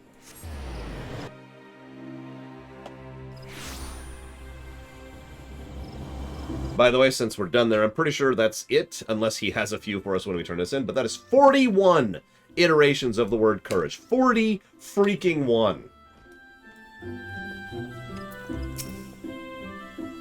is not good writing. So Falquist is no more. His was a tragic tale, one that might have been so different had fate not dealt him with such a cruel hand. He could have commanded a place of honor in these halls. But it avails us not to dwell on what might have been. It's good you're still with us. Lest you wonder about your final trial, there will be none. I've seen all, and you have proven beyond a shadow of doubt yours is a genuine courage! 42! There you go. Here's the lance charge. Thanks. Hang on. Is there one last courage in the end? Yes! 43 courages! 43! There we go. That's the number right there. We slipped over the line. I learned Lance Charge. That's the level 30 ability.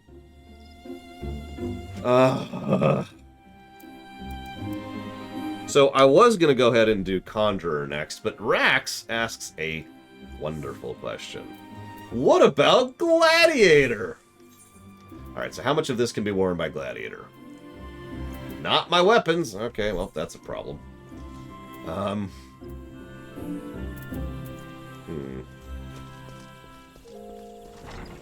To the vendor. And by the vendor, I mean the... Not vendor. I should dump some of this crap. Jeez Louise, get this stuff out of here. Do a little inventory sorting here. Just a bit. A lance called Courage. This is the 50 gear I had set up for the 50 stuff we did. So I happen to have a 50 suit ready to go. Problem is, the Excalibur is Paladin only. Although, actually...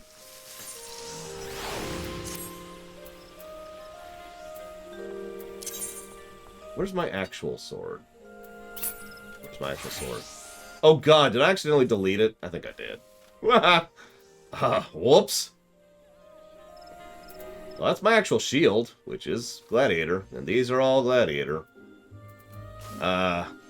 Whoops! I need to get a new sword. So I still need his new sword, I just... Let me get rid of a few other things here. That one. My inventory is actually pretty full after all the crafting stuff we did earlier. Hey look, it's a Sable Death Mask. Deleted! Okay, here we go. I'm just trying to piss off all my viewers at once here. That's kind of the goal. I think, in the interest of fairness, and not in deference to Jordan, because we all know Jordan is pure evil, but I do think in the interest of fairness, we should probably only give the Lancer quest one negative to story. It is bad. But it wasn't as bad as I thought it would be. What do you think, Jordan? Give me a second. God, I have so much crap in my inventory. Get rid of it.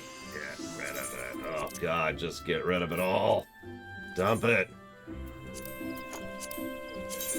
I mean, I meme on the courage thing, but that is actually bad writing. That's why I was counting it.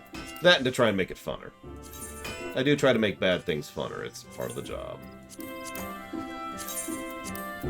Oh my god.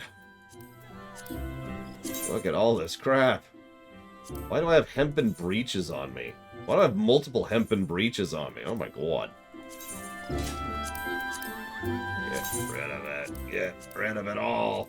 No, don't put it in the armory chest. God damn it. Get out of my inventory forever. Okay, that's enough for now. Boop. At least I have a little bit of inventory space. Gladiator. Exarchic. That's too expensive. Newish Guardian? That's better. I mean, I just need a sword. I don't care. I'm gonna have to get a high-level Paladin sword at some point. But that'll do for right now. Well, that's interesting one here.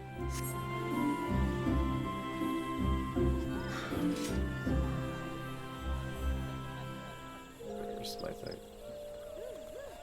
Yeah, did you notice that they actually had an announcement today or yesterday, I forget when, that was like, hey, we're definitely still working on Dragon Age 4. By the way, we lost an executive producer. Bye!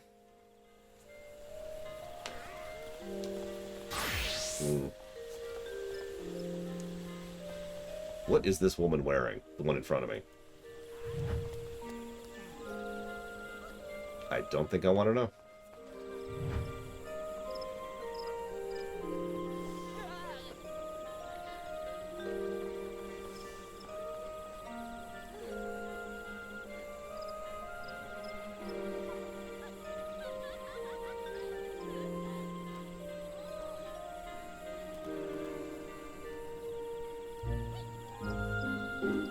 Okay. Paladin, right. And by Paladin, I mean Gladiator. Oh, yeah, speaking of which. See my bar there? Let's do it. Here we go. Ooh, yeah, that's the stuff. Oh, yeah. That's amazeballs right there. I'm just going to leave that as is. You know what? I'm not even going to try to fix it. Behold my glory.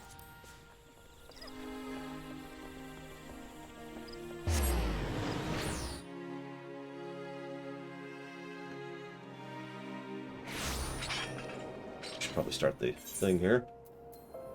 Tink, tink, tink, tink. Gladiator. Go. Yes.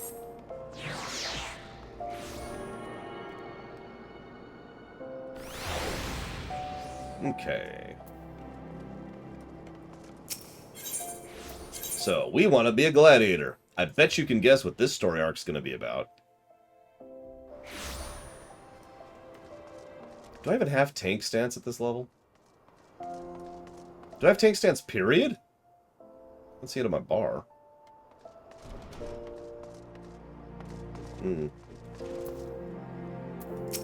I would like to be a gladiator. Are you sure you want to be a gladiator? Yes, I'd like to be a gladiator. Fresh meat coming through. Gotta go talk to the first sword. Alright, hey, first sword.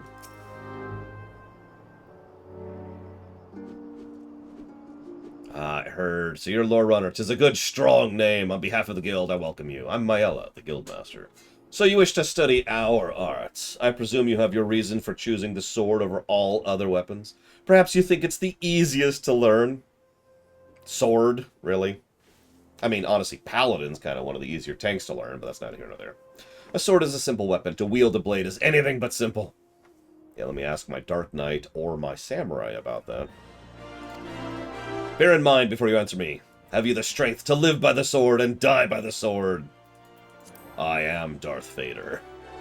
Then welcome to your new home. Just outside the gates, go kill 3 extremely mundane enemies. You got it! Yeah, speaking of someone who has learned swordplay in real life... Actually, let's just do this. Yeah, swords are fun, interesting, and engaging, but easy is not a word I would use in that.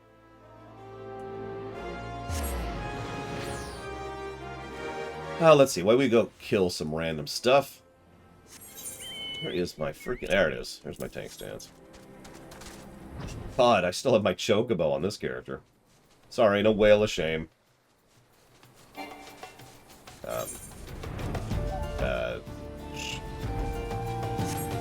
Let's see. Questions. Rax asks, regarding Tor.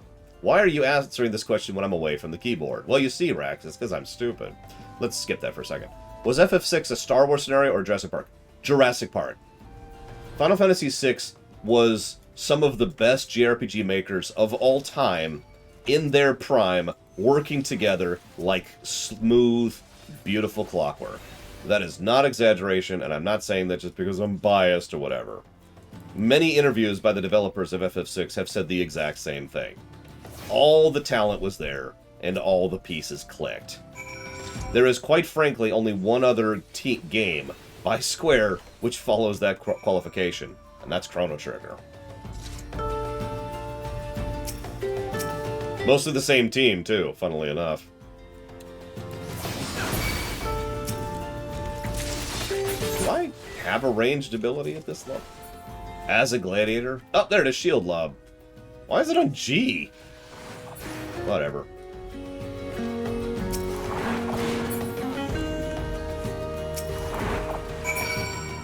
Oh, I'm done. Do I have an AoE? Hey, look, it's Flash! You remember Flash? I remember Flash. Good times.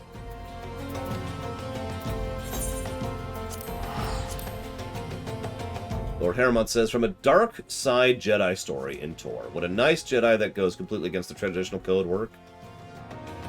Honestly, yeah, I think so.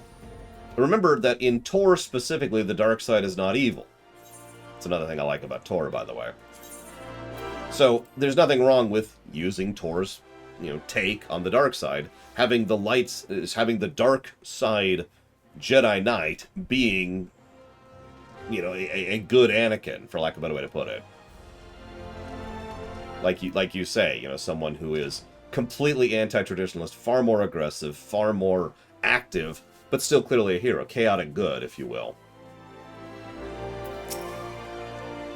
Tactics? Really, Jordan?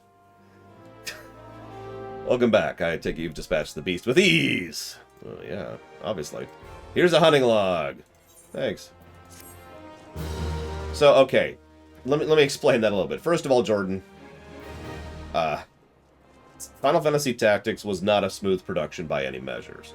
Second, they were having issues. It was a team that was still trying to get used to some of the things with regards to game development in particular and the PS1 in general. And they were still having a lot of issues making their game functional. The story of FF Tactics, don't mistake me, is really good.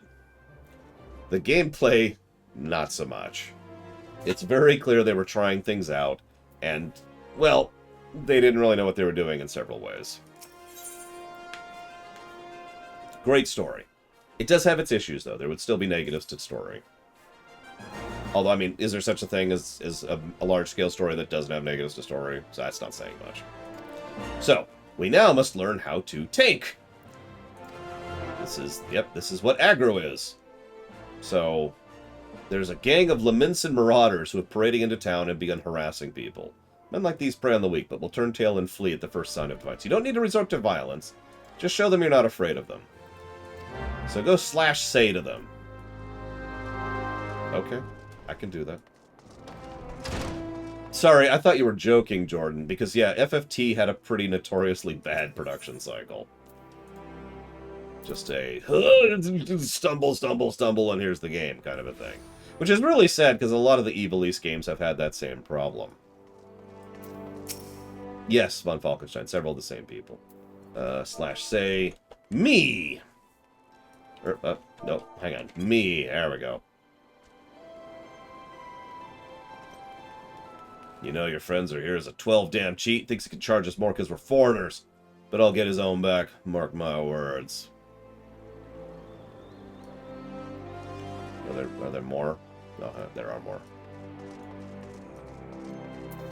Apparently we're both, Jordan. Hey, I'm gonna kill you. You don't leave, I mean. Blaming me because he crapped his own pants? Well, bugger him and bugger you too. What did I do? Being a gladiator. Glamorous job. At least it's raining.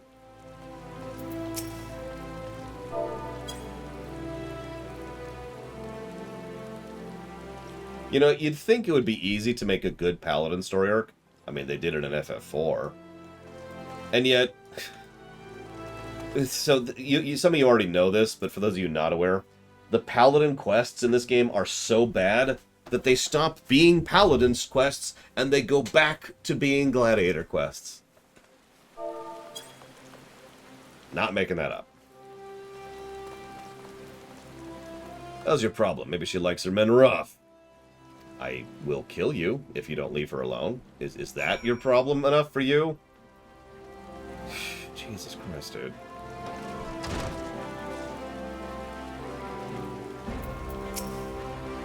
My poxy arse, this is the best brew. I'd sooner drink a pint of my own piss than this swill. Oh, right. I need to do this as well.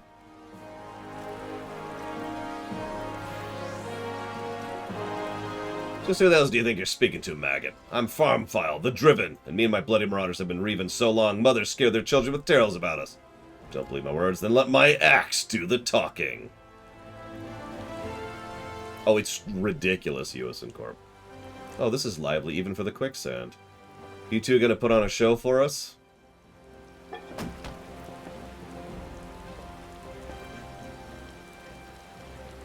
What's this, another God's damned fool? Show some respect when you talk to Carl the Driven, leader of the Bloody Mummers or something. Yeah, I heard you the first time. Your voice carries quite well. Unless you want me to split your skull with my axe, you better...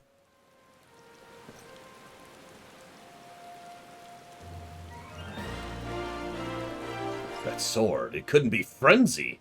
But the only sword of Nald would bloody hells, it's you! You know, I've never been one to stand back and watch. Mind if I join the fun? Beg your pardon, sir. Roll. Why do they always do that? It looks like it's just you and me. Standing up to that Lemonson was quite brave of you, and quite foolish. I think I like you, Gladiator. My name's Aldous, so I'll buy you a drink, but I'm afraid I just spent the last of my coin, so... I used to be a gladiator like you. Back then well, that hardly concerns you. These days, I'm just an explorer of the unexplored, seeker of as-yet unknown experiences. Like that beautiful stranger keeping my bed warm right now. God, I miss this city. This wonderful desert jewel of debauchery and sin. Now, if you'll excuse me... You don't even know her name? Okay, whatever.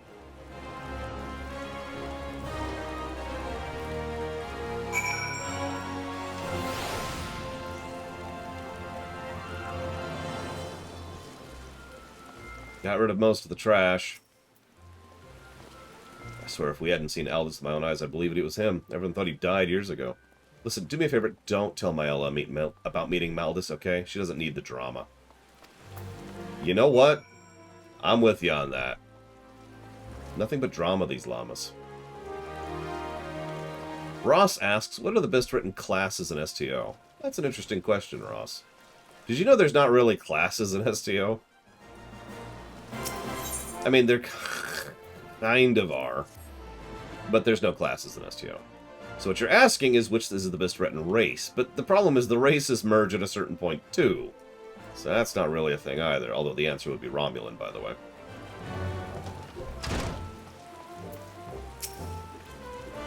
Already heard of your exploits. You did well to send those marauders packing. Wish I could say I heard the last of them. We've received reports of axe-wielding raiders assaulting merchants crafting through Scorpion Crossing. I want you to go kill them. Okay. I thought I was here to be a gladiator. Like, I don't mind helping people. It's just kind of weird what you're asking me to do here. But, okay. Worst government. The Star Wars Republic or the Star Trek Federation. Oh, that's easy. The Republic. The old Republic was a freaking mess in every sense of the word. A colossal bureaucratic behemoth that quite literally couldn't deal with an invasion of one of its member states without being entangled in red tape. And that's just an example that's in the freaking movies. If I actually start really digging into the books and the backstory, they're even worse than that. Oh my god, you're right, Jordan, we do. They took my saddle and took everything I own. Bring them back, I beg of you. Okay, I can do that. Yep, we are getting a taste of being a paladin. Helping the weak, you know, taking care of people. Excuse me. Shield to the face. Oh yeah, the Star Wars Republic is really, really, really bad. That's not to say it is an evil organization. It is more accurate to say that it is an organization. There's no evil or good or any kind of moral alignment. They are a republic, and everything that that means. There you go. If it wasn't for good men like you, I'd never leave home. We really are. We're just straight up being a paladin. I don't mind this, but it is kind of weird.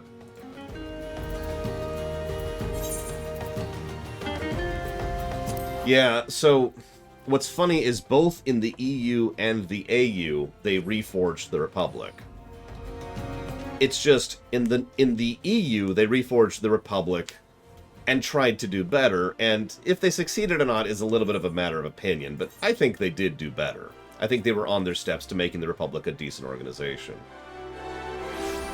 In the AU, they reforged the Republic, and it was not only as bad as it was actually worse. It's one of my bigger complaints about the overall story arcs of the AU, is that they just, yep, alright, we're back to the Republic. Everyone, back to the way things were. Okay. Back to normal. Good thing we kicked out that Galactic Empire, huh? Woo. Just, wow.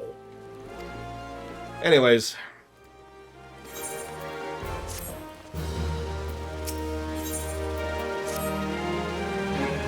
Look, I like the AU. I do. Except for everything after Return of the Jedi. Oh my god, there's been people who are murdered. Multiple spear wounds. We believe Lancers are responsible. Not only are these murderers a blight, I fear it's a matter of time before our own is targeted. We have to go hunt down murderers and defend the... This really is a paladin quest! I'm not even complaining at this point. We are straight up doing paladin quests.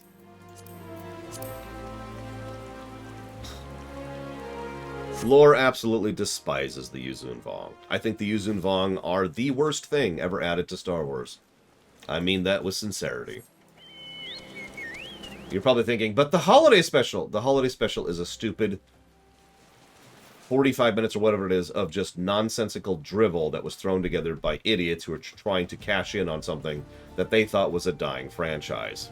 It's crap, but it still doesn't have the sheer scope, scale, and impact of the Yuzun Vong, which were also intended to be taken seriously and written by multiple people across multiple story arcs. Screw the Yuzun Vong. Oh god, I got you. I'll defend you.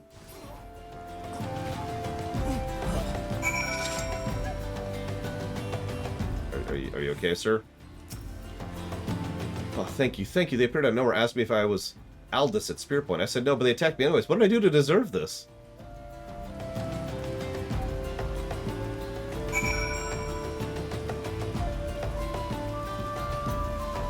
Right.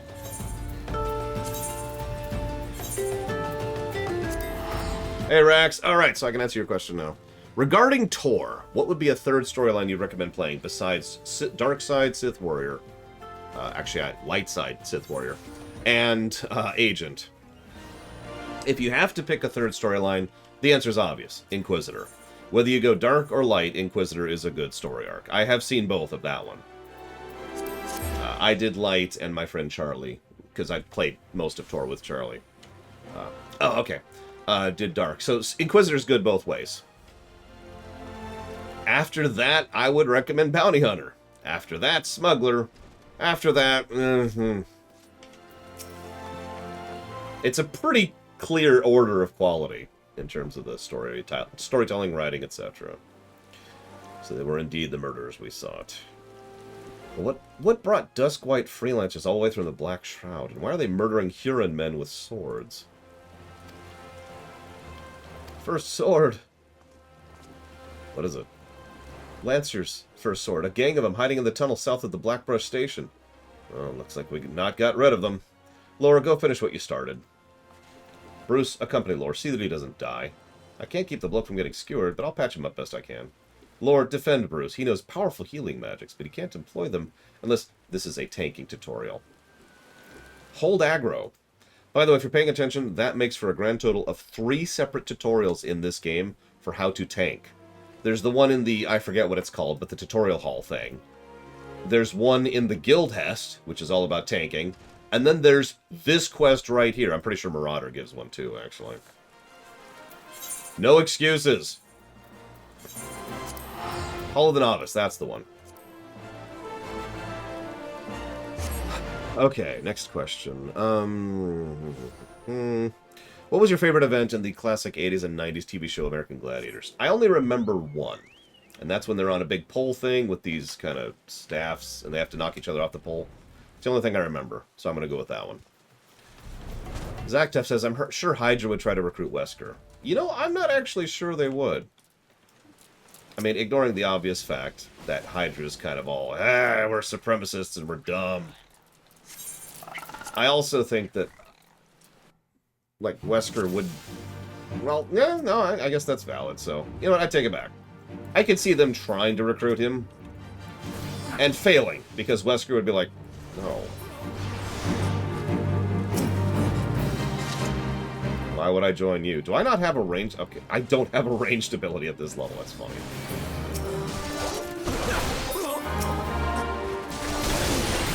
That's true, Hydra has Captain America. Do I have... I do not. There we go. Here we go. Let's just say, are we done?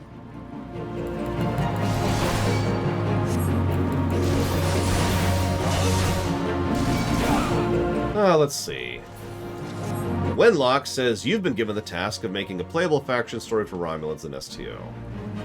Would you have gone the same direction that Cryptic did with the Republic, or reformed the original Empire? Oh, I would totally go with what Cryptic did. I don't want to spoil, because I know there's some people in chat right now who haven't played STO, and I don't like to do unrelated spoilers. But I really like what they did with the Romulan Republic. Like, a lot. The only downside of it is it just, once you finish the Romulan story arc and join the Federation of the Klingons, it stops. That's the only downside there. Nemesis says, did you ever read the Jedi Academy trilogy? Yes. If so, what'd you think? Let me double check something. Jedi Academy trilogy.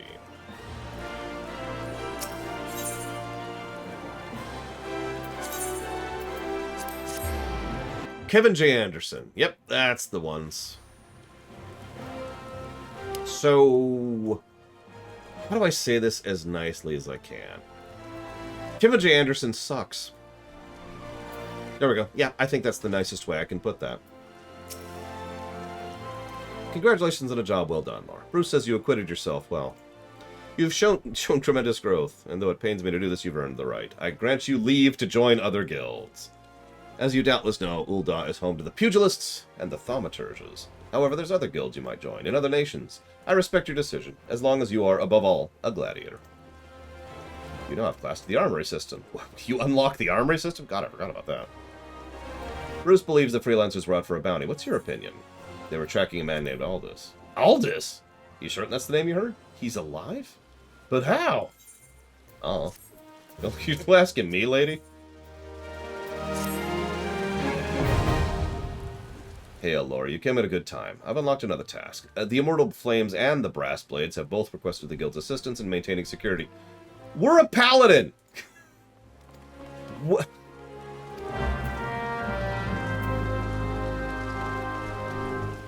But yeah, no, he kind of sucks as a writer. I know that's kind of bad form to throw shade at another writer, but he kind of sucks as a writer. His plot threads are all over the place, and he can understand character, but he usually doesn't. He likes to exaggerate character. He likes to flanderdize, and that's his form of characterization. And he also has absolutely no idea of how to write continuity.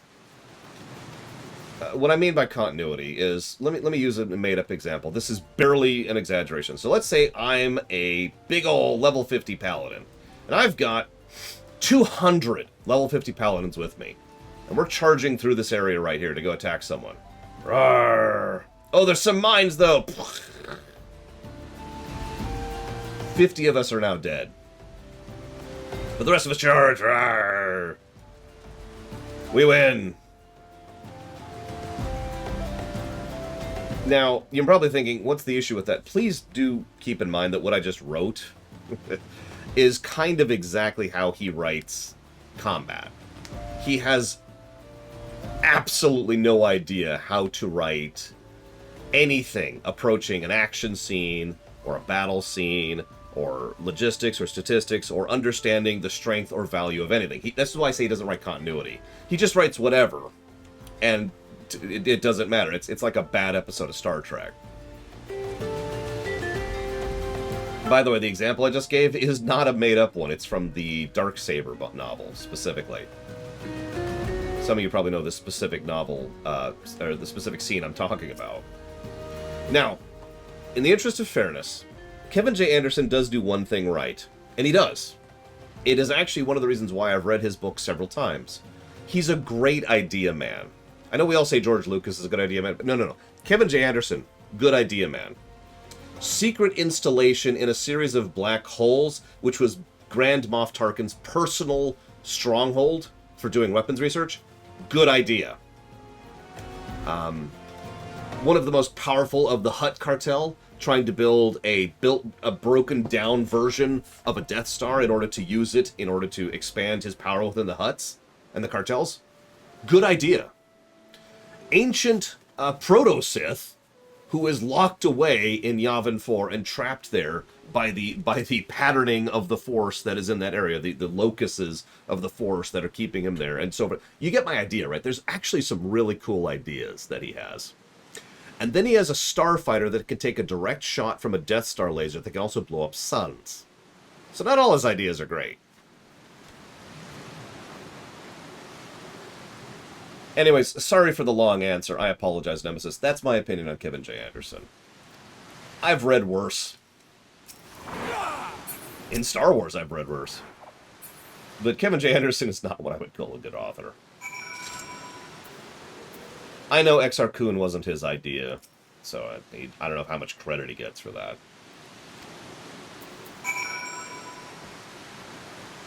Alright, well, we beat the Amalja. Still raining. Just update. Let's see. So Offshore Twitch account is back, so I can answer some of the other questions. Something of Top Gun talk reminded me of this web series like Marble Hornets, never heard of it, or AVGN, I have heard of that. Would you think those would do well with the Stream Nations format? I don't know, is the answer. Any show has to be vetted, that's how that works. And web series is very, very vague of a definition. So I'm not going to say no outright, but I'm leaning towards no. You also asked, have you ever played Ultimate Spider-Man or Hulk Ultimate Destruction on the PS2, GameCube, or Xbox? No, and no, respectively. Delete. I knew I was right to send you, Laura. You've done us proud. 7 hells, this place reeks of sweat. How do you expect a man to concentrate on his swordplay like this? Aldous? You remember me. How goes it, brother? Still waving your sword around like a feather duster? You! Good to see you too, my elevator. You're more beautiful than I remember. You're alive? Where have you been all these years? Answer me! Is he from 1.0, by the way? Well, if you must know, I'm on a spiritual journey of self-discovery. Damn it, Aldous, this is serious. I thought you were dead. For you to just walk in here as though nothing happened. If you've forgotten how you dishonored us, I should cut you down where you stand. Oh, that's the Mila I remember. All fire and brimstone. I knew that pretty face could still contort itself into terrifying shapes. Ah, don't pout, girl. I'm just having fun. But as you wish, I'll go. Laura, was it? Why don't you join me at the quicksand? I could use some company, and I doubt anyone else here would be so kind.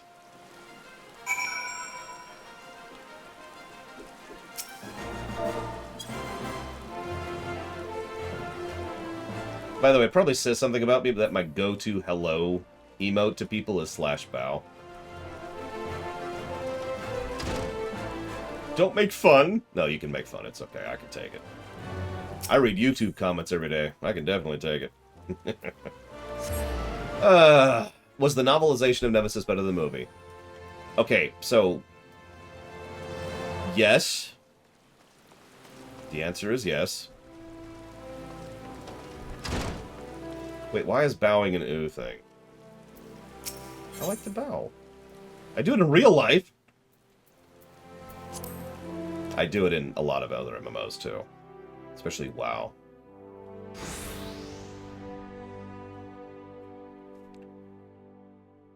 Anyways, is Nemesis... oh, that was for the YouTube comments, right.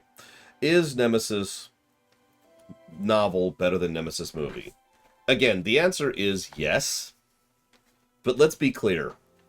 So, the TNG novelizations are actually surprisingly good. The Insurrection one adds an entire massive subplot about one of the villains and the Admiral. The Generations one really goes in depth into the Nexus, how it works, and has a lot more of Kirk throughout the course of it. So they take the movies and they do a much better job with them. Nemesis does the same thing, but there's only so much you can do with Nemesis. There really is.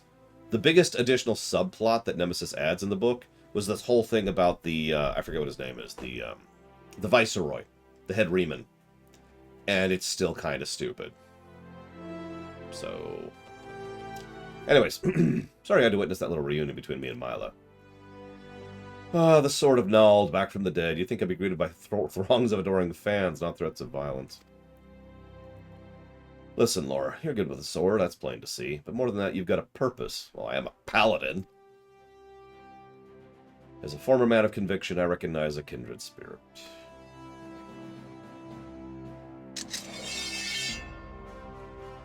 God, no, Alpha Squid. Geralt named her Frenzy. Yeah, by the way, that was built by Geralt. I believe this is our first ever mention of him. For those of you who don't remember the name Geralt, Geralt is the relic weapon guy. He is the best blacksmith in the setting. And so that's why he's involved in, to my knowledge, all of the relic weapons. I know he's at least involved in ARRs and Heavenswords and Shadowbringers, so correct me if he's not involved with the Eurekan stuff. Anyways, the man who wielded her had twin eyes that burned like yours. Lorite. The hells? I like how she just is like, oh, for goodness sakes.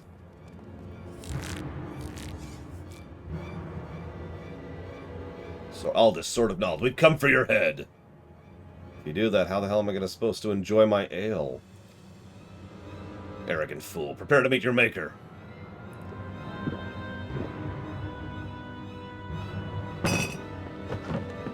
Well, ain't you a bunch of impatient, humorless fellas?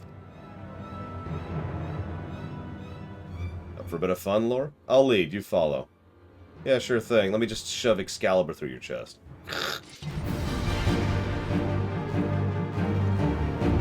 It really is. I'm actually enjoying these quests more than I thought I would be. Probably because of the fact that they're Paladin quests. Please enjoy these while they're here, because I almost guarantee that when we get to the Paladin quests, they're not going to review nearly as well. What is this ability? Oh yeah, that one. Yeah, I like his tiny shield too. I have 2 buttons at this level. Anyways, Von Falkenstein asks, would you like to have the ability to join the Telsiar? So that's a 2-point question. Question number 1, would I like that? No. Screw the Telsiar. Question 2, would I enjoy it if that option was available for other players? Yes. I am, in general, always in favor of those kind of options, as long as they don't take away development time from other more useful things.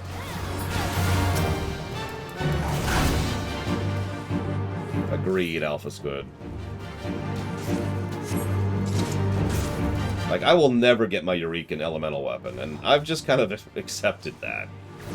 And I may never finish off my Shadowbringer's weapon, and I've just kind of accepted that one too. Low priority. This is a lot of people to kill this dude. Jeez Louise.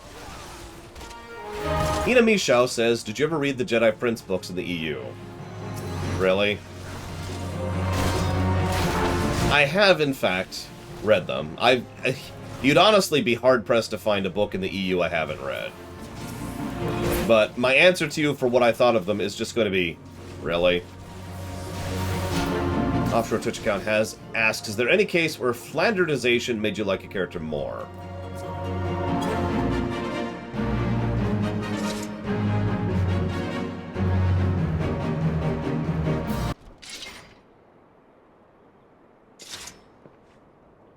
Didn't think he'd go so far as to send a gang of sellswords into the quicksand in broad daylight.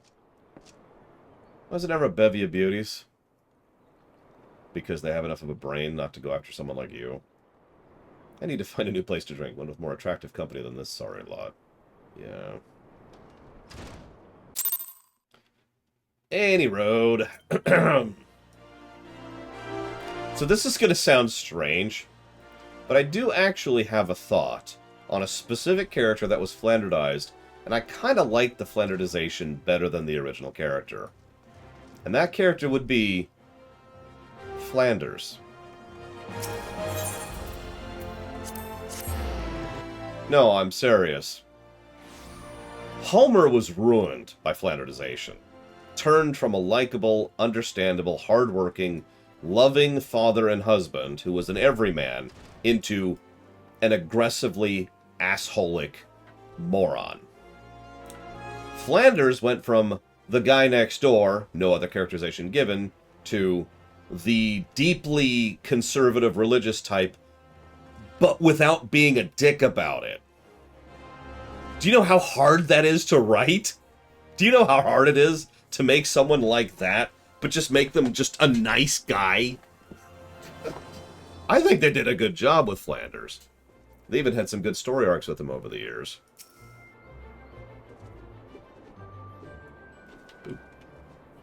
My apologies, Laura. I meant to teach you a new technique, but when that idiot arrived, I completely forgot. He's just so infuriating. This is shield lob. You can throw it. I can throw my shield? Dude! Sign me up.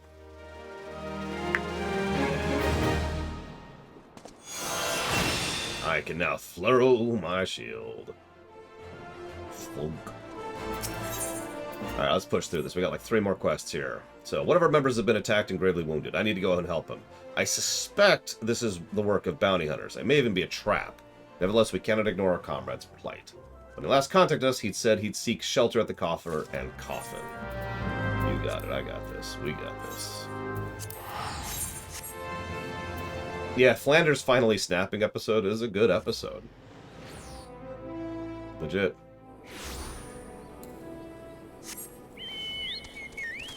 And Krenzler has never been seen again. Will never be seen again? Help, I can't feel my... Here, have a potion. Thanks, brother. It all happened so fast. Over by the tracks to the north. I don't know who attacked me or why they left me alive. Yeah, it's because you're bait. No offense or nothing, but you're bait.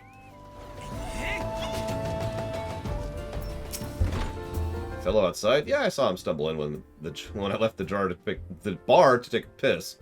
He was alone, as I recall. He's wounded. I thought he was drunk. Yes, I am literally healing people. This has stopped being a joke. We're just a straight-up paladin. That's just what this is.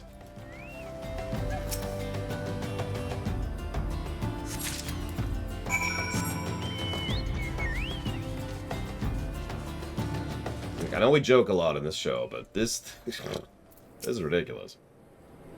Suspicious characters. I did see a strange fellow in a garish purple robe. First I thought he was talking to himself, but I realized he had a link pearl.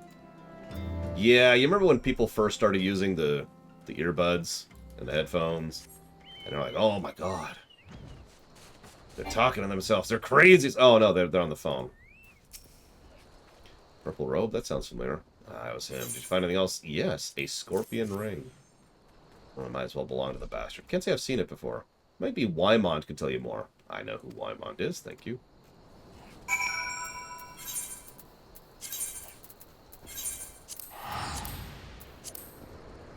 Have I done much relic stuff ever? I have my ARR relic, which, honestly, that should answer that question. But, I also have my Astrologian relic for Heavensward, and I am on the route to getting my Shadowbringer relic for my Gunbreaker.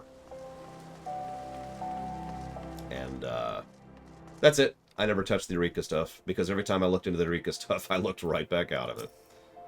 So in short, I've done all the relic stuff except for Eureka. By the way, to be very clear, I am not proud of having done the ARR relic. I'm not.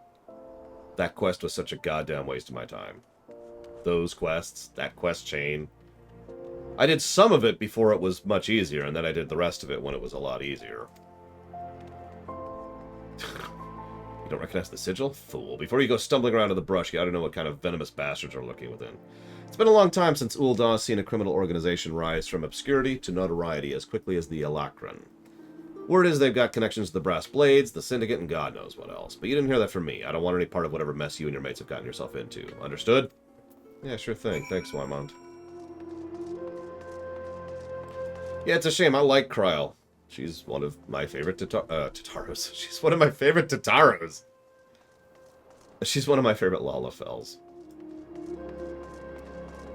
But, we won't be seeing much of her.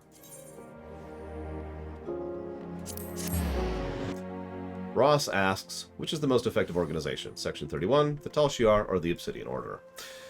The Obsidian Order failed on every level and directly contributed to the fall and subsequent destruction of the Cardassian Union. The Tal Shiar failed at every level and was infiltrated by other organizations to the point where they were always being the brunt of other organizations' interactions, and also failed to keep watch on their own citizens properly. By default, the answer here is Section 31. I should also mention Section 31 rarely failed, while we're on the subject. Oh, Laura, I was wondering when you might return. What news do you bring? He's cool. But he was attacked by the Alacron. Was I into FF11? No. I tried FF11. And I've actually tried FF11 again, a few expansions on, and then I tried FF11 again later on, and then I tried FF11 again afterwards, and each time that game said, no! No, you're not allowed to enjoy this game. Piss off! One of our comrades has returned from Stone's Throw moments ago. A gang of bandits is said to be heading for the Silver Bazaar. They're after a man with an enormous bounty on his head. The people living there are in grave danger. In their frenzy to find their quarry, the bandits won't scruple to destroy property and harm civilians, and the brass blades stationed there will be powerless to stop them. So, we, the paladins, will go stop them. A bit melodramatic, if you ask me. Aldous? I told you never to come here again. I couldn't sit idly by while you charge into battle against an enemy you know nothing about. Myla, a responsible guildmaster, would never risk the lives of her charges like this. Who are you to lecture me about responsibility? Myla, listen to me. This is the Alacron you're dealing with. So, whatever notoriety they've achieved means nothing to me. We'll cut them down like the common bandits they are. It's not that simple, and more importantly, it's not your fight. What are you saying? They want me, Myla. I've been fending off assassination attempts since I returned to Thanalin. Just stay here and let me handle this. It'll be over soon, I promise. Just stay here while you go off on your own. Is that it? It's been 7 years since I let you leave, Aldous. 7 years! Which, by the way, means that was before the calamity, for paying attention. Do you have any idea at all what you put me through? Myla. I don't want to hear it! You selfish bastard! Do you even care about the people who suffered because of you? Just get out! We don't need your help. We'll settle this ourselves. Myla, wait, there's something you need to know. Get out! Alright. Save some of that for the Alacron. Try not to let lore come to harm while you're at it. It's okay, I'm level 80. Huh? Don't worry about it. It's cool. Get in the microphone. Be cool. It's okay.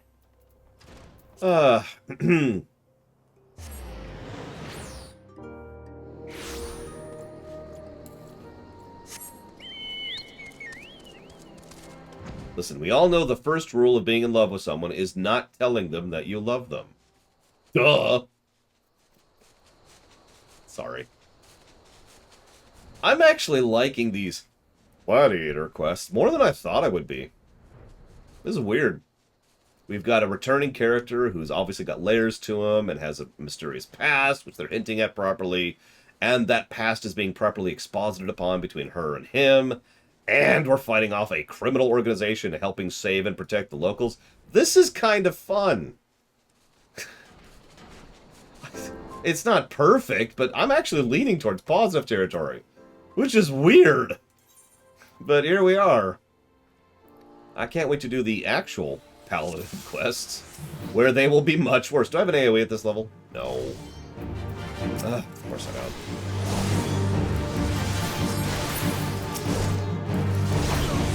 Anyways, Offshore Twitch account says, I hate you and your stupid face. What non-animated Disney properties would you want in Kingdom Hearts 4? Hey, Rax! What non-Disney properties would you want a Kingdom Hearts world of if that was allowed in Kingdom Hearts 4? Wait, where's my AoE? I don't have AoE. Where's AoE? None of these are AoE. You're lying to me! You're lying to me! Oh, that's good.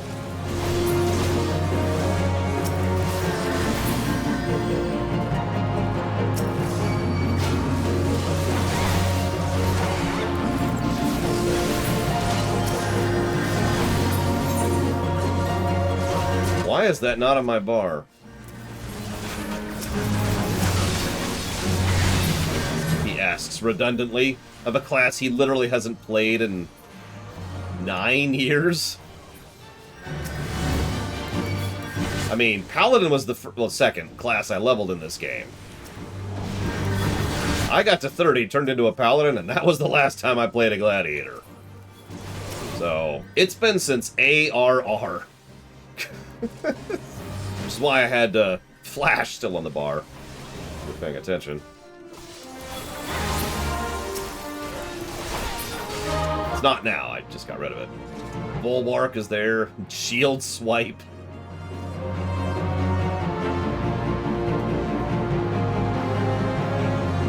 Exactly, Jordan. The paladins have won the day. Uh-oh. It's the anti-paladin. Which I guess would be a rogue.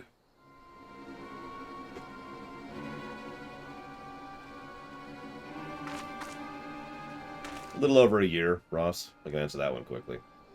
Off and on, admittedly, but still. What? But why would you be? Leave him to us, First Sword. No, stop!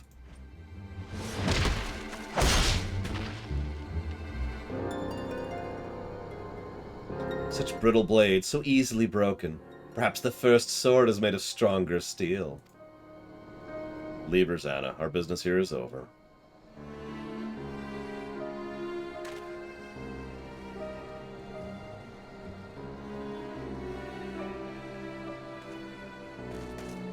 What have you done, Leovold? First Sword, we must withdraw. The wounded need tending. Let's take him back to the guild.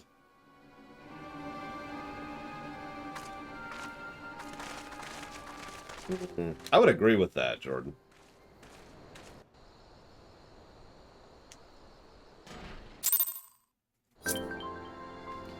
So, non-animated Disney property.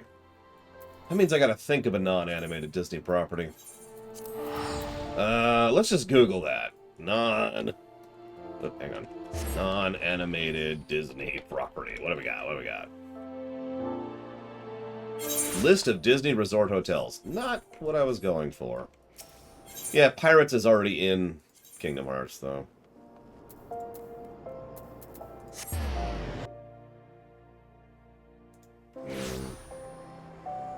This is not helpful. Let's do an image search. Surely that will help. Surely, surely, surely. Star Trek! Not yet. Soon. Wow, there's like nothing coming up here. Lego Movie! Wait, that kind of is animation. It's different animation, but it's animation. Give me a moment, Lore. I need to think. Oh, Star Wars! You know what? There you go. Star Wars should be in Kingdom Hearts. I've said that for years. And the MCU. There you go. Star Wars and the MCU. Done. You knew, Aldous, that Leovold had... Yeah. Leovold and I once fought side by side in the Colosseum. The Twin Swords of Novthal, they called us. Never lost a match, honored by the Bull of Alamigo himself. That's Roban. But that was then, and this is now. When I learned Leovold single-handedly transformed the Alakran from a gang of common thieves into the most feared criminal organization in Thanalan, I knew I had to return. It seems like a lifetime ago the three of us used to train together in this hall. Leovold, I knew, would never stoop so low. He was a good man, strong, true. What would drive him to this? When I find him, I'll be sure to ask. Unfortunately, he seems determined to kill me for my curiosity. What aren't you telling me, Aldous? I'm not clever enough to keep secrets. I'm a simple man. I'm only capable of dealing what's right in front of me. Is that so? I'll find him, I promise. Bye.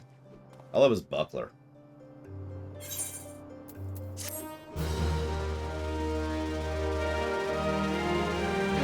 Indiana Jones is there too, but honestly for Kingdom Hearts, Star Wars and the MCU would be pretty decent fits. So that is my answer to that side of the question. Sam Rax is in here. I was going to ask him the same thing. I must apologize. As First Sword, my duty is not only to foster your growth as a gladiator, but to protect you from dangers you're not yet ready to face. I did not know Leovold had become the leader of the Alakran. Had he chosen to bear his steel at us, many and more of us would have not returned alive. I need to know why he's returned to a life of crimes. I've ordered my best men to scour Thanalan. We are now officially hunting down a criminal organization to try and shut it down and save the people from their deprivations.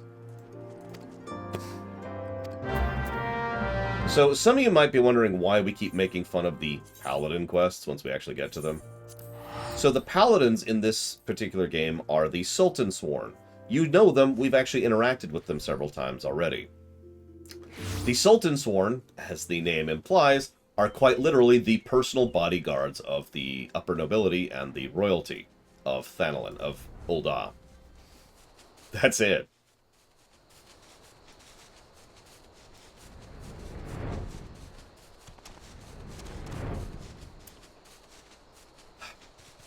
Yeah, they're a special ops unit. That's all they are. And they're not that great at it, if I might be so bold, but we'll cover that when we get there. It's a trap! Oh no! Oh no! Oh no! Okay, now what? That's some fine swordmanship. Maella, first sword, really knows how to pick them. Even after all these years, I can't bring myself to call it. See, I remember when her father first brought her to the guild. We lads who cried at the sight of naked steel. Look at her now, you'd think she was born with a blade in her hand. Not like she had much choice but to rise to the occasion, though, with all the trouble Aldous got into 7 years ago. Selfish bastard. Ah, I shouldn't tell any more. I don't want to reveal the whole story right now. Right. Yeah, I know, Blade Torvald, but you get my point, right? Like, the paladins, with the soul gem and everything, are the frickin' Sultan Sworn. Cool outfits, not a great job. And frankly, they also don't do a good job of their job.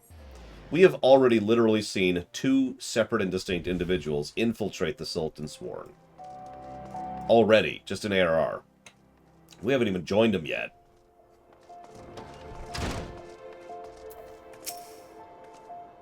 Oh, thank the gods you're alright. I heard about the ambush. Excellent work. You've been invaluable. But before you go, someone has a message for you. Yeah, sure. What's up? Ah, lean closer. Aldous sends his regards. Requests you meet him in the Lich Yard. I have not divulged this information to the First Sword. Horrible scandal. They would have made a lovely couple. Yes, I get it. They used to be lovers. Jesus Christ, I get it. So, 2 non-Disney properties that I would want in Kingdom Hearts, if that was allowed. What would be a good fit for Kingdom Hearts? Other than Final Fantasy III. Because Final Fantasy III is such an obvious fit, I'm a little surprised they didn't go that route with it. So that's my first pick. If that's too specific, then Final Fantasy in general.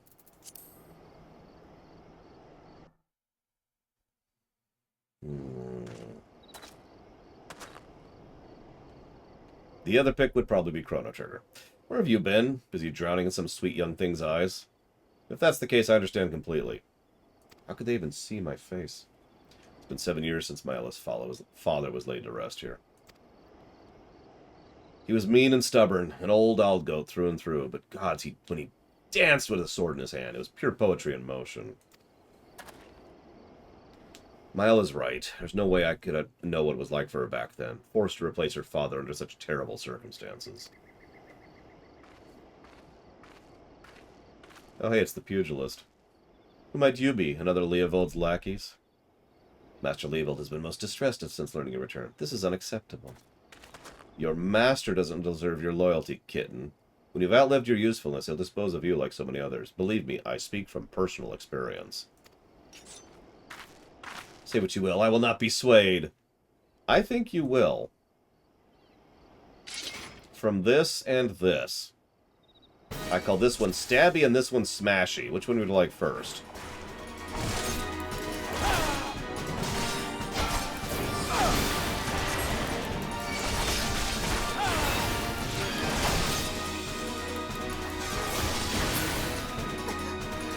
It's funny. This ends now. Yes, it does.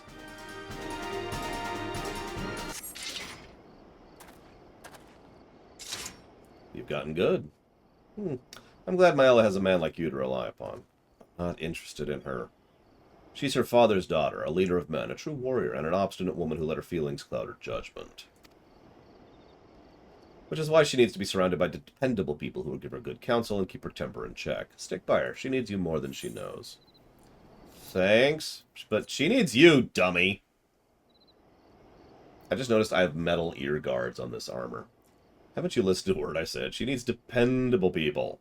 In case you haven't noticed, I am anything but. I'm only here because of unfinished business. When it's settled, there'll be no more reason left for me to stay. I owe it to our old man to put an end to this, to give him peace in Thal's realm by making that bastard Leovold finally answer for his crimes. Remember what I said? Now go. She's probably wondering where you are.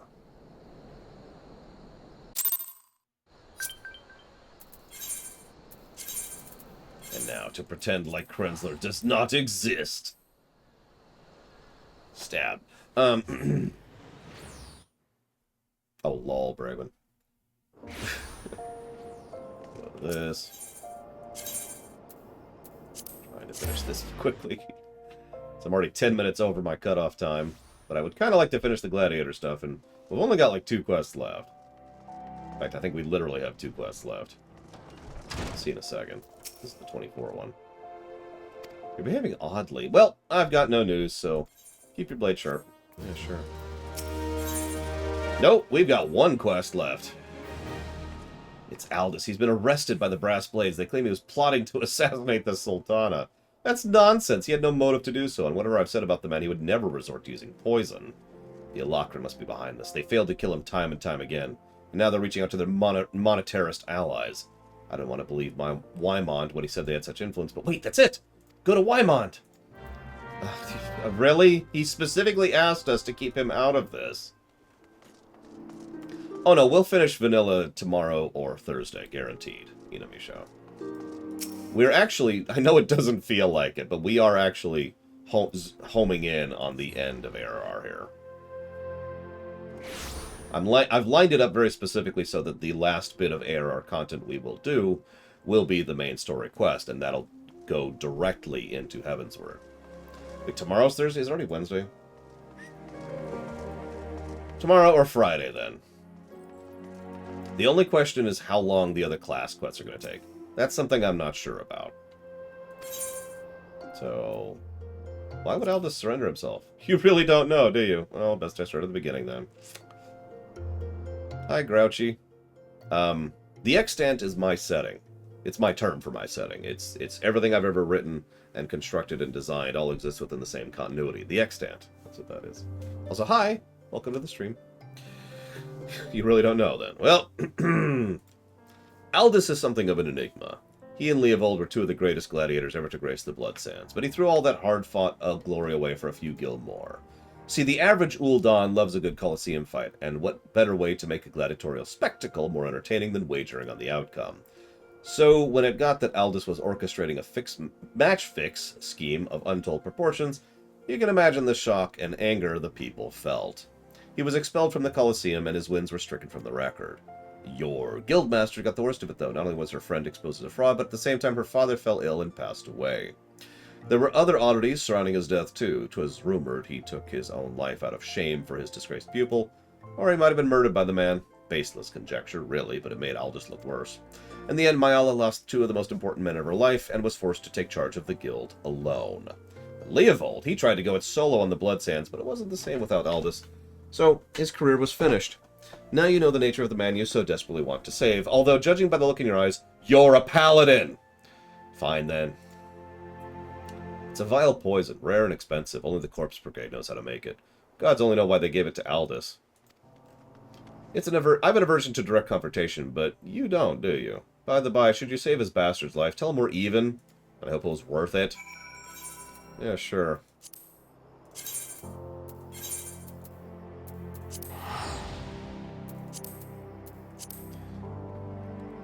How do you read the extant? You don't. I made the mistake once, many years ago, of releasing one of my stories openly on the internet, and it was rather blatantly stolen, and I've never quite forgiven that. There's better and easier ways to keep track of it now. It would be easier to prove a story is mine and to keep hold of it than it used to be. But I've never quite gotten over that one.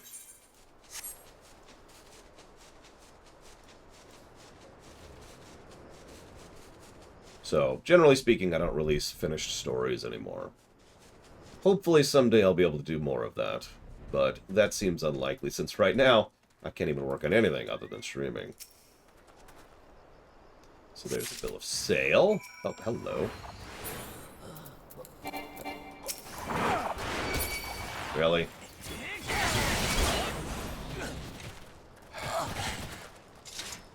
No, they didn't make money with it. They just claimed it as their own. They even have a TV tropes page about it, which is just the ultimate insult, if I might be so bold. But yeah, I have ways. I mean, there's plenty of ways to publish books nowadays. that don't involve actually going to a publisher.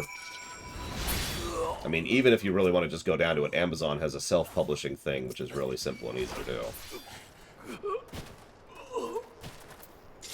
So, done with that. Let's look at these last few questions here. If you could pitch a Hitman level to the developers, what real-world setting would you pitch?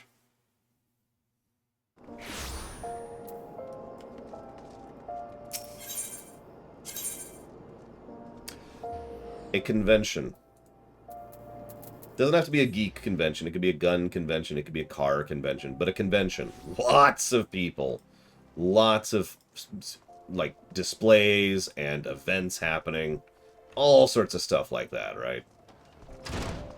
Just really dig into that idea. You've been. Aldous has been given over to the custody of the Sacrarian. They mean to execute him. We need to do something. Don't worry, I'm still doing the Paladin's job for them. It's poison. It's proof the Elacran purchased it. Thank God you've done it. Quick, quick, go, now!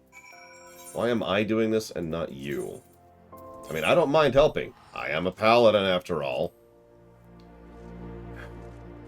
Bonus question. If you could suggest a fictional setting, what would you suggest? Coruscant. Easy answer.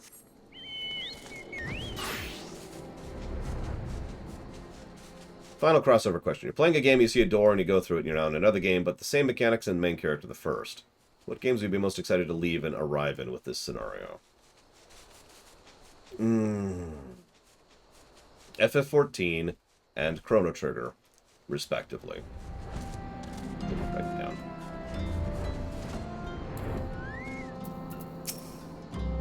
Sacrum has sentenced the man to death. Huh? Who are you? Hi, here's some evidence. You're an idiot. Why am I doing your job for you again?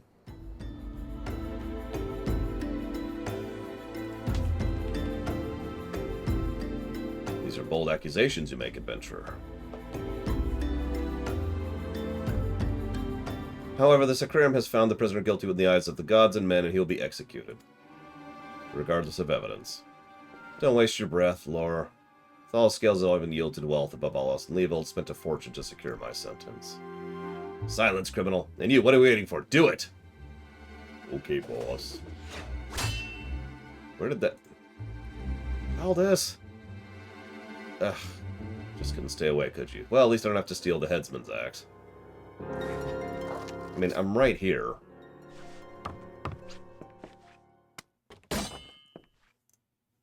The gods are about to have blood this day, and right, it's not going to be mine.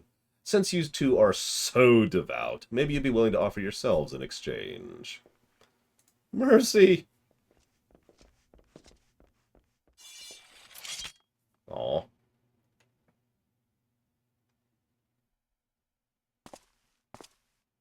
But here comes the evil ones.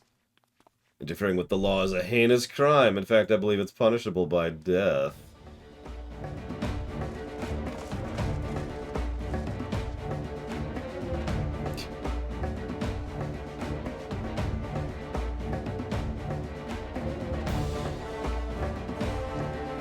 I had a feeling the spectacle would draw you here. I should have dealt with you myself from the start. Let's dance, brother! So it's a rematch? Very well, I accept. Mila and the others... Yeah, we go off and kill the ads, while he goes and kills the boss. I wouldn't say he's a Star Destroyer, but he is definitely decently high tier, Blade Journal, absolutely. If we were to continue the parallel of using Star Wars ships, I'd say he's at the very least a high-end Corvette. Possibly a light cruiser. Something like a Venator or a VSD. To go into specifics, because I know far too much about Star Wars ships. Don't. I have no shame about it. Oh, that person just came down through the staircase there. Oh, you're dead. You can never know too much. I mean, I kind of agree with that. Someday I will know everything.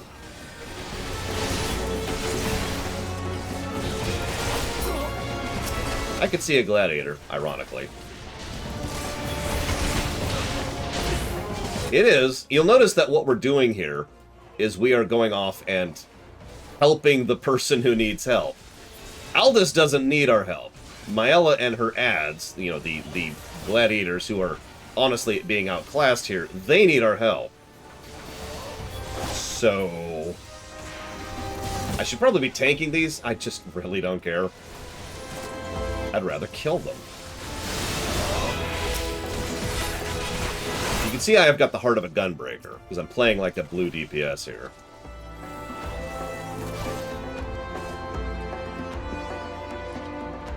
Or a warrior. Or a dark knight. Anything but paladin, really. Aldous! Aldous! That's an actual gladiator ability, and so is that. Kill him. Kill him. You almost had me, Leovold. Stay back. I won't have your pity. You just had to have it all, didn't you? Just one victory, just one bloody match. But your precious ego couldn't accept that. You ruined everything. Tell me, Aldous, how does it feel to lose your name, your legacy, and everything you ever loved?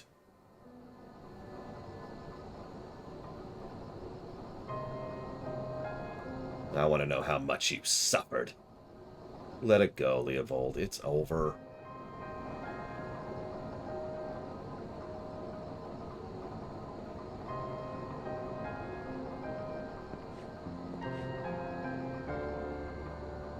Like hell's it is. I swear you'll never know peace. Not in this life and not in the next.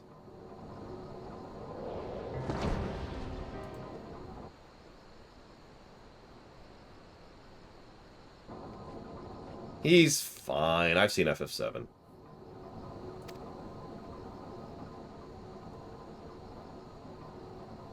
Let's go. Our comrades are waiting. Oh, that's me! Right, I've got armor on right now.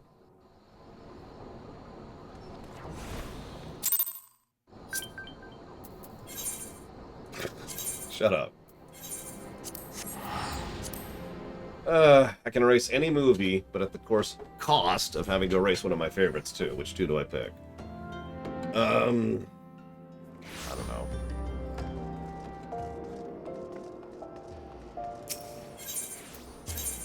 I don't want to erase a movie. I can't think of one. All movies are perfect in every way. I mean, getting rid of Nemesis wouldn't have salvaged Star Trek, for example. Star Trek was already way down on its way out. And honestly, it probably should have ended where it did. Possibly a little bit sooner than it did. I'm glad you were there, Laura. Without you, I don't think we could have defeated the Alacrum. Have you considered entering the Colosseum?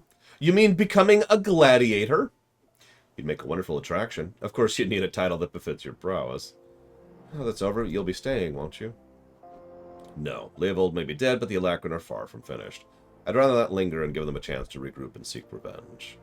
It's a true tragedy I cannot enjoy the company of Uldah's lovely ladies any longer, but I have faith that equally radiant beauties await me in distant lands. Aldous, not another word. It's bad enough the First Sword has permitted a disgraced gladiator to fraternize with her subordinates. Can you imagine the scandal if she became personally involved with the man? Nevertheless, I understand how you feel. I'm known to have this effect on the fairer sex. I should have let the headsman have his way with you. That way you might learn something of humility. But how am I supposed to remember the lesson without the head? Your father would be proud of you. Don't ever change. Oh yeah, one more thing I wanted to say before I go. 7 years ago, before my last match on the Bloodsends, I was given an offer. A sultan's ransom in exchange for a loss. Leovold begged and pleaded, but I couldn't do it. Call it honor or pride or whatever you like. I made my choice. In spite of all that's come, I have no regrets. It's a simple thing to know you're right. What's right? Listen to that heart of yours, and it'll never lead you astray. Trust in your comrades, have faith in your skills, and you'll triumph over any adversity. As a paladin! I'd better not have to wait 7 more years to see that bastard again. There's still so much I want to... What are you looking at? This is a training hall. Why aren't you training right now? You think all it takes to stand in the blood stands a sword and stupid grid? No!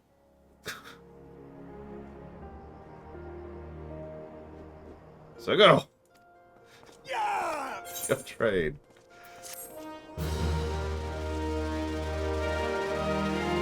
I liked that story arc. It was well constructed. It was fun and interesting. It had multiple cool characters. It had a good build-up. It had some predictable elements to it. And we were playing a paladin the whole time. And I'm not just saying that for meme's sake at this point. I like playing as a paladin.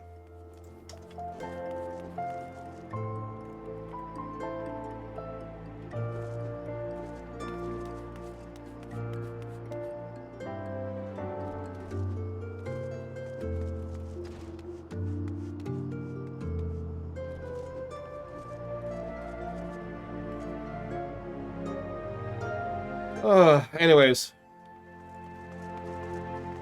And yeah, now we won't play Paladin to Stormblood. Now, I have streamed 25 minutes over my cutoff point because I really wanted to finish that. Tomorrow, we will continue the class stuff. We'll keep going through the 1 through 30 stuff. Hopefully, we'll be able to make a little bit more pacing with that. We might as well finish up the tank stuff, so we'll probably hit Marauder next. But either way, I do hope to see at least some of you tomorrow at 9 a.m. Eastern Standard Time, as per usual.